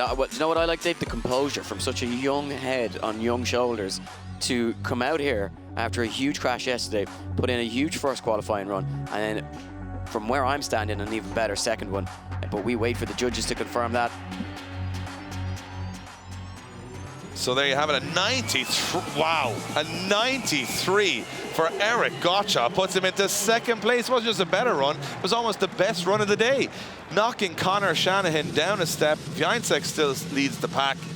Well, whatever happens from here on out in the rest of this qualifying session, I can guarantee you there'll be a lot of tape on some cars. That's a guarantee. That is a guarantee, Dave. There's more on Joachim Andersson's, and they're barely holding these cars together. They've done 3 very, very high-intensity rounds, and these cars are just barely staying together. But Joachim Andersson scored a 71. He's outside the 32 right now. Got to go big or go home. Yeah, there's no time for anything other than performing to the highest of your capabilities. It's do or die here for Joachim Andersson now as he tries to find something special, but so far so good for the Swedish driver as he looks to just get the transition right here. If he can do so, he'll be looking at a really strong run here. It's been near perfect from Joachim Andersson. Nicely across the line, he loses the rear end of the car. The spoiler's just delaminating there. You split in half. Yeah. With the speed he was carrying. I've never seen anything quite like it. It just gave up. It just said, I was not designed for this level of speed. I've had enough. This isn't what I'm here for, but you know what? That was a phenomenal run. That was a huge run from Joachim Andersson. I think that's going to get him into the show, Dave. Yeah, look, we're starting to see the pattern now from the judges. If you're smooth, they're consistent, but there was also some risk in there. A lot of speed. And if you look at Eric Gottschall's run there, that technical, fluid, no handbrake, no slowing down where you don't need to slow down, doing the best you can. And look at this, on the front brake, but full tilt on the rear. Good stuff from Joachim Andersson. You can see that rear spoiler is like, I don't know if I really want to do this anymore. And he just, throws it in on the wall. It just exits the chat and just touches the wall here, and the spoiler goes, nope, I don't want to be involved anymore. I'm gone. It was like one of those inflatable rubber men, that are just waving around, little cheerleader. Joachim Andersson doing it. Look at this, the back. Look at this. Watch the spoiler just flapping in the wind. 88 on the board for Joachim Andersson, 14th position. Gotta love it. And he jumps up the order. And I can't wait to see him in battle action tomorrow because that's what it's all about for me. We go back to the start line. It's Diogo Correa. Diogo Correa's got some nice, interesting LEDs on the front of his car there. It looks like almost like a high-end gaming PC and his fan setup there. It's very cool. But he's also got a Mercedes engine with 1,000 horsepower, which also makes no sense in his car. And Diogo Correa, well, he's a man that could come out in top qualifying here. He's brilliant in Riga. He's got an 89 in his first run. This one is just for the fans. Throws it in. Oh, he drops. I was just about to say he drops way off on the inside of the corner. Not going to plan for Correa. He's going too fast for him, I think.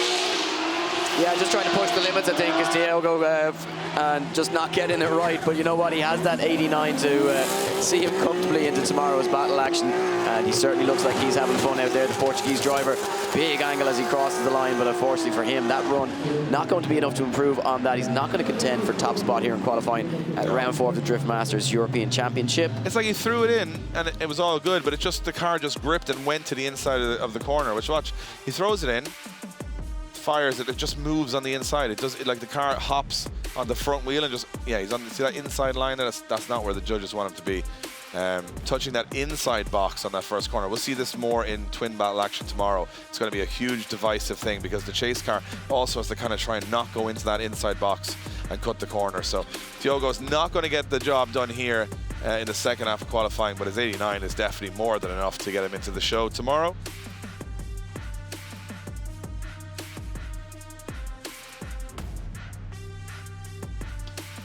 Yeah, so Diego Carrera, rather, safely into tomorrow's action, and with the performances that he's been showing that he's capable of, Dave, not a driver that you'll be looking to come up against. The 71 there on his second run. He stays where he is, 11th position. Not a bad spot to be in for Diogo Carrera. He'd be happy with that, I think, going back to the pits. He will. And you know what, the thing is, he's starting to turn his fortunes around. He didn't have a huge qualifying run in Finland, but he got on the podium, so that's what, you know, it's all about. But a man that, I'll be honest, has to get the job done here is Naoki Nakamura, because if he doesn't qualify here, he will have gone 2 rounds without qualifying for the battles, and that's where he's the, you know, the expert. So he's got to get it done here, Nakamura. He's taken all the panels off the car on the first run, fires it in here. Nakamura right to the edge of the circuit. Big handbrake through that outer zone there for Nakamura as he fires down the track here. Full speed.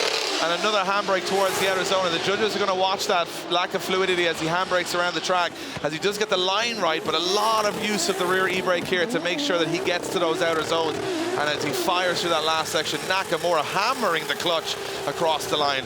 And the Japanese champion, Naoki Nakamura, gets a big round of applause from the fans here in attendance. But I'm just watching those handbrake drags, and I know the judges are watching them too. There was a lot of them, Dave, and they were very visible as well. There was no way that there was no disguising them. And I think, I'm not sure if it's maybe issues with the car or if it's just issues with trying to get to grips with the track, but Nakamura just not looking comfortable here this weekend. Well, that's the thing. I mean, those handbrakes, if you're in the chase position, are going to slow the car in front of you dramatically, and the judges will watch them. Now, the line is good, and they're going to deduct him for the handbrake drags, but they, you know, the line is good throughout the rest of the course. So I don't know what way they will affect this run. I'm not sure how the judges are going to look at it. I can see a little bit of shaking of the heads from over there, and I think the problem they have is that they have to judge all of these qualifying runs like a lead run in a battle. And if that was a lead run in a battle, he's doing a lot of handbraking to get out to edges of the track, which is essentially a deceleration. He's allowed to do it there, but again, these little ones you see through the outer zone, that's where you see a lot of other drivers use the left foot brake rather than the handbrake, because you can keep the momentum going.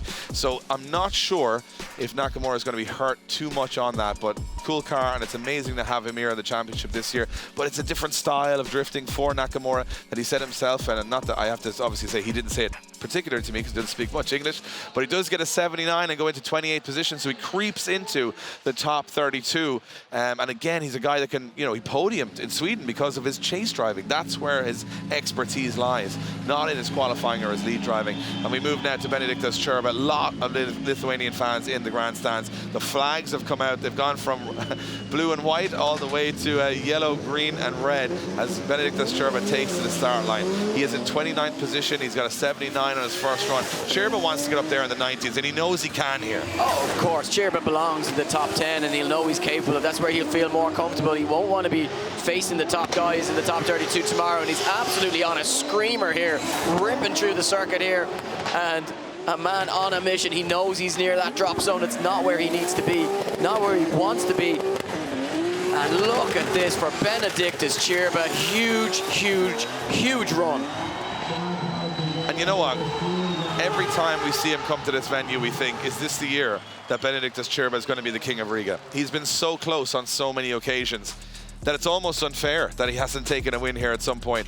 But he's going to have to go through Peter Wieniec. He's going to have to go through James Dean. He's going to have to go through the Shanahans, McKeever, Laurie Heinahan, Juha Rintanen. There is a stacked grid up at the top of that championship. And I'm not saying any other driver here won't win this. I'm just saying those guys in that championship fight will not back down from anything this weekend. Knowing that a 32 exit or a 16 exit here for one of those guys this weekend could be the end of their championship, especially for Wieniec. He's the one that cannot afford to slip up whatsoever. And right now, he's not slipping up. He's top of qualifying. Yeah, top of qualifying and the reigning king of Riga. So, you know, from the rest of the grid's point of view, it doesn't look likely, unless he has another mechanical issue, that Peter's going to have any problems here this weekend. An 85 for Benediktas Čurba jumps him into 20th position, and we're seeing these scores really ramp up now, Eddie. Big scores in the 80s going into 20th position, and I'll be honest with you, we're going to see more as we go through this in reverse order of the championship. And it's up to Kevin Piscalti now as we get towards nearly at the top 10 of the championship right now. And Piscalti, who's had a phenomenal season so far, jumping from what I would call down the order right up into the mix in the top 10. Yeah, but if he wants to if he wants to stay there, he needs to improve on this 69. He's outside the top 32 now, so this is where it's problematic for him. If he wants to continue this run of form, he's going to need to pull something special out of the bag here. And he's coming for it here. Huge pace through the circuit, filling those outer zones. Big transition now as he looks to just keep this run going. Piscalti coming for it here. Can he get deeper into the outside zone? Look at this from Kevin Piscalti. Just when it matters, he performs. He pulls it out of the bag, Dave. Well, that's the difference. I mean, all of these drivers on the grid are phenomenal drivers. There's no question of that. But can you do it when it matters? And that's the difference between a top-level Drift Masters driver and your good driver that you see every day. And can you go in front of a packed crowd? Can you go out there with not a good enough score? You have to get it done on one run. You're up against the best in the business, and it's the fastest track of the year, the most dangerous track of the year. And Kevin Piscalti shows that he's got that. He's able to do it. And you can see Kevin Piscalti firing through the circuit. I think this is going to be a much better score than a 69. And I like to see it. I like to see the progression of these guys coming through and becoming contenders, becoming an exciting addition to the championship. It always seems like you've got to learn the reins a little bit in this championship. You've got to feel the grip, feel the track. This championship running more grip than any other championship in the world, faster tracks than any other championship in the world. And also that stuff takes a lot of getting used to. Well, the rest of the grid asking the question of Kevin Piscalti. And we are about to find out if he had the answer to get himself into that top 32. And he does, Dave. An 85 jumps him right into 22nd position. And talk about producing it when he needed it. So there you have it. We're going to go down to the man that was under pressure. Becky is with Kevin Piscalti. He almost wasn't in the show, Bex, but now he is. Absolutely, Dave. Kevin, what is it like when you're sat on that line knowing that it all comes down to this second run or you're not in the top 32? Tell us the emotions. Incredible emotions. You know, it's the hardest track in my entire life I have ever been. So try to push hard and we will see. I'm really proud to the team and I'm so grateful. So we are in the mix. So we can push it harder tomorrow. Kevin, you've been pushing really hard this season. Are you looking for that top spot? We're going to see you on the top there. The title. And we will see what will happen, but the title is the goal. Well, there you go, guys. The title or nothing. I love that. Why would you bother? Why would you bother even turning up? I'm going to win the championship. That's what I'm here to do. But he's got a lot of work to do to get to that. And Kevin Piscalti getting the crowd all fired up here in qualifying. And we're just kicking off the weekend. And Kevin Piscalti says, title or nothing. And he's not that far away. He's certainly with not, a couple Dave. of results to be in. And we might laugh now saying, what are you on about, Kevin? You're miles away. Well, in Poland, he could be there. You got to set those. You got to set the goals high, Dave. You got to set your sights high, and you know what? He's got something to work towards, and he's certainly doing that. A huge second run shows that he has the resolve to do it. But we got to go back to the start line and see what resolve Kevin Piscor has got as he leaves the line. Kevin Piscor, 93 on his first run. So this is for fun, really. Only to beat Gainsek is all he can do. He currently sits right up at the top. Look at the run from Piscor. What was that on angle? As he fires through the course. Kevin Piscor is driving like a man possessed. He's going to go even more angle than anybody has into that last section. This is driving the absolute wheels off this BMW around here. As Kevin Piscor puts on a show, I have never seen a transition like that from corner 1 to 2 that worked, and he did it. Yeah, huge commitment, very brave from Kevin Piscor, and him showing there that he is not just a one-trick pony. That first run, not luck, he was able to match it immediately afterwards as he gives the crowd something to cheer about. Look at them go. Absolutely insane in the grandstands here. I cannot wait for tomorrow, Eddie. We're on our feet. We've got the goosebumps. We're in qualifying, ladies and gentlemen. We are in qualifying. And we're so excited. The crowd are excited. Everyone's pumping. But that transition from Kevin Piscor, the man needs to take a good sit down now and realize that that was death-defying. Watch this. As he transitions through, this is a full throttle, right? This is the scary bit. Absolutely wham to 90 degrees on full throttle, and he keeps it right in the zone. I mean, the angle judge cannot give him any more for that. That's full angle. And he knew with a 93, all he had to do was try and be more flare, more angle. The line was good. He hits a couple of curbs, and it's a 90 on the board. Look at that, style. 20 out of 20 for style. 19 out of 20 for angle, but he misses a couple of bits to lose the line score. I love it. Love to see how the judging criteria is broken down. There's no way you could take style and angle away from him, but I can see where couldn't deny it. Couldn't deny it. You can see where the line wasn't 100%. So we move it on to our next driver, and we're getting into the top 10 of the championship now, in 9th position in the championship. we have got Jakub Puszkonski, Kuba Puszkonski. And Kuba in this unbelievable GR86. Blue carbon. Not carbon that's been wrapped blue, it's blue carbon. So I don't even know where you get that made or how that's a thing, but he has a blue carbon car. And I mean, what's crazy is it looks like this is the first run that this car has ever competed, and it has had 3 rounds of a championship underneath its belt already so far this year, as Puszkonski looks to pull something special out of the bag here now, looks to improve on that first run, that score of 83. He dials on the big angle here now. It comes to show what he's made of as he makes a small tap of the brakes there just as he approaches outside zone 4, but gets it back singing now. Nice transition. Oh, but slows up. Dave backs out of it a little bit, and it looks like that maybe just might hurt this run just ever so slightly, but finishes it off in style deep into that outer zone, you know, and across the line. Yeah, just as he was about to head to that outer zone on the wall, I was about to say this could be one of the highest runs of the day, and then it just looked like the car, as you said, just kind of stalled up a little bit for some reason, but the first corner and second corner were absolutely sensational. Beautiful driving from Kuba Puszkonski as he gets right to the edge of the track. I mean, that is absolutely inch perfect. There's no better line through that first corner than Kuba just did there. And this transition for me, even though you're still sitting in the smoke of Kevin Mazur a little bit there, he comes through this again, really nice. Could have been a little wider there, but it wasn't too bad. And this for me was lovely. Full throttle through the next section, no handbrake, no slowing down. But then, just when it comes to this bit, just a weird little wobble here where he kind of went off just kind of let go of the wheel for a minute and said, just give me a minute, and then he got back into it again. So a very, very minute mistake in what was otherwise a phenomenal run. So will it be? I feel like we're being very negative, Eddie. I feel like we should be a bit more positive, but I want to see the 100-point run. That's what I want to see. Well, you know, you got to assume that these guys are coming out to try and top qualify. Oh, he knocked the cone off the wall as well. Love it. Always a bonus point from Dave. Golden buzzer. Cone off the wall. Straight into the top 16. Straight into the top 16. Took the cone off the wall with the spoiler. We've had spoilers peeling, we've had spoilers split, and we've had cones knocked over with spoilers. And we've had cars nearly flip. That's true. And 90 on the board for Kuba Puszkonski. And I've got to believe, without that little wobble into the wall, Eddie, that could have been our top qualifying run. I'm inclined to agree with you, because that's what it was shaping up to be. Well, the man that does sit on top step of qualifying so far is sitting now on the start-finish line. Well, all he can do is go for the 100 now. All he can do is aim for the 100.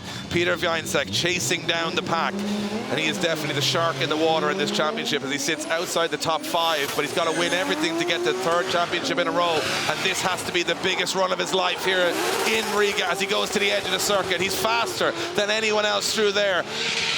And this is absolutely rocket ship stuff from Peter Wiańczek as he fires through the course. A full throttle, full angle, full commitment to the wall. Wiańczek's going for it here. This could be the perfect run of the Riga circuit as he takes it to the wall, buries the taillights in it, and that is exceptional from a man who wants this championship. Nothing short of outrageous from Peter Wiańczek there. Absolutely mind-boggling, crazy, insane run. And you know what? If ever there was a man to improve on a 99-point run from last year, well, you know what? It's not progress this year if you don't beat it or match it at least. I'm not a judge, Eddie, but I don't know what more you could do there. It had everything. I'm looking at it going, what could you do better? Like, that was faster than anyone else through the first corner. Full angle, full commitment, got all the zones, and to me, this was the pièce de résistance. This transition on full throttle, and he almost went 90 degrees to the next wall. I mean... I'm not sure if he lifted once on the whole run. Incredible stuff from Peter. Look at the smoke trail, just follows the car evenly throughout the whole run.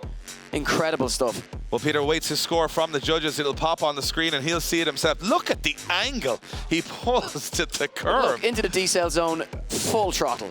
And I mean, is there more out there? Because I'm not sure what the judges... I mean, the judges are going to have their own opinions here, but from where Ed and I are sitting, there's not much more there, is there? What a phenomenal run. Goosebumps on the arms. That's what Peter Wiańczek gives you when he goes through that track. And he awaits his scores from the judges. They're having a good settle on this one. It looks like they're locked in. Where will Wiańczek go? He's already in first. It's a 98 in qualifying for Peter Wiańczek, and Becky is down on track with him. Well, Becky, that's the best run I've ever seen of this track in my life. It was an incredible run, Dave. Peter, you came in there into the roundabout at almost 90 degrees. Was there a second where you thought, am I going to catch this? Yeah, exactly. Like when I transitioned to the last corner, I was like, whew, I think it will be good, but It's so enjoyable to be here always, this track, those fans. Thank you guys for joining us. It's always a pleasure, and yeah, I cannot wait for tomorrow. We are in, that's the most important. We will have a good score probably and good points after qualification, so I'm very happy about it, but now what we need to focus is the strategy for tomorrow, and yeah, we are in, so that's great. One question that the guys were just talking about up there, did you lift at all throughout those first 4 clips? I will need to see the videos, but I think it was a little bit of a throttle blip here and there, but it was enjoyable. It was the run that I enjoyed the most, so mainly on a full throttle, and yeah, oh my God, it's all for you guys. Thank you. Take care. Well, a very happy Peter there in first position. Well, there you have it, Peter Fiancek. Well, I'll tell you one thing, 98 in qualifying. What a statement to the rest of the grid. Peter's back, he's ready. And I would not like to be going up against him tomorrow because he looks like he is on rocket ship. Like, that car is so fast here, and the confidence he has now going into tomorrow, knowing that today, when we're not finished yet, we have some guys that would like to do a 99 or 100, but I don't think that's going to be beaten today. Well, I'll tell you one man who's going to argue it is probably Dwayne McKeever. Look, it'll take something special, but we have guys that are special, that are superstars on the grid, that are more than capable of it, and these guys do not like leaving here without top step on that qualifying. Here we go, Dwayne McKeever, the man from Northern Ireland, here to take charge and hopefully take home that top spot, but already just not as perfect as Peter was through those sections. Doing a good job though, has that 85 from the first run. He'll be looking to bump that score up into the 90s. McKeever, huge angle, but just gets late into that final zone as he now just tucks into that wall, gets the throttle pinned and gets himself home. 2 runs in the bag, but how do you top that 98? I mean, he's trying. Where do you go? He's trying. And he's absolutely left the entire arena in a cloud of smoke as the fans go crazy. Probably the loudest car here on Anti-Lag is Dwayne McKeever. He loves putting on a show. But what really stood out to me is that Dwayne has an 85 from his first run, and that's only good enough for 24th position. And the judging quite harsh here in Drift Masters. He does drop out of that outer zone on the first corner, as you mentioned, Eddie. But you know what? He's at that point, I think he's overdriving a little bit here. I think he's trying to go for that 94.5 plus run. And to me, this transition here is just outrageous. He's on 90 degrees here, and then there's just kind of no pulling it back towards the last wall because it's such an amount of angle to come back from. We saw Fiancek pull it off, but you pull that move off, you know, 1 out of 10 times if you're at their level. Look at this, 90 degrees he goes to this curb. Huge angle, but as he transitions too early, needs the big handbrake drag and didn't have that fluidity that Peter had to get to the wall. Well, you mentioned about the 85, seeing him so far down the order. Interestingly enough, and this includes a 99-point run last year, 8 points separating the top 10 guys in qualifying, an 85 on the first run, an 85 on the second run, so no improvement for Dwayne McKeever, and 21st position is where he's going to sit going into tomorrow, which will mean he could have a difficult day ahead of him if he wants to take home the title of King of Riga. Yeah, and I think the interesting thing to note here, if you're keeping a tab on the scores, all our championship contenders are in the battles tomorrow. That's the story from qualifying. Some higher, some lower, some may meet each other very early in the competition, but one that definitely want to jump up out of the way is Juha Rintanen. Needs to improve here. Early initiation from Juha. The car pitches into that first corner. Much more accurate here than he was on his first run.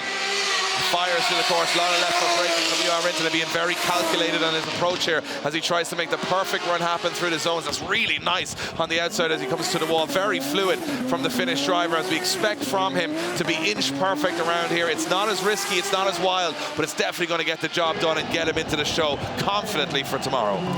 Yeah, confidently for tomorrow, but interestingly enough, if he doesn't improve on that first run going into tomorrow's battle action, he could be facing none other than championship leader Conor Shanahan. So not what Juha would be looking forward to, but you know what? Conor would be not relishing that opportunity in top 32 either. So very interesting to see where some of these championship contenders, as you said, Dave, are right up at the top of the order and some of them right down at the bottom of the pecking order. Well, I mean, it could be a good thing too, because if you take down your championship contender, you know, early in the top 32, you're the man now. You're going forward. You're taking all the points, you know. So there's you could look at it, you know, one way or the other, double-edged sword. But you got to meet them at some point, and if you meet them early, you're going to get a big advantage on them later in the competition. So there's going to be a lot of storylines playing out tomorrow as we go through that top 32. Juha Rintanen doing a good job on his qualifying run there, taking it to the edge of the track, and a lot of fluidity. I mean, Juha's driving style for me is always so inch perfect, so calculated. He doesn't take major risks.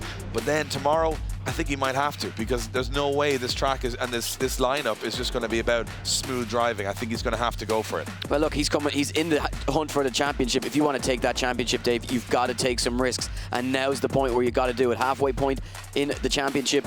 2 rounds left after tomorrow, and these guys will have very little opportunities to gain some points if there's a big deficit between them and whoever is leading the championship. So, I don't know, he's going to have to take some risks tomorrow. I think so. One way or another. Yeah, well, I think it's going to be risky for all of our drivers as we move on to the final 3 drivers in our qualifying session.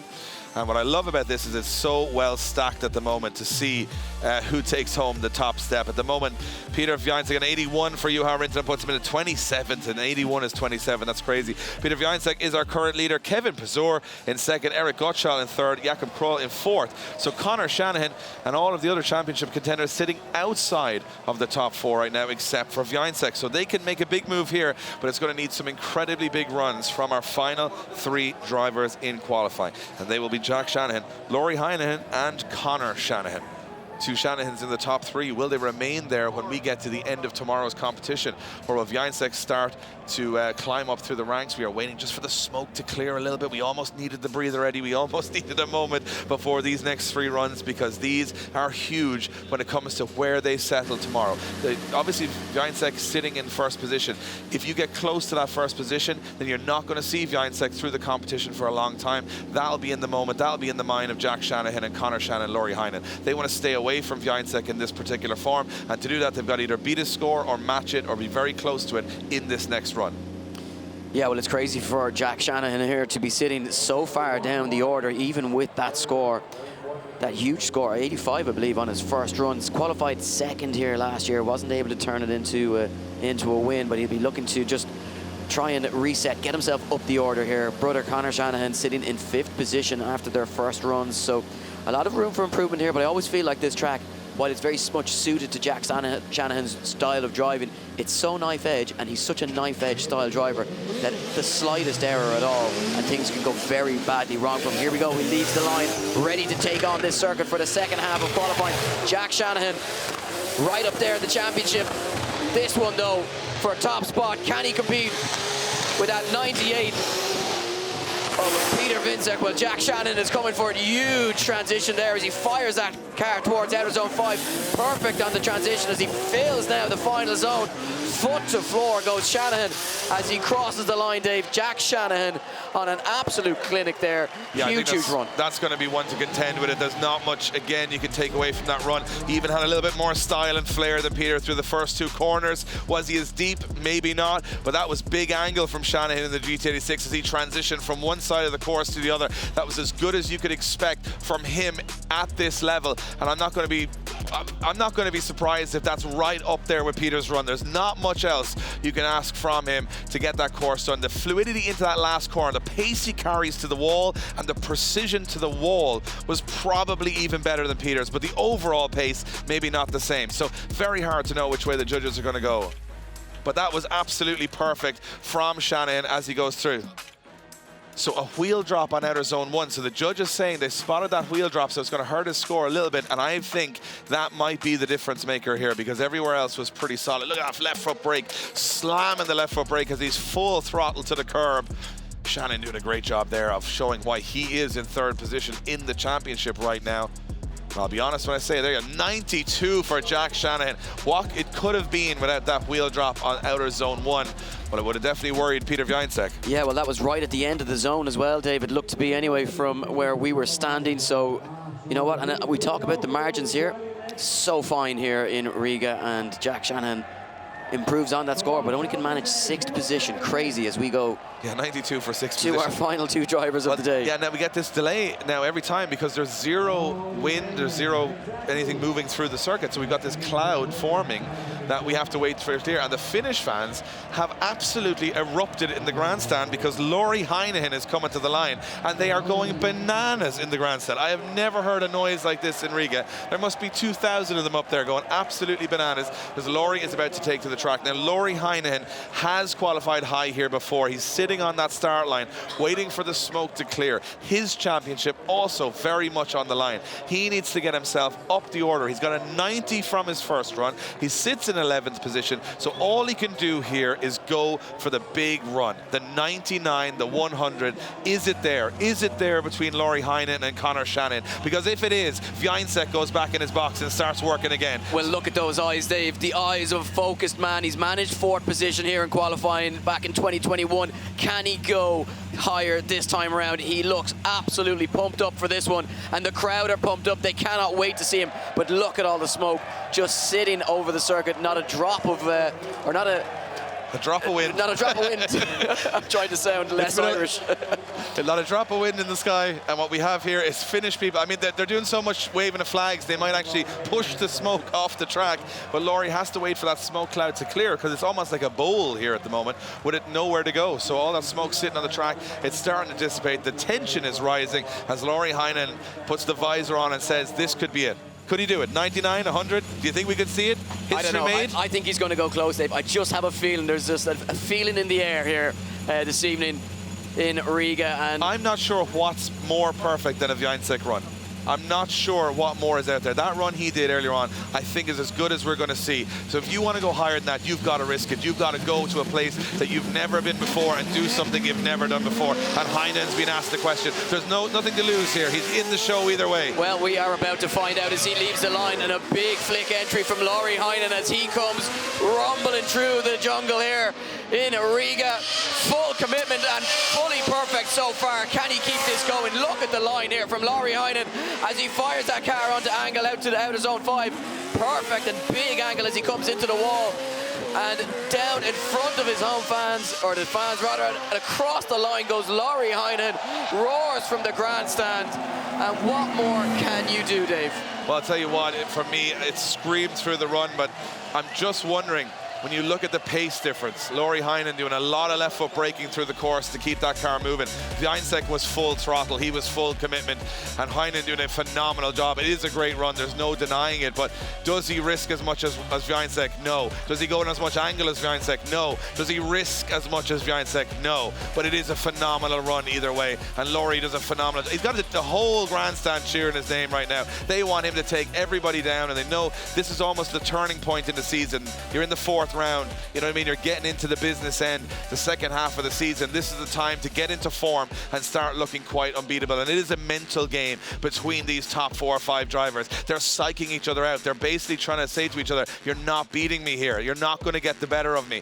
And when we've got battles lined up tomorrow, it's going to be fireworks in Riga as we await the score for Lauri Heinen to flash up on our screens. It's the second last run of the day here in qualifying as the smoke lingers in Riga. It's a 93 for Heinen. He's coming for blood tomorrow, and he's back in the game. Heinen second in the championship, 3rd in qualifying as it stands, and the grandstand nearly just fell over. Becky, can you even hear what's going on anymore with these Finnish fans? The Finnish fans are absolutely amazing. Lauri, you're sitting 12 points behind that top spot. Do you think Riga could be your track to get you right in number 1? Yeah, this definitely hasn't been my track, but this year the car is next level, so I'm going to be next level. How is it looking at all these fans here for you? They are cheering your name. How does that make you feel? It must be incredible. Listen to them. It gives me the chills, like I'm speechless. What can you say? Look at them. Would you like to say anything in Finnish to them right now? Yeah. Kiitos kaikille, kiitos teidän tukimerkkaa tosi paljon. And there you have it, guys. Incredible job. Thank you, Becky. I'll tell you one thing. The only thing quiet about the Finnish people is Lauri Heinen himself. His car and the fan base are the loudest I've ever heard. And Lauri Heinen's in the game, ready to go into tomorrow. He sits 3rd in qualifying at the moment. And he sits with 1 man left on the start line. It's our current championship leader, Conor Shanahan. Now, that's a lot of pressure on Conor Shanahan right now. He's just watched his brother put in a huge run. He's watched Lauri Heinen put in a huge run. And he's watched Wiańczek put in a huge run. Can he go out there and prove that he can stay at the top of this championship? Well, Conor Shanahan's a confident young man, but he's going to have to be exceptional here. He's going to have to go for the most perfect run he can, because a 93 on the first run, and he's in 6th position with a 93. It's going to put him in a mixed bag for the battles tomorrow. We'll see that at the end of qualifying, where it stacks everyone up, and we can all sit there tonight and go, wow, what are we going to witness tomorrow? But Shanahan is our last driver to go today. The fans are ready to see if Conor Shanahan has the stuff to go out and do it, because that's what you got to do. Moments like this, you've got to prove to everybody watching at home, to everybody here in attendance, to the drivers that are all trying to take you down, that you have the stuff to take this championship. And Shanahan comes off the line and through the gears up to 85 miles an hour. Fires early in this little GT86 out to the edge of the track. So far, so good. Shanahan on the perfect line, transitioning back to the curve. This is what we aim to see from Conor Shanahan. He fires out on the left foot brake, transitioning back perfect so far as he goes to the edge of the circuit again. Not massive angle, but it's enough that the judges are putting it where the judges want him to be, on the edge of the circuit. Buries the car into the wall, and qualifying is done and dusted for round 4 of the Drift Masters European Championship. But has Shanahan done enough to avoid the sharks in the water when the grid comes out? Not too sure, Eddie. Yeah, I mean, look, huge run from Shanahan, and hard to know, is it an improvement on that 93 from the first run?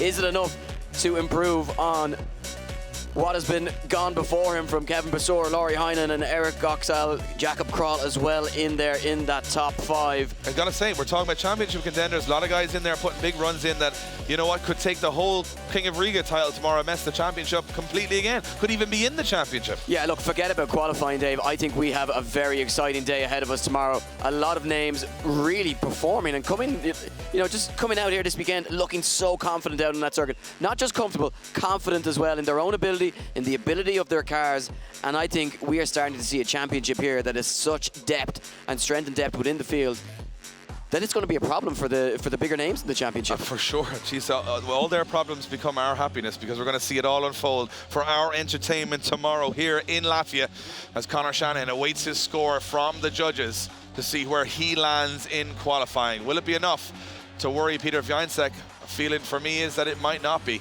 and Peter Wiańczek might have that perfect run, but we'll see. It's only our opinion. Our opinion counts for absolutely nothing, except it's only an opinion. But the judges locking in those scores for Conor Shanahan, it'll be up there. It's going to be up there, definitely. I think if he can score a 91 here, Dave, it would put him into second position based on the higher second run.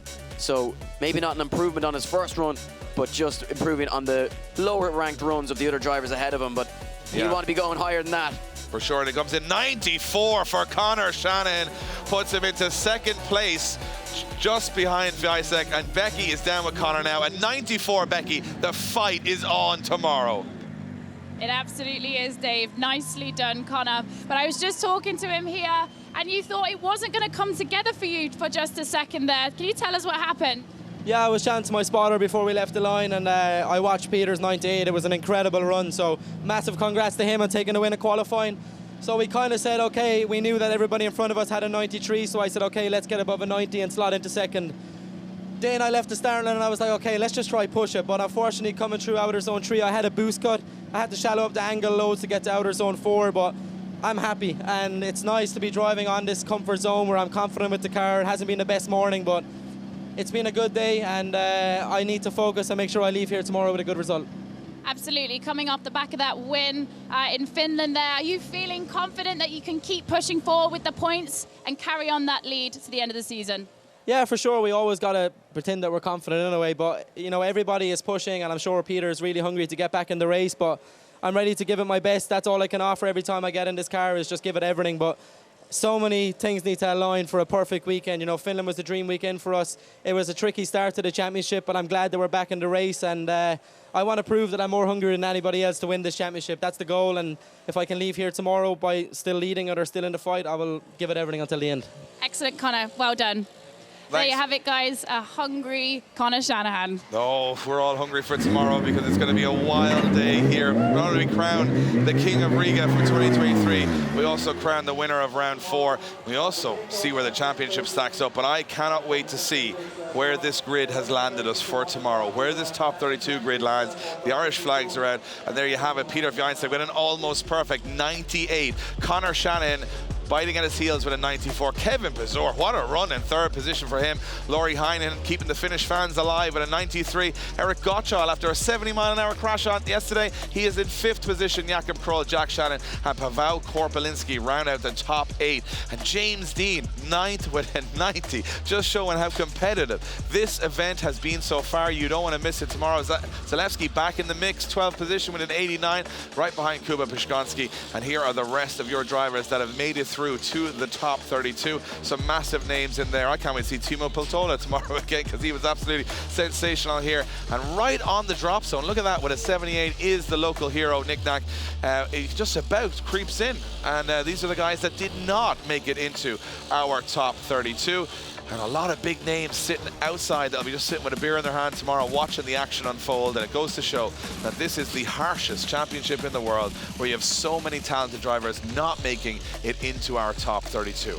But those that have are ready for a big day tomorrow. Championship on the line, hopes, dreams and ambitions on the line. And here is how things are going to stack up in Riga. Well, top 32 is going to be one of the biggest of the year, one of the most stressful of the year. And I haven't seen it, you haven't seen it, you at home haven't seen it. This could decide the entire championship. The top 32 will be probably one of the most hotly contested we've ever seen, because so many drivers know that round 4 is the make or break round. The first 3 rounds have been a bit random. We've had 3 different winners. And we will actually, you know what we'll do? We'll put it up on social media later on. You guys will be able to see it. We don't have it right now, but I'll tell you what, wait for it, because it's going to be wild. Eddie, it's been an awesome day here in Riga. I hope you've enjoyed being back in the hot seat. It's been wild, but tomorrow is definitely going to be wilder. You know what? I need to get home. I need to get some rest and just recharge the batteries, because that was one hell of a re-entry into drifting and drift commentary, because that was absolutely crazy, wild, and I'm just so excited for tomorrow. Absolutely. Well, tomorrow we are back live here in Riga for all the action. You don't want to miss it. It's exclusively live on Red Bull TV. It's the only place you can watch it. And from us here in the tower, we'll see you bright and early for the maddest event of the year. It's King of Riga. We'll see you tomorrow.